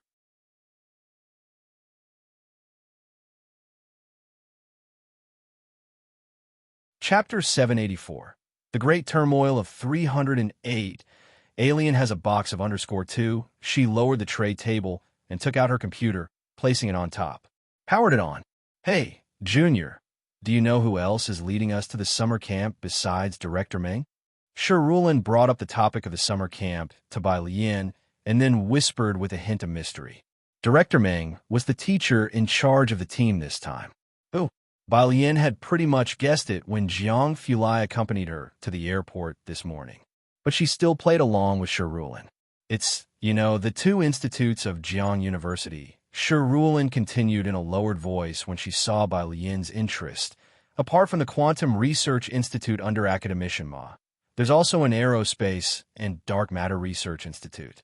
I heard that our team leader this time is from there. Bai Lian's fingertips tapped on the computer, launching the video software and playing the movie she had downloaded in advance. Shirulin talked, and Bai Lian just listened, sharing one of her earbuds with Shirulin. An airplane journey lasting over 10 hours. When the sky turned dark, most people on the flight were asleep, and Bai Lian went to the restroom. When she came out after washing her hands, the cramped aisle had one more person. He was slowly rolling up his sleeves, clad in a silver-gray satin shirt, exuding nobility and aloofness that were out of place in this cramped space. He glanced up upon hearing the door open. The aisle wasn't well lit, and a white curtain separated it from the first-class cabin up ahead. "Would you like to come over to my side to rest for a while?" Jiang Fulai, who was accustomed to privilege, didn't like sitting close to others, nor did he like noise. He extended his hand to embrace her, his voice low. Private space, a bit larger seating area. Bai Lian and the others were still students, after all, and this international exchange was a rare opportunity. Jiang Fulai hadn't meddled much with Tang Ming and their social interactions. No need. Bai Lian wasn't as arrogant as the young Master Jiang, capable of adjusting to any setting. Sensing someone coming, she patted Jiang Fulai's hand as a signal to let go. Someone is coming. Jiang Fulai released her hand and slipped a new SIM card into her palm. Install it later. His expression turned unavoidably colder, and his light-hued eyes involuntarily fell on the curtain. The moment Director Meng pulled back the curtain, he felt the goosebumps on his hand, and a chill made him shiver. Looking closely, he just happened to see Jiang Fulai's cold, indifferent face. Then, seeing Bai Lian coming towards him, Director Meng was jolted into action, letting Bai Lian pass behind him before speaking. "Young Master Jiang, after you." Director Meng was the head of the Academic Affairs Office at Jiang University. These 50 students were the future of Jiang University, and he recognized almost every one of them, especially outstanding students like Bai Lian and Ning Xiao. He thought Bai Lian had disturbed Jiang Fulai and hurriedly led her away. Only after the curtain separated the two cabin areas did Director Meng breathe a sigh of relief. "You weren't scared, were you?" he whispered as he walked back to his seat, turning to speak softly to Bai Lian. Bai Lian shook her head. "No, that's good."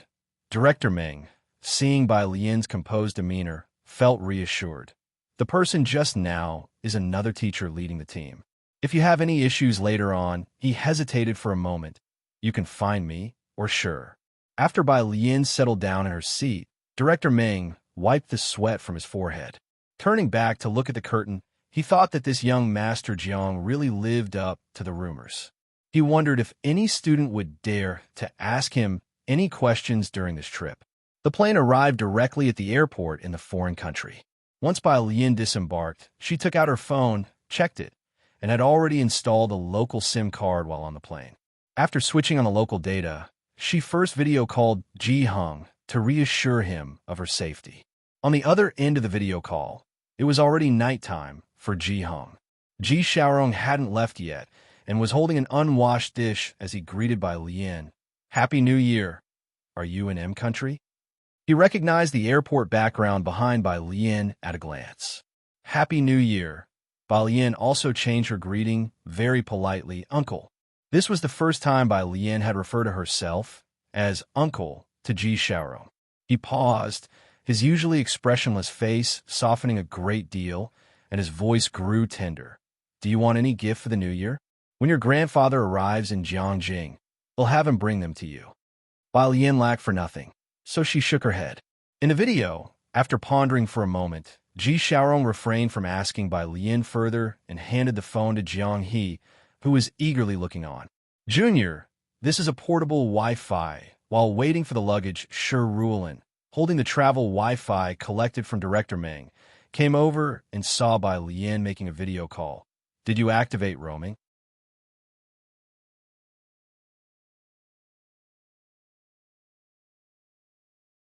Chapter 785. The Great Turmoil of 308. Alien has a box of underscore 3 no, by Lian told Jiang He. And after hanging up the video call, she explained to Hu Yu, am using a local SIM card. A local SIM card? This could only be obtained locally. Sure, Ruolin had visited once and hadn't bothered to get one herself. Seeing the phone card in by Lian's hand, she assumed Bai Lian had traveled here recently and didn't ask further. All right, if you need Wi-Fi, just connect directly. She showed Bai Lian the password. Several people arrived at the summer camp. It lasted for a month, and every student stayed in the temporary dormitories on-site, separated by gender, usually 3 to 4 people per room. Bai Lian hadn't brought much, just some clothes for daily change and a black cloak. Upon reaching the dormitory, she didn't go outside to play, but instead took out her phone to swipe through questions on the app. The preparatory camp's app led to a challenge question bank that was essentially like defeating one opponent after another. Each question was interesting and required a specific method to solve, but the points awarded were quite generous. The more succinct the solution, the more points awarded. Bai Lian now faced a 6-degree function problem, which could be solved even with brute force. She ingeniously substituted the variable, and her approach to the problem instantly became clear. She photographed her answer and submitted it. Such answers had to be reviewed before points were awarded. After sending it off, Bai Lian turned to a message from Jiang Fulai. He had gone straight to a meeting upon landing and was still tied up, so he suggested she should eat first. Bai Lian responded with a number and then noticed another message. It was a picture sent by Dr. Liu. Many chemicals and professional terms. After glancing over it, Bai Lian immediately forwarded it to Yang Lin. It was almost midnight in China, and Yang Lin had not returned to her dorm. While on the road, she saw it and called Bai Lian back neurotoxins. Ingesting a certain dose of the drug will prevent striated muscles from contracting, affecting respiratory motion. Long-term oxygen deprivation can damage brain cells and also cause memory impairment. Bai Lian recalled Su In's symptoms and found them identical to what Yang Lin described. Fortunately, the timely rescue had not caused any irreversible damage. If these were Su In's symptoms, then what about Ji Xiaorong? Recalling what Hen Jiwei had relayed from Ji Xiaorong, Bai Lian hung up the phone and sent Mao Kuan a message. Find an opportunity to get a strand of Zioki's hair. Meanwhile, in China, at Jiang University, the person responsible for reviewing the preparatory camp was woken up from sleep by a colleague's call. Professor, the AI just audited a result. I think you should know about this. What result? The person in charge put on a jacket, puzzled, and headed into the study to open the preparatory camp back end. Checked. On the back end, marked with a star, was Bai Lian's answer, which she had just submitted. He paused for a moment, then put on his glasses, took out a pen, and began to calculate Bai Lian's process. Although this problem wasn't one of history's most challenging, her substitution method was absolutely stunning. After finishing, it was almost identical to the standard answer. He awarded double the points. After the scores were issued, the person named by Jian on the leaderboard saw their points change instantly, surpassing Scholar Ma, becoming 1417895. Some people are naturally suited for mathematics. Scholar Ma is getting on in years, and his thinking isn't as agile as it was when he was younger.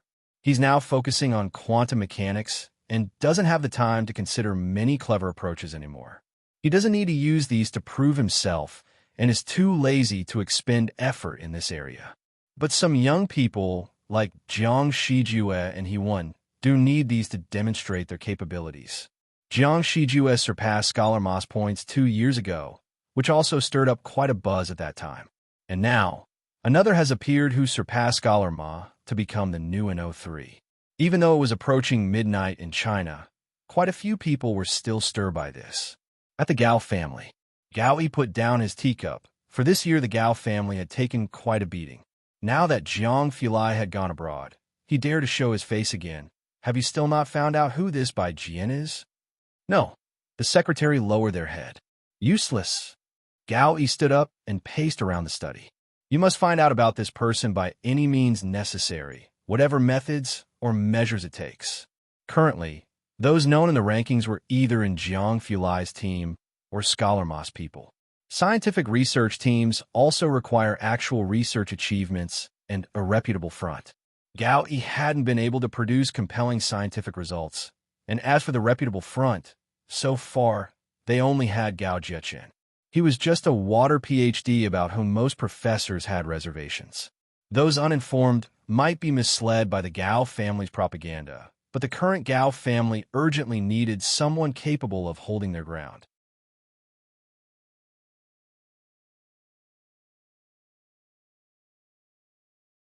Chapter 786. The Great Turmoil of 308. Alien has a box of _4 clearly. The suddenly emerged by Jian was a perfect fit. An hour later, while Yin was eating at the training camp's cafeteria, Ning Xiao, Tang Ming, and the others had already gotten their meals in the cafeteria, and Shi Rulin joined by Lien and Su Jiyue for dinner. Due to the time difference with the domestic time, they were having dinner. During the meal, Shi Rulin kept introducing the winter summer camp to the junior students. Lectures from various professors. There might be a lot of content you might not understand, so remember you can record it if necessary, Shi Rulin explained while eating and browsing her phone. These academic overachievers handled multitasking with ease. Shi Rulin dropped her chopsticks inadvertently while scrolling through something. Opposite her, curious about everything overseas, Ding Wenyang looked up. Senior sister, are you all right? Oh my God. Shi Rulin came back to her senses, lifted her head to look at the people around the table. You all have the pre-camp app, right? Hurry up and look. Big news. Ding Wenyang and the others all had the app. Everyone except Bai Lian took out their phones to check. As soon as Ding Wenyang logged in, he saw the public screen flooded with comments. Worthy of my God, Jian. Damn, damn, damn. I knew God Jian could make it to the top 10, but I didn't expect it to be this high. Ding Wenyang reached out and opened the overall rankings. He immediately saw N01, L9999, 9999, and 02. Jiang Shijue 1, 57991, 59 and 03. Bai Jian 141, 78952. In the midst of shock, Ding Wenyang heard Tang Ming whisper next to him, finally, he's third. Top 10. Maybe no one noticed. But third place, about to catch up Jiang Shijue, attracted much more attention. The next morning, Su family. Bai Jian, Su Jueming looked down at the name, took a sip of tea, and set down his teacup. What did Jiang University say? I've asked around at the teachers. No news. Su Jini sat at the round table and picked up a pastry. This person, their identity level is highly classified. In the school, many people's identities were kept secret. It was not surprising that Bai Jian's identity was also kept secret. Keep probing and also reach out to the Chun family. Su Juming's face was stern. We can't let Su Nanjing and the others monopolize the discussion. What does Vice Dean Zhou say? He's politely declined us 3 times. Su Jin spoke up from the side. Though today he has a dinner with people from the General Logistics Department. The General Logistics Department? Su Jueming looked up. The Gao family is considering replacing someone in the department. Su Jin slightly lifted his head and spoke softly to Su Jueming, and it seems one of our Su family members is on a short list. Su Jueming stood up. Who? Su-hee. Su Jueming braced his hands on the table, then after a moment said, let's approach the Gao family. Elsewhere, Su Nanjing, Chen Beixian, Jiang Shijue, and Chen Yongquan, a few people who didn't often gather, were having a meal together after the new year. This time, Ming Dongheng was absent. Ming Dongheng had gone overseas with Jiang Fulai. At the table, Chen Beixian inserted a gun into her knee holster, casually tied up her hair with an elastic band. He's really lucky. Wherever Jiang Fulai went, he took that person with him. Indeed, very fortunate. Has Chen Lupang been reactivated recently? Jiang Shijue turned towards Chen Beixian to ask about Chen Lupang's situation. Chen Beixian crossed her legs. You know Yu Hongyi is with Eastern Armed Forces. Her senior brother is familiar with people on Bacter Street. And the Chen family is now trying to negotiate with Wang Yufeng. She helped make the connection. That Professor Zhou, you guys helped me set up a meeting. Jiang Shijue remained his gentlemanly self. That's a job for Jiang's heir. We're not capable of that. Su Nanjing didn't quite understand all this and looked up. Which Professor Zhou? Chen Beixian poured herself a drink, explaining, Deputy Dean of Physics at Jiang University. Just promoted because of a project. Last month he managed to collect 30 gene of palladium in just 3 days. Coincidentally, during the time Dawson family members were in Jiangjing. This Vice Dean Zhou is not simple. Palladium? Su Nanjing was puzzled. The last blow from Ming Dongheng had been too much. Are you sure it's palladium? Isn't this metal also tough to collect? Chen Beixian glanced at him dismissively. Chen Yongquan explained to Su Nanjing, it's difficult to purify. There's not a lot of it stored domestically. It's all used in the military industry, so him getting it in such a short time means he has some extraordinary channels behind him. Su Nanjing shrugged. Alien has a big box of it on her balcony.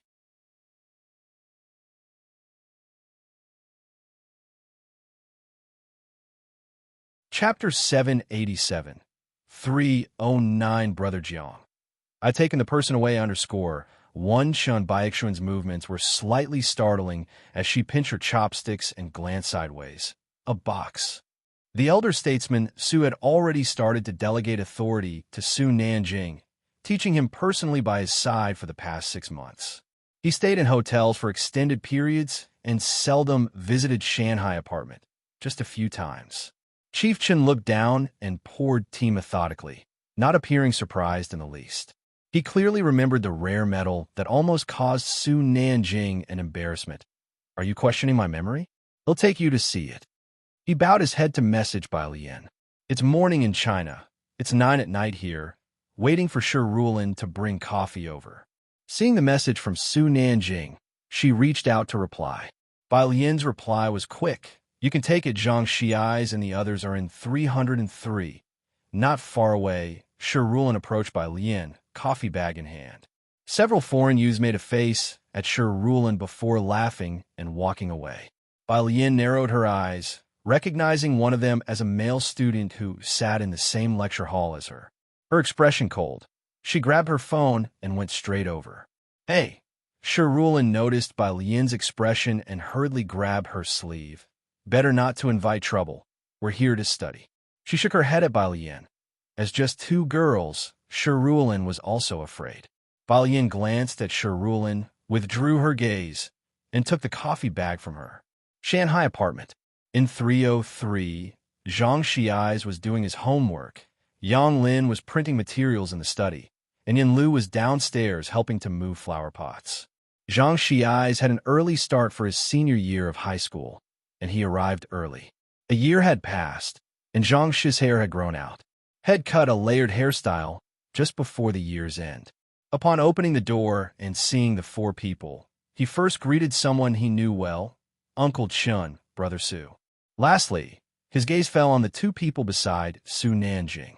The woman had black hair cut short, roughly chin length, casually tucked behind her ears, and was wearing a body-hugging outfit complete with a holster on her knee.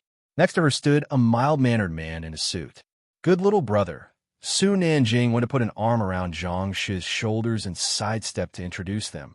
This is Shijue, and this is Sister Beixian. Do you recognize them? Su Nanjing's approach could be described as actively friendly. This surprised both Chen Beixian and Jiang Shijue, who also extended their friendliness toward Zhang Xiai's. Su Nanjing led them to the balcony. It was still the same cardboard box, just as Su Nanjing had left it last time.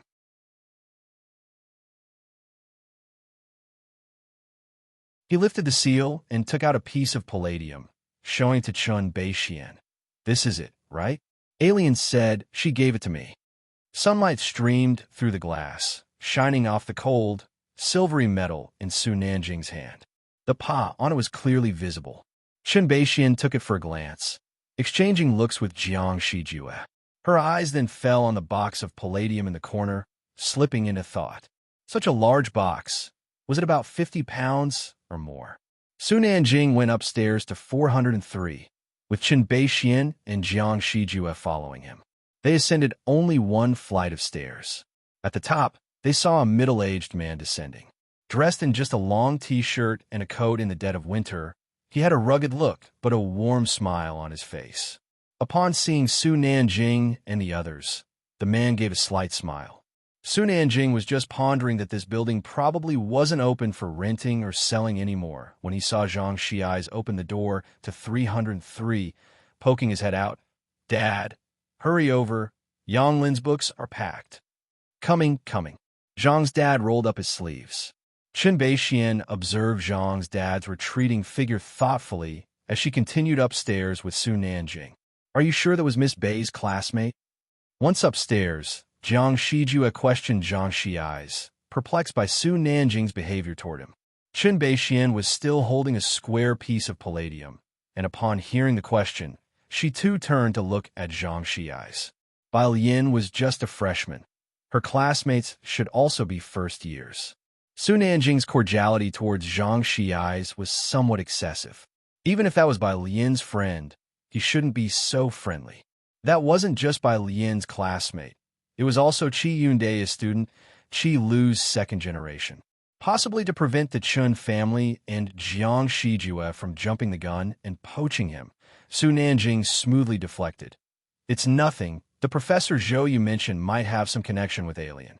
Chen Beixian nodded and, after Su Nanjing finished speaking, asked, "So where did this palladium come from? Did you ask?" It's not that she didn't want to ask.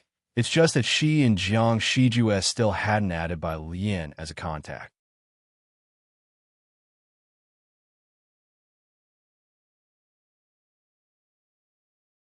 Chapter 788, 309 Jiangge. I've taken the person away _2 abroad. This is Professor Wei, who is currently an international faculty member in our country. Director Meng introduced to a group of students in front of the middle-aged professor. He's the head of the MCNE laboratory in our country and also your direct senior brother, having been one of the top 3 to enter the physics program. Professor Wei, in his 40s, glanced over the group of students from Jiang University and interrupted Director Meng's effusive praise. "I've specially come to listen to your 2 lectures." No one could question Jiang Fulai's expertise in dark matter. The news of his lecture drew more than Professor Wei to this place. "You all stay here and wait for the others to gather. They'll take Professor Wei upstairs first." When Wei Lan interrupted, Director Ming wasn't surprised and led him away. The rest looked at each other in confusion. Beside Bai Lian, Shi Rulin finally breathed a sigh of relief. Professor Wei really puts on a lot of pressure. "Indeed," Ding Wenyang spoke up from the side. "His gaze made me uncomfortable." Ning Xiao and Tang Ming remained silent. With just a glance at Bai Lian, they actually all knew that Bai Lian seemed not to like foreigners, especially people from her country. Speaking of pressure, some seniors who knew a bit of the inside story said, "The professor leading our group this time is also said to be under a lot of pressure. Our teacher mentioned in the group chat before that we should talk less and do more." Shi Rulin had said the same thing to Bai Lian and the others. As the group waited for others to gather, they started to talk about the leading professor they were about to meet. Bai Lian stood still, looking down and casually swiping on her phone. The climate here wasn't as cold as Jiangjing. She wore a diagonal collar top made by Ji Hung and a pleated skirt of wind chime color, silent on the side, exuding an extraordinary presence that made the passing foreigners stop and greet her. Arguing voices came from the building. Jiang Xiao. The previously dismissive Wei Lan was now struggling to keep up with Jiang Fulai's pace. "You can't do this. International scientific exchanges are for research progress. We all share the same goal. Refusing my students, very familiar Chinese." Hearing the voice, the gathering students from Jiang University couldn't help but look towards the source of the argument. They immediately spotted the young man in the center. He was dressed in a black minimalist overcoat, and as he suddenly lifted his eyes, the noisy group of Jiang University students quieted down at the sight of his cold and faint eyes.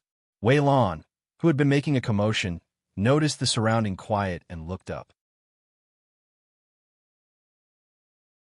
This time, when he looked at Jiang Fulai again, the students you brought this time are the same. Can you guarantee how many of them will secure a permanent position in the future? With the same achievements, I could secure a permanent position there, but at Jiang University, it wasn't my turn. I don't think my choice was wrong. Jiang Fulai looked down, impassive as he regarded Wei Lan. Have you ever read history? Do you know why there have only ever been so many official positions available from ancient times to now? Wei Lan was taken aback, not expecting the conversation to escalate to a historical issue. Because you're in a country with a rich legacy, with vast lands and abundant resources. We all aim to forge ahead unwaveringly. The positions are limited, and people more excellent and harder working than you are as numerous as carps crossing the river. If you want to fight for a position, convince me with your strength like you won, rather than standing here and questioning me powerlessly.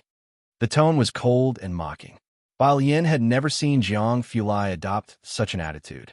She glanced at Wei Lan beside Jiang Fulai. Beside her, Su Jiyue and people like Ding Wenyang almost buried their heads in the ground. After Jiang Fulai spoke, he walked directly towards the venue, still composed and dignified, with no trace of emotion on his face. After he and his assistant left, Director Meng finally reacted and quietly told the group of students, "What are you waiting for? Let's go. The lecture is about to start." "Oh," Ding Wenyang responded. Then he silently watched the nearly indistinguishable black figure in the distance. Seeing Ning Xiao and Tang Ming still casually discussing their subjects, he turned to ask the senior beside him, "Senior, who is our team leader for this visit?" "Well, according to my teacher," the senior said mysteriously, "we're all lucky this time. Otherwise, given our intellect, it would be quite difficult to meet him in person." Evening.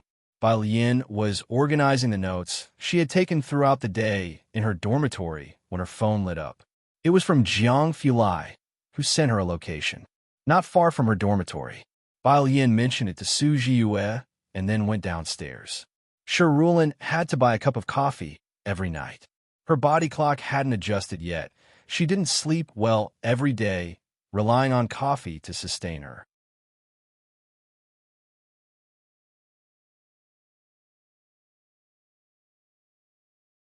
Chapter 789, 309 Jiangge. I've taken the person away _3. She hadn't walked many steps downstairs when she saw Shirulin approaching from the direction of the dormitory. Bai Yin stopped at the intersection, her eyes narrowing slightly. Not far away, Shirulin, holding a coffee, frowned, wanting to avoid the blue-eyed boy in front of her. The boy continued to make provocative gestures at Shirulin. Bai Yin hadn't been clear about what those gestures meant yesterday, but after looking it up last night, she understood. Shirulin only wanted to shake off those two boys.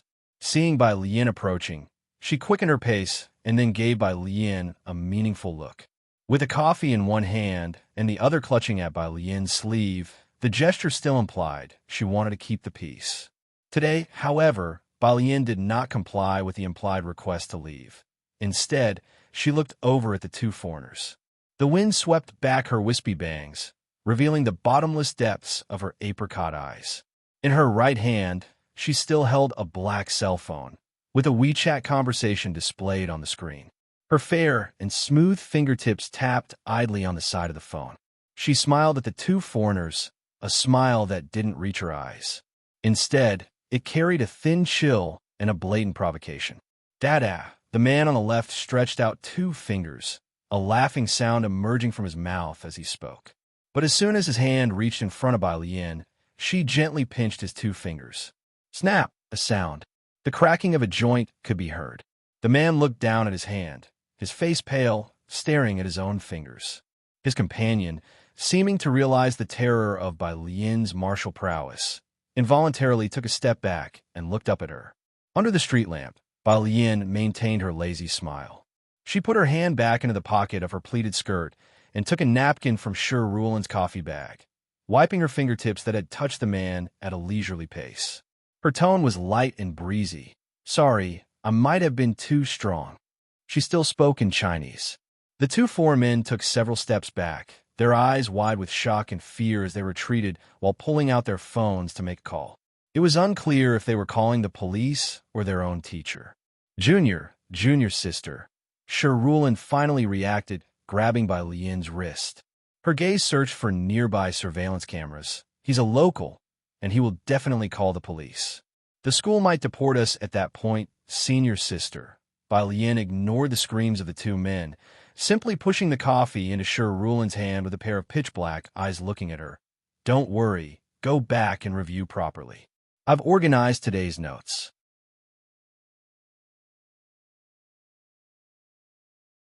They're on the table. You and Jiue can go through them before sending them to Ding Wenyang and the others. Perhaps it was her naturally reassuring tone, but it was only after Sherulin returned to the dorm that she realized. Sitting at Bai Lien's desk, she recognized the neat handwriting in the notebook, feeling a sense of familiarity. But then she immediately remembered the evening's incident and took out her phone to call Director Meng. Jiang Fulai's lounge. When Bai Lien arrived, Jiang Fulai was sitting by the window with a computer in front of him. His brow was cold as he stared at the screen, obviously in a meeting. Include him? He scoffed, not saying much afterwards, but his mocking expression was evident. At this time, there weren't many people inside the coffee shop. Bai Lien sat by his side, messaging Zhang Xiais. Zhang Xiais wasn't familiar with foreign laws. He had just finished a call with Qi Yundai and now sent a message. The few sentences of your recording are enough to bankrupt them. A shadow fell across the table, and Jiang Fulai looked up, aware of Bai Lien's arrival. The hardness on his face softened a bit as he spoke briefly to the person on the other end of the meeting before shutting his laptop. How was the lecture today? He asked, raising his hand slightly. Ming Dongheng, who was waiting nearby, came over with a food container, opening it to reveal the meal inside. The cafeteria here served Western food, which neither he nor Bai Lien liked much. If he had time in the evening, he'd bring something over for her. It's okay, Bai Lien said. Although she didn't speak much English, she understood it and picked up her chopsticks deliberately. Aside from disliking the atmosphere here, especially those two foreigners at night, she could adapt to everything else. Jiang Fulai noticed the indifference in her eyes and brows. He leaned his hand on the table and asked in a steady voice, "Did something happen on your way here?" Two guys who can't see straight, Bai Lien said indifferently, recounting the incident on the road. The senior was alone, trying to keep the peace, but I couldn't hold back, and I took action. And it wasn't just action. She was going to demand compensation for her emotional distress. Upon hearing this, Jiang Fulai had a pretty good idea of what had happened. Don't worry, he said, knowing that some international students often encountered ill-intentioned foreigners. He stared out the glass window and whispered, "It will get better with time." The next day, at 8 in the morning, Director Meng received an official email from the summer camp first thing in the morning, asking him to bring 2 students to the office. This was not a small matter. Principal Bai Lien and Sherulin had just arrived when Director Meng, accompanied by 2 other school teachers, was calling Shunyu. Principal, this is the situation. The other party has 2 broken fingers, and now the officials want us to talk. It looks like they want to send the 2 students back to their country. He stood at the entrance of the office, his face filled with anxious urgency. This was no small matter, and Sherulin dare not conceal it. She had informed Shunyu last night, on the other end of the phone, in Shunyu's office. It was 8 or 9 o'clock in the evening, and he hadn't left. Inside the office, Gao Yi's voice came through the phone to Director Meng. "Principal Shun, are you still sending Gao Yuan and his group after hearing this? Such a great opportunity, and Tongfeng class is causing trouble again. Are they trying to reduce the quota for next year's summer camp?" The voice was so loud that Sherulin could hear everything clearly. Her face turned pale. Director Meng hung up the phone, looked at the 2 girls in front of him, and sighed. "Morrison, the student involved, is inside. Remember to be polite and try to get his forgiveness." Morrison was the foreigner who made discriminatory gestures at them last night.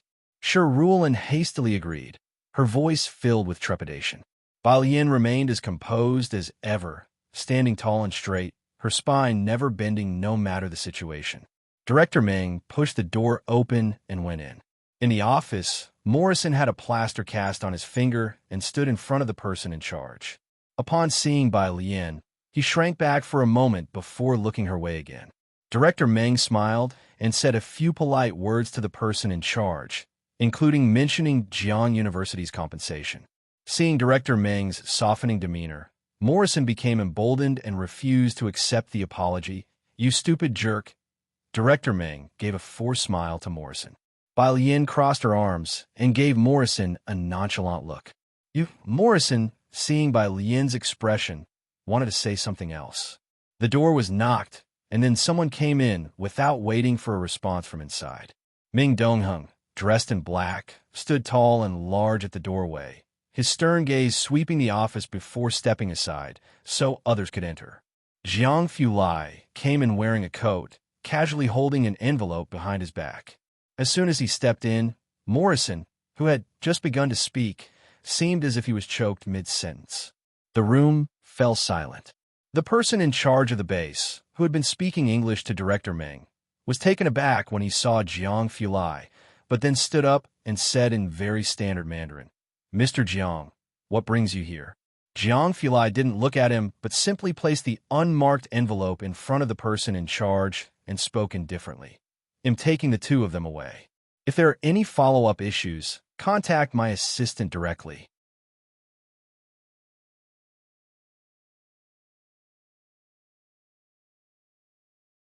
Chapter 790, 310 is back. _1 Jiang Fulai was leaving, and this time, no one dared to say anything as the person in charge. Facing Director Meng and the others, he even had a smile on his face, showing a starkly different reaction from just moments ago. He personally escorted Jiang Fulai out. "Mr. Jiang, regarding your lecture next week." Director Meng hadn't expected Jiang Fulai to personally intervene, and after being momentarily stunned, he gave Shirulin and Bai Lian a look, indicating for them to leave the office with him. Ming Dongheng was the last to leave. As he left, he cast a dark look at Morrison. Morrison stiffened his neck and had not dared to make a sound from beginning to end. It wasn't until they had left that he, gripping his cast-fitted finger, dared to speak up, questioning the person in charge why they had let that group go. "Even if they compensate double, I will not forgive them." The person in charge of the summer camp looked down at the envelope in his hand, which had a court seal stamped on it, then looked at Morrison for a long while before shaking his head. "This is a court summons. You should seriously consider whether you've done anything." This kind of thing wasn't the first occurrence, but clearly, Morrison had kicked the iron plate this time. The incident from last night had resulted in a summons being delivered first thing in the morning. Not many locals could manage that, and their capabilities abroad were evident without saying. Morrison hadn't expected that the very actions he often took against others would lead to 2 broken fingers, not to mention a definite visit to court. Outside, Director Ming caught up with Jiang Fulai. The matter could have been resolved with just a few words from Jiang Fulai, but it was a difficult issue for Director Ming to handle, affecting not only next semester's school quota, but also posing significant academic trouble for the 2 students, Bai Lian and Shirulin. Likewise, Jiang Fulai, who is generally as busy with lab work as academician, was not someone Director Meng expected to show up today. Jiang Fulai's research on dark matter was at the forefront, and like academician, he wielded significant influence in the scientific community. Countless universities abroad would bend the rules to have them teach. In general, when he spoke, most people would show them respect. "Director Meng, even if I were not leading the team this time, you would still have to report this incident to the embassy." Jiang Fulai stopped, his features shaded as he stood with his back to the sunlight, his black coat billowing. "When they encounter such issues abroad, at the end of the day, it's our responsibility." He continued walking forward. After listening to Jiang Fulai's words, Director Meng remained silent for a few seconds before catching up. "Things are much better now than before. Thanks to you and academician, we have the confidence to confront them." The 2 walked ahead in silence. Behind them, Shirulin carefully spoke with the other 2 teachers. "Are we okay now?" She didn't know Jiang Fulai, only having heard of him vaguely from her own teacher and others. With Mr. Jiang stepping in, there should be no major issues. The teachers nodded in agreement, one of them lowering his voice, but sure, remember to put your safety first when you're abroad. If something like this happens again, inform a teacher immediately. And you, Bai. As he spoke, he turned his head slightly to address Bai Lian. Bai Lian snapped back to reality, looking at the teacher politely. Please go ahead. She possessed a traditionally classic beauty with almond-shaped eyes and finely arched eyebrows, neither warm nor fiery, but gentle and bright. Despite only interacting for a few days, both students and teachers at the summer camp had grown very fond of her. Seeing her like this made it hard for the teacher to imagine how she had broken Morrison's 2 fingers. Bai, your safety is the most important. The teacher finally didn't blame her. You were lucky this time with Mr. Jiang leading the team. Otherwise, we might not have been able to protect you. He sighed. The matter with Morrison eventually went to court. It didn't resolve quickly, but most at the school knew that the students from Jiang University were not to be trifled with. As the situation was satisfactorily resolved, Shi Ruolin was very happy, while Bai Lian became even more silent. Isn't Lian coming down for dinner? In the cafeteria, Ding Wenyang took a piece of toast, nibbling on it lifelessly, and asked Shi Ruolin across him. She's working on a problem. Shi Ruolin put down her tray, sitting next to Suji Yue. It'll see if there's a place nearby selling pancake fruit or rice that I can bring back for her later. She had glanced at Bai Lian on her way out, who was engaged with a complex structural diagram. Even Shi Ruolin, who was close to graduating from her 3rd year, did not understand it. Ning Xiao sent a message on his phone, then said to Shi Ruolin, Senior, you don't need to bring anything. Someone has already brought her food.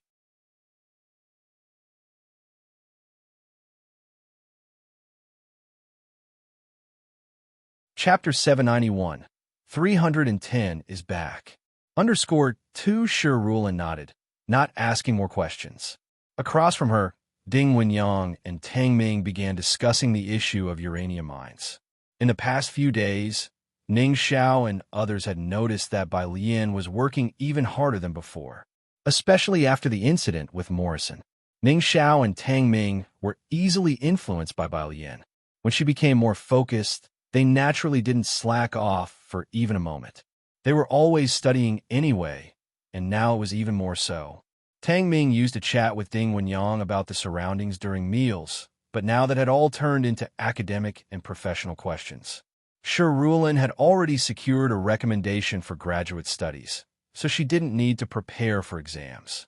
But she didn't relax either and was instead working on a project for her prospective advisor. She was also a hard-working and outstanding student. Otherwise, she wouldn't have been recommended for the summer camp. But she hadn't expected that upon arriving at the summer camp, she would find that these junior students were working much harder than she had, even giving her a sense of crisis. Dormitory. Bai Lian opened the memory card given to her by Academician Ma, which contained notes and research directions recorded by him. Academician Ma was the first teacher in the field of quantum engineering in the country. He had painstakingly laid the foundation for quantum buildings over decades, starting from scratch.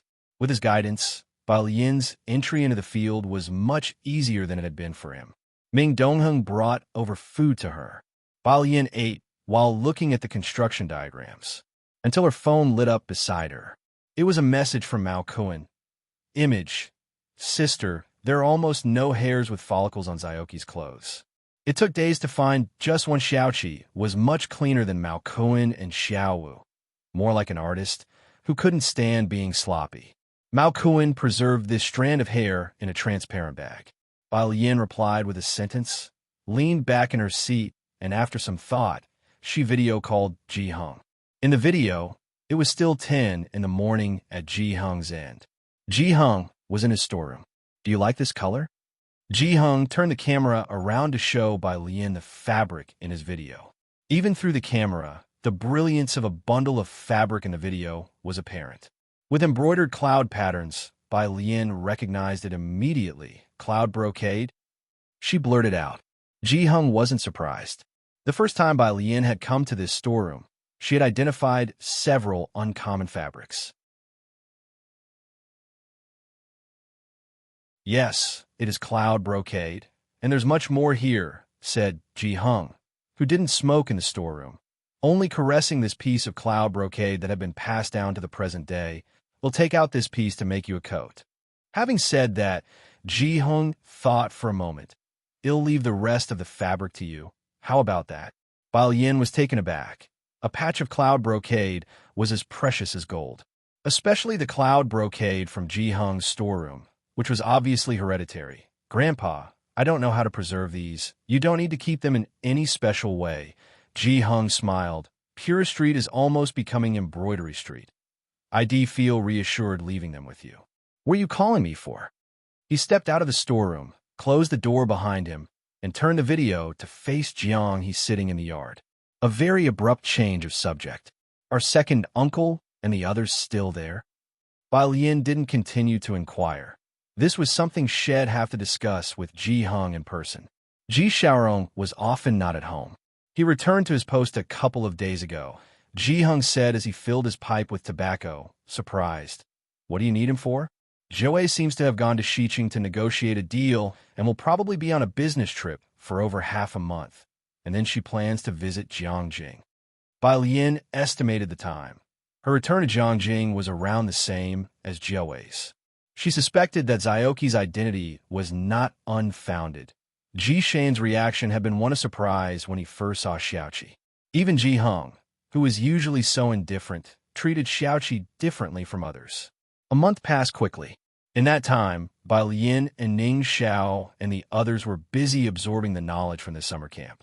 The day before their return, the 50-something students went to visit the local scientific research base and science museum. Compared to Jiangjing, there was certainly a gap in technology. This transistor is made with nanoscale semiconductor material.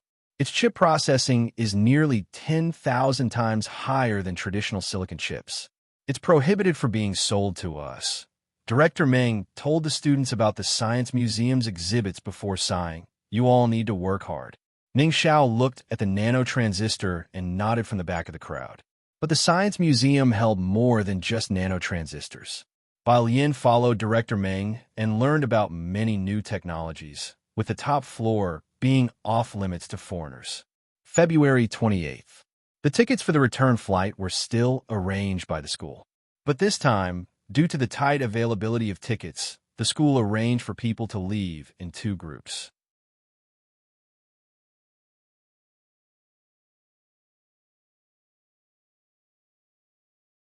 Chapter 792, 310 is back. _38 in the morning, 2 in the afternoon. The last wave was the next morning at 8. Bai Lian and Ning Xiao were among the first group to fly back to their country at 8 in the morning. The group had their luggage packed early, and Bai Lian had also contacted Ji Hung, who was set to return to Jiangjing today. Ming Dongheng went back 7 days earlier to pick up Jiang He. However, just before departing, there was someone in the Jiang University team who had to go back a day early to attend a lab interview. Bai Lian thought about it and let him go back ahead of time. Then you leave tomorrow. Director Meng had grown familiar with Bai Lian over the nearly 1-month camp. He was leading the last batch of students home. We'll be on the same flight. Bai Lian sat on her luggage. That's fine. Then he'll contact the airport staff now to change it for you.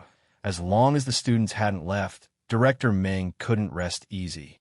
If anything indeed happened, Shun, you would have to fly over here overnight to find him. You come with me, am not reassured with the afternoon flight. VIP Lounge. Jiang Fulai saw the message sent by Tang Ming, turned off his phone, and told his assistant, change to the 11 o'clock flight. He too was booked for the 8 o'clock flight, but hadn't checked in yet. The 11 o'clock flight had a smaller plane, which wasn't suitable for bulk ticket purchases, so Jiang University hadn't booked this flight. He looked down and flipped to Bai Lian's WeChat, asking where she was. The assistant and the bodyguard followed close behind. Young Master Jiang, where are you going? The assistant anxiously scanned the surrounding crowd. Jiang Fulai didn't speak. He just stood in the crowd and scanned around, quickly spotting Bai Lian in black knitwear sitting on her baggage. He quickened his pace towards her.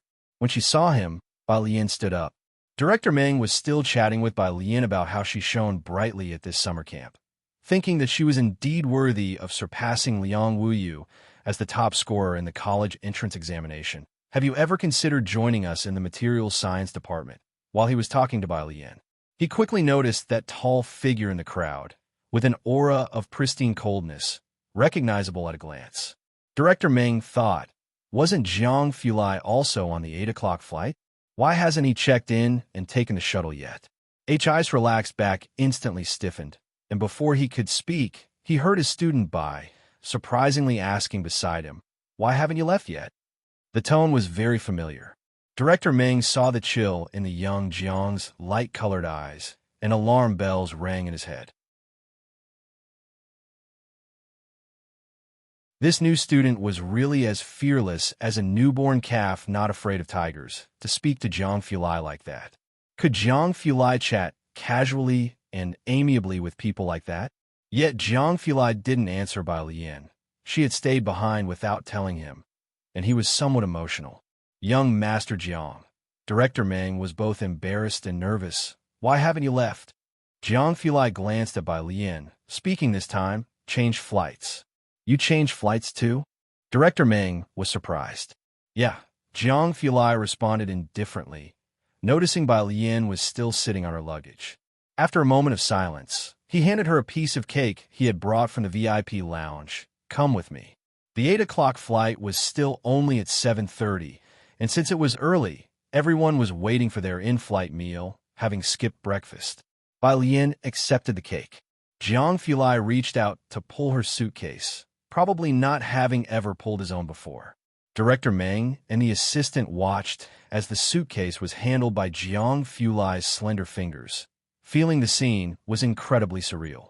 They had yet to react. Being able to leave earlier, Bai Lian didn't refuse. She left with Zhang Fulai and bid Director Meng farewell. Director Meng, I'm leaving now. See you back in the country. Zhang Fulai also paused, slightly turned his body. His gentle phoenix eyes lowered respectfully as he bid Director Meng goodbye. The startled Director Meng finally came to his senses and said his goodbyes repeatedly. It was only then that Zhang Fulai's assistant caught up and said, Director Meng, farewell. Leaving only Director Meng standing there, watching Bai Lian leave with Zhang Fulai, his long-held suspicions were finally confirmed. Why Zhang Fulai had come over as a team leader. At the end of February, the scores for the postgraduate entrance examination were also released. Jianzhe topped the humanities exam with 479 points, while Su Wenyao scored 486, entering the interview phase as the number one in the science exam. These exam results caused quite a stir at Jiang University. Jianzhe arrived in Jiangjing yesterday to prepare for his interview, knowing Bai Lian was returning. He and Su Wenyao were both waiting for Bai Lian at Shanghai apartment. Bai Lian was about to return to her country. Ji Heng reached Jiangjing a day before her. Not only did he bring luggage, but he also brought a whole bunch of fabrics from the storeroom over. Mu Yining knew Bai Lian wasn't in Jiangjing, but upon learning Ji Heng was arriving, personally took time off to pick up Ji Heng in advance. You're tuning into the Romance Rendezvous YouTube channel. We're so grateful for your support, and don't forget to subscribe to join us on this incredible journey through captivating stories. Your generosity through donations truly makes a world of difference, as it's the primary source of revenue that allows me to expand and enhance this channel for you. Thank you from the bottom of my heart for being a part of this adventure.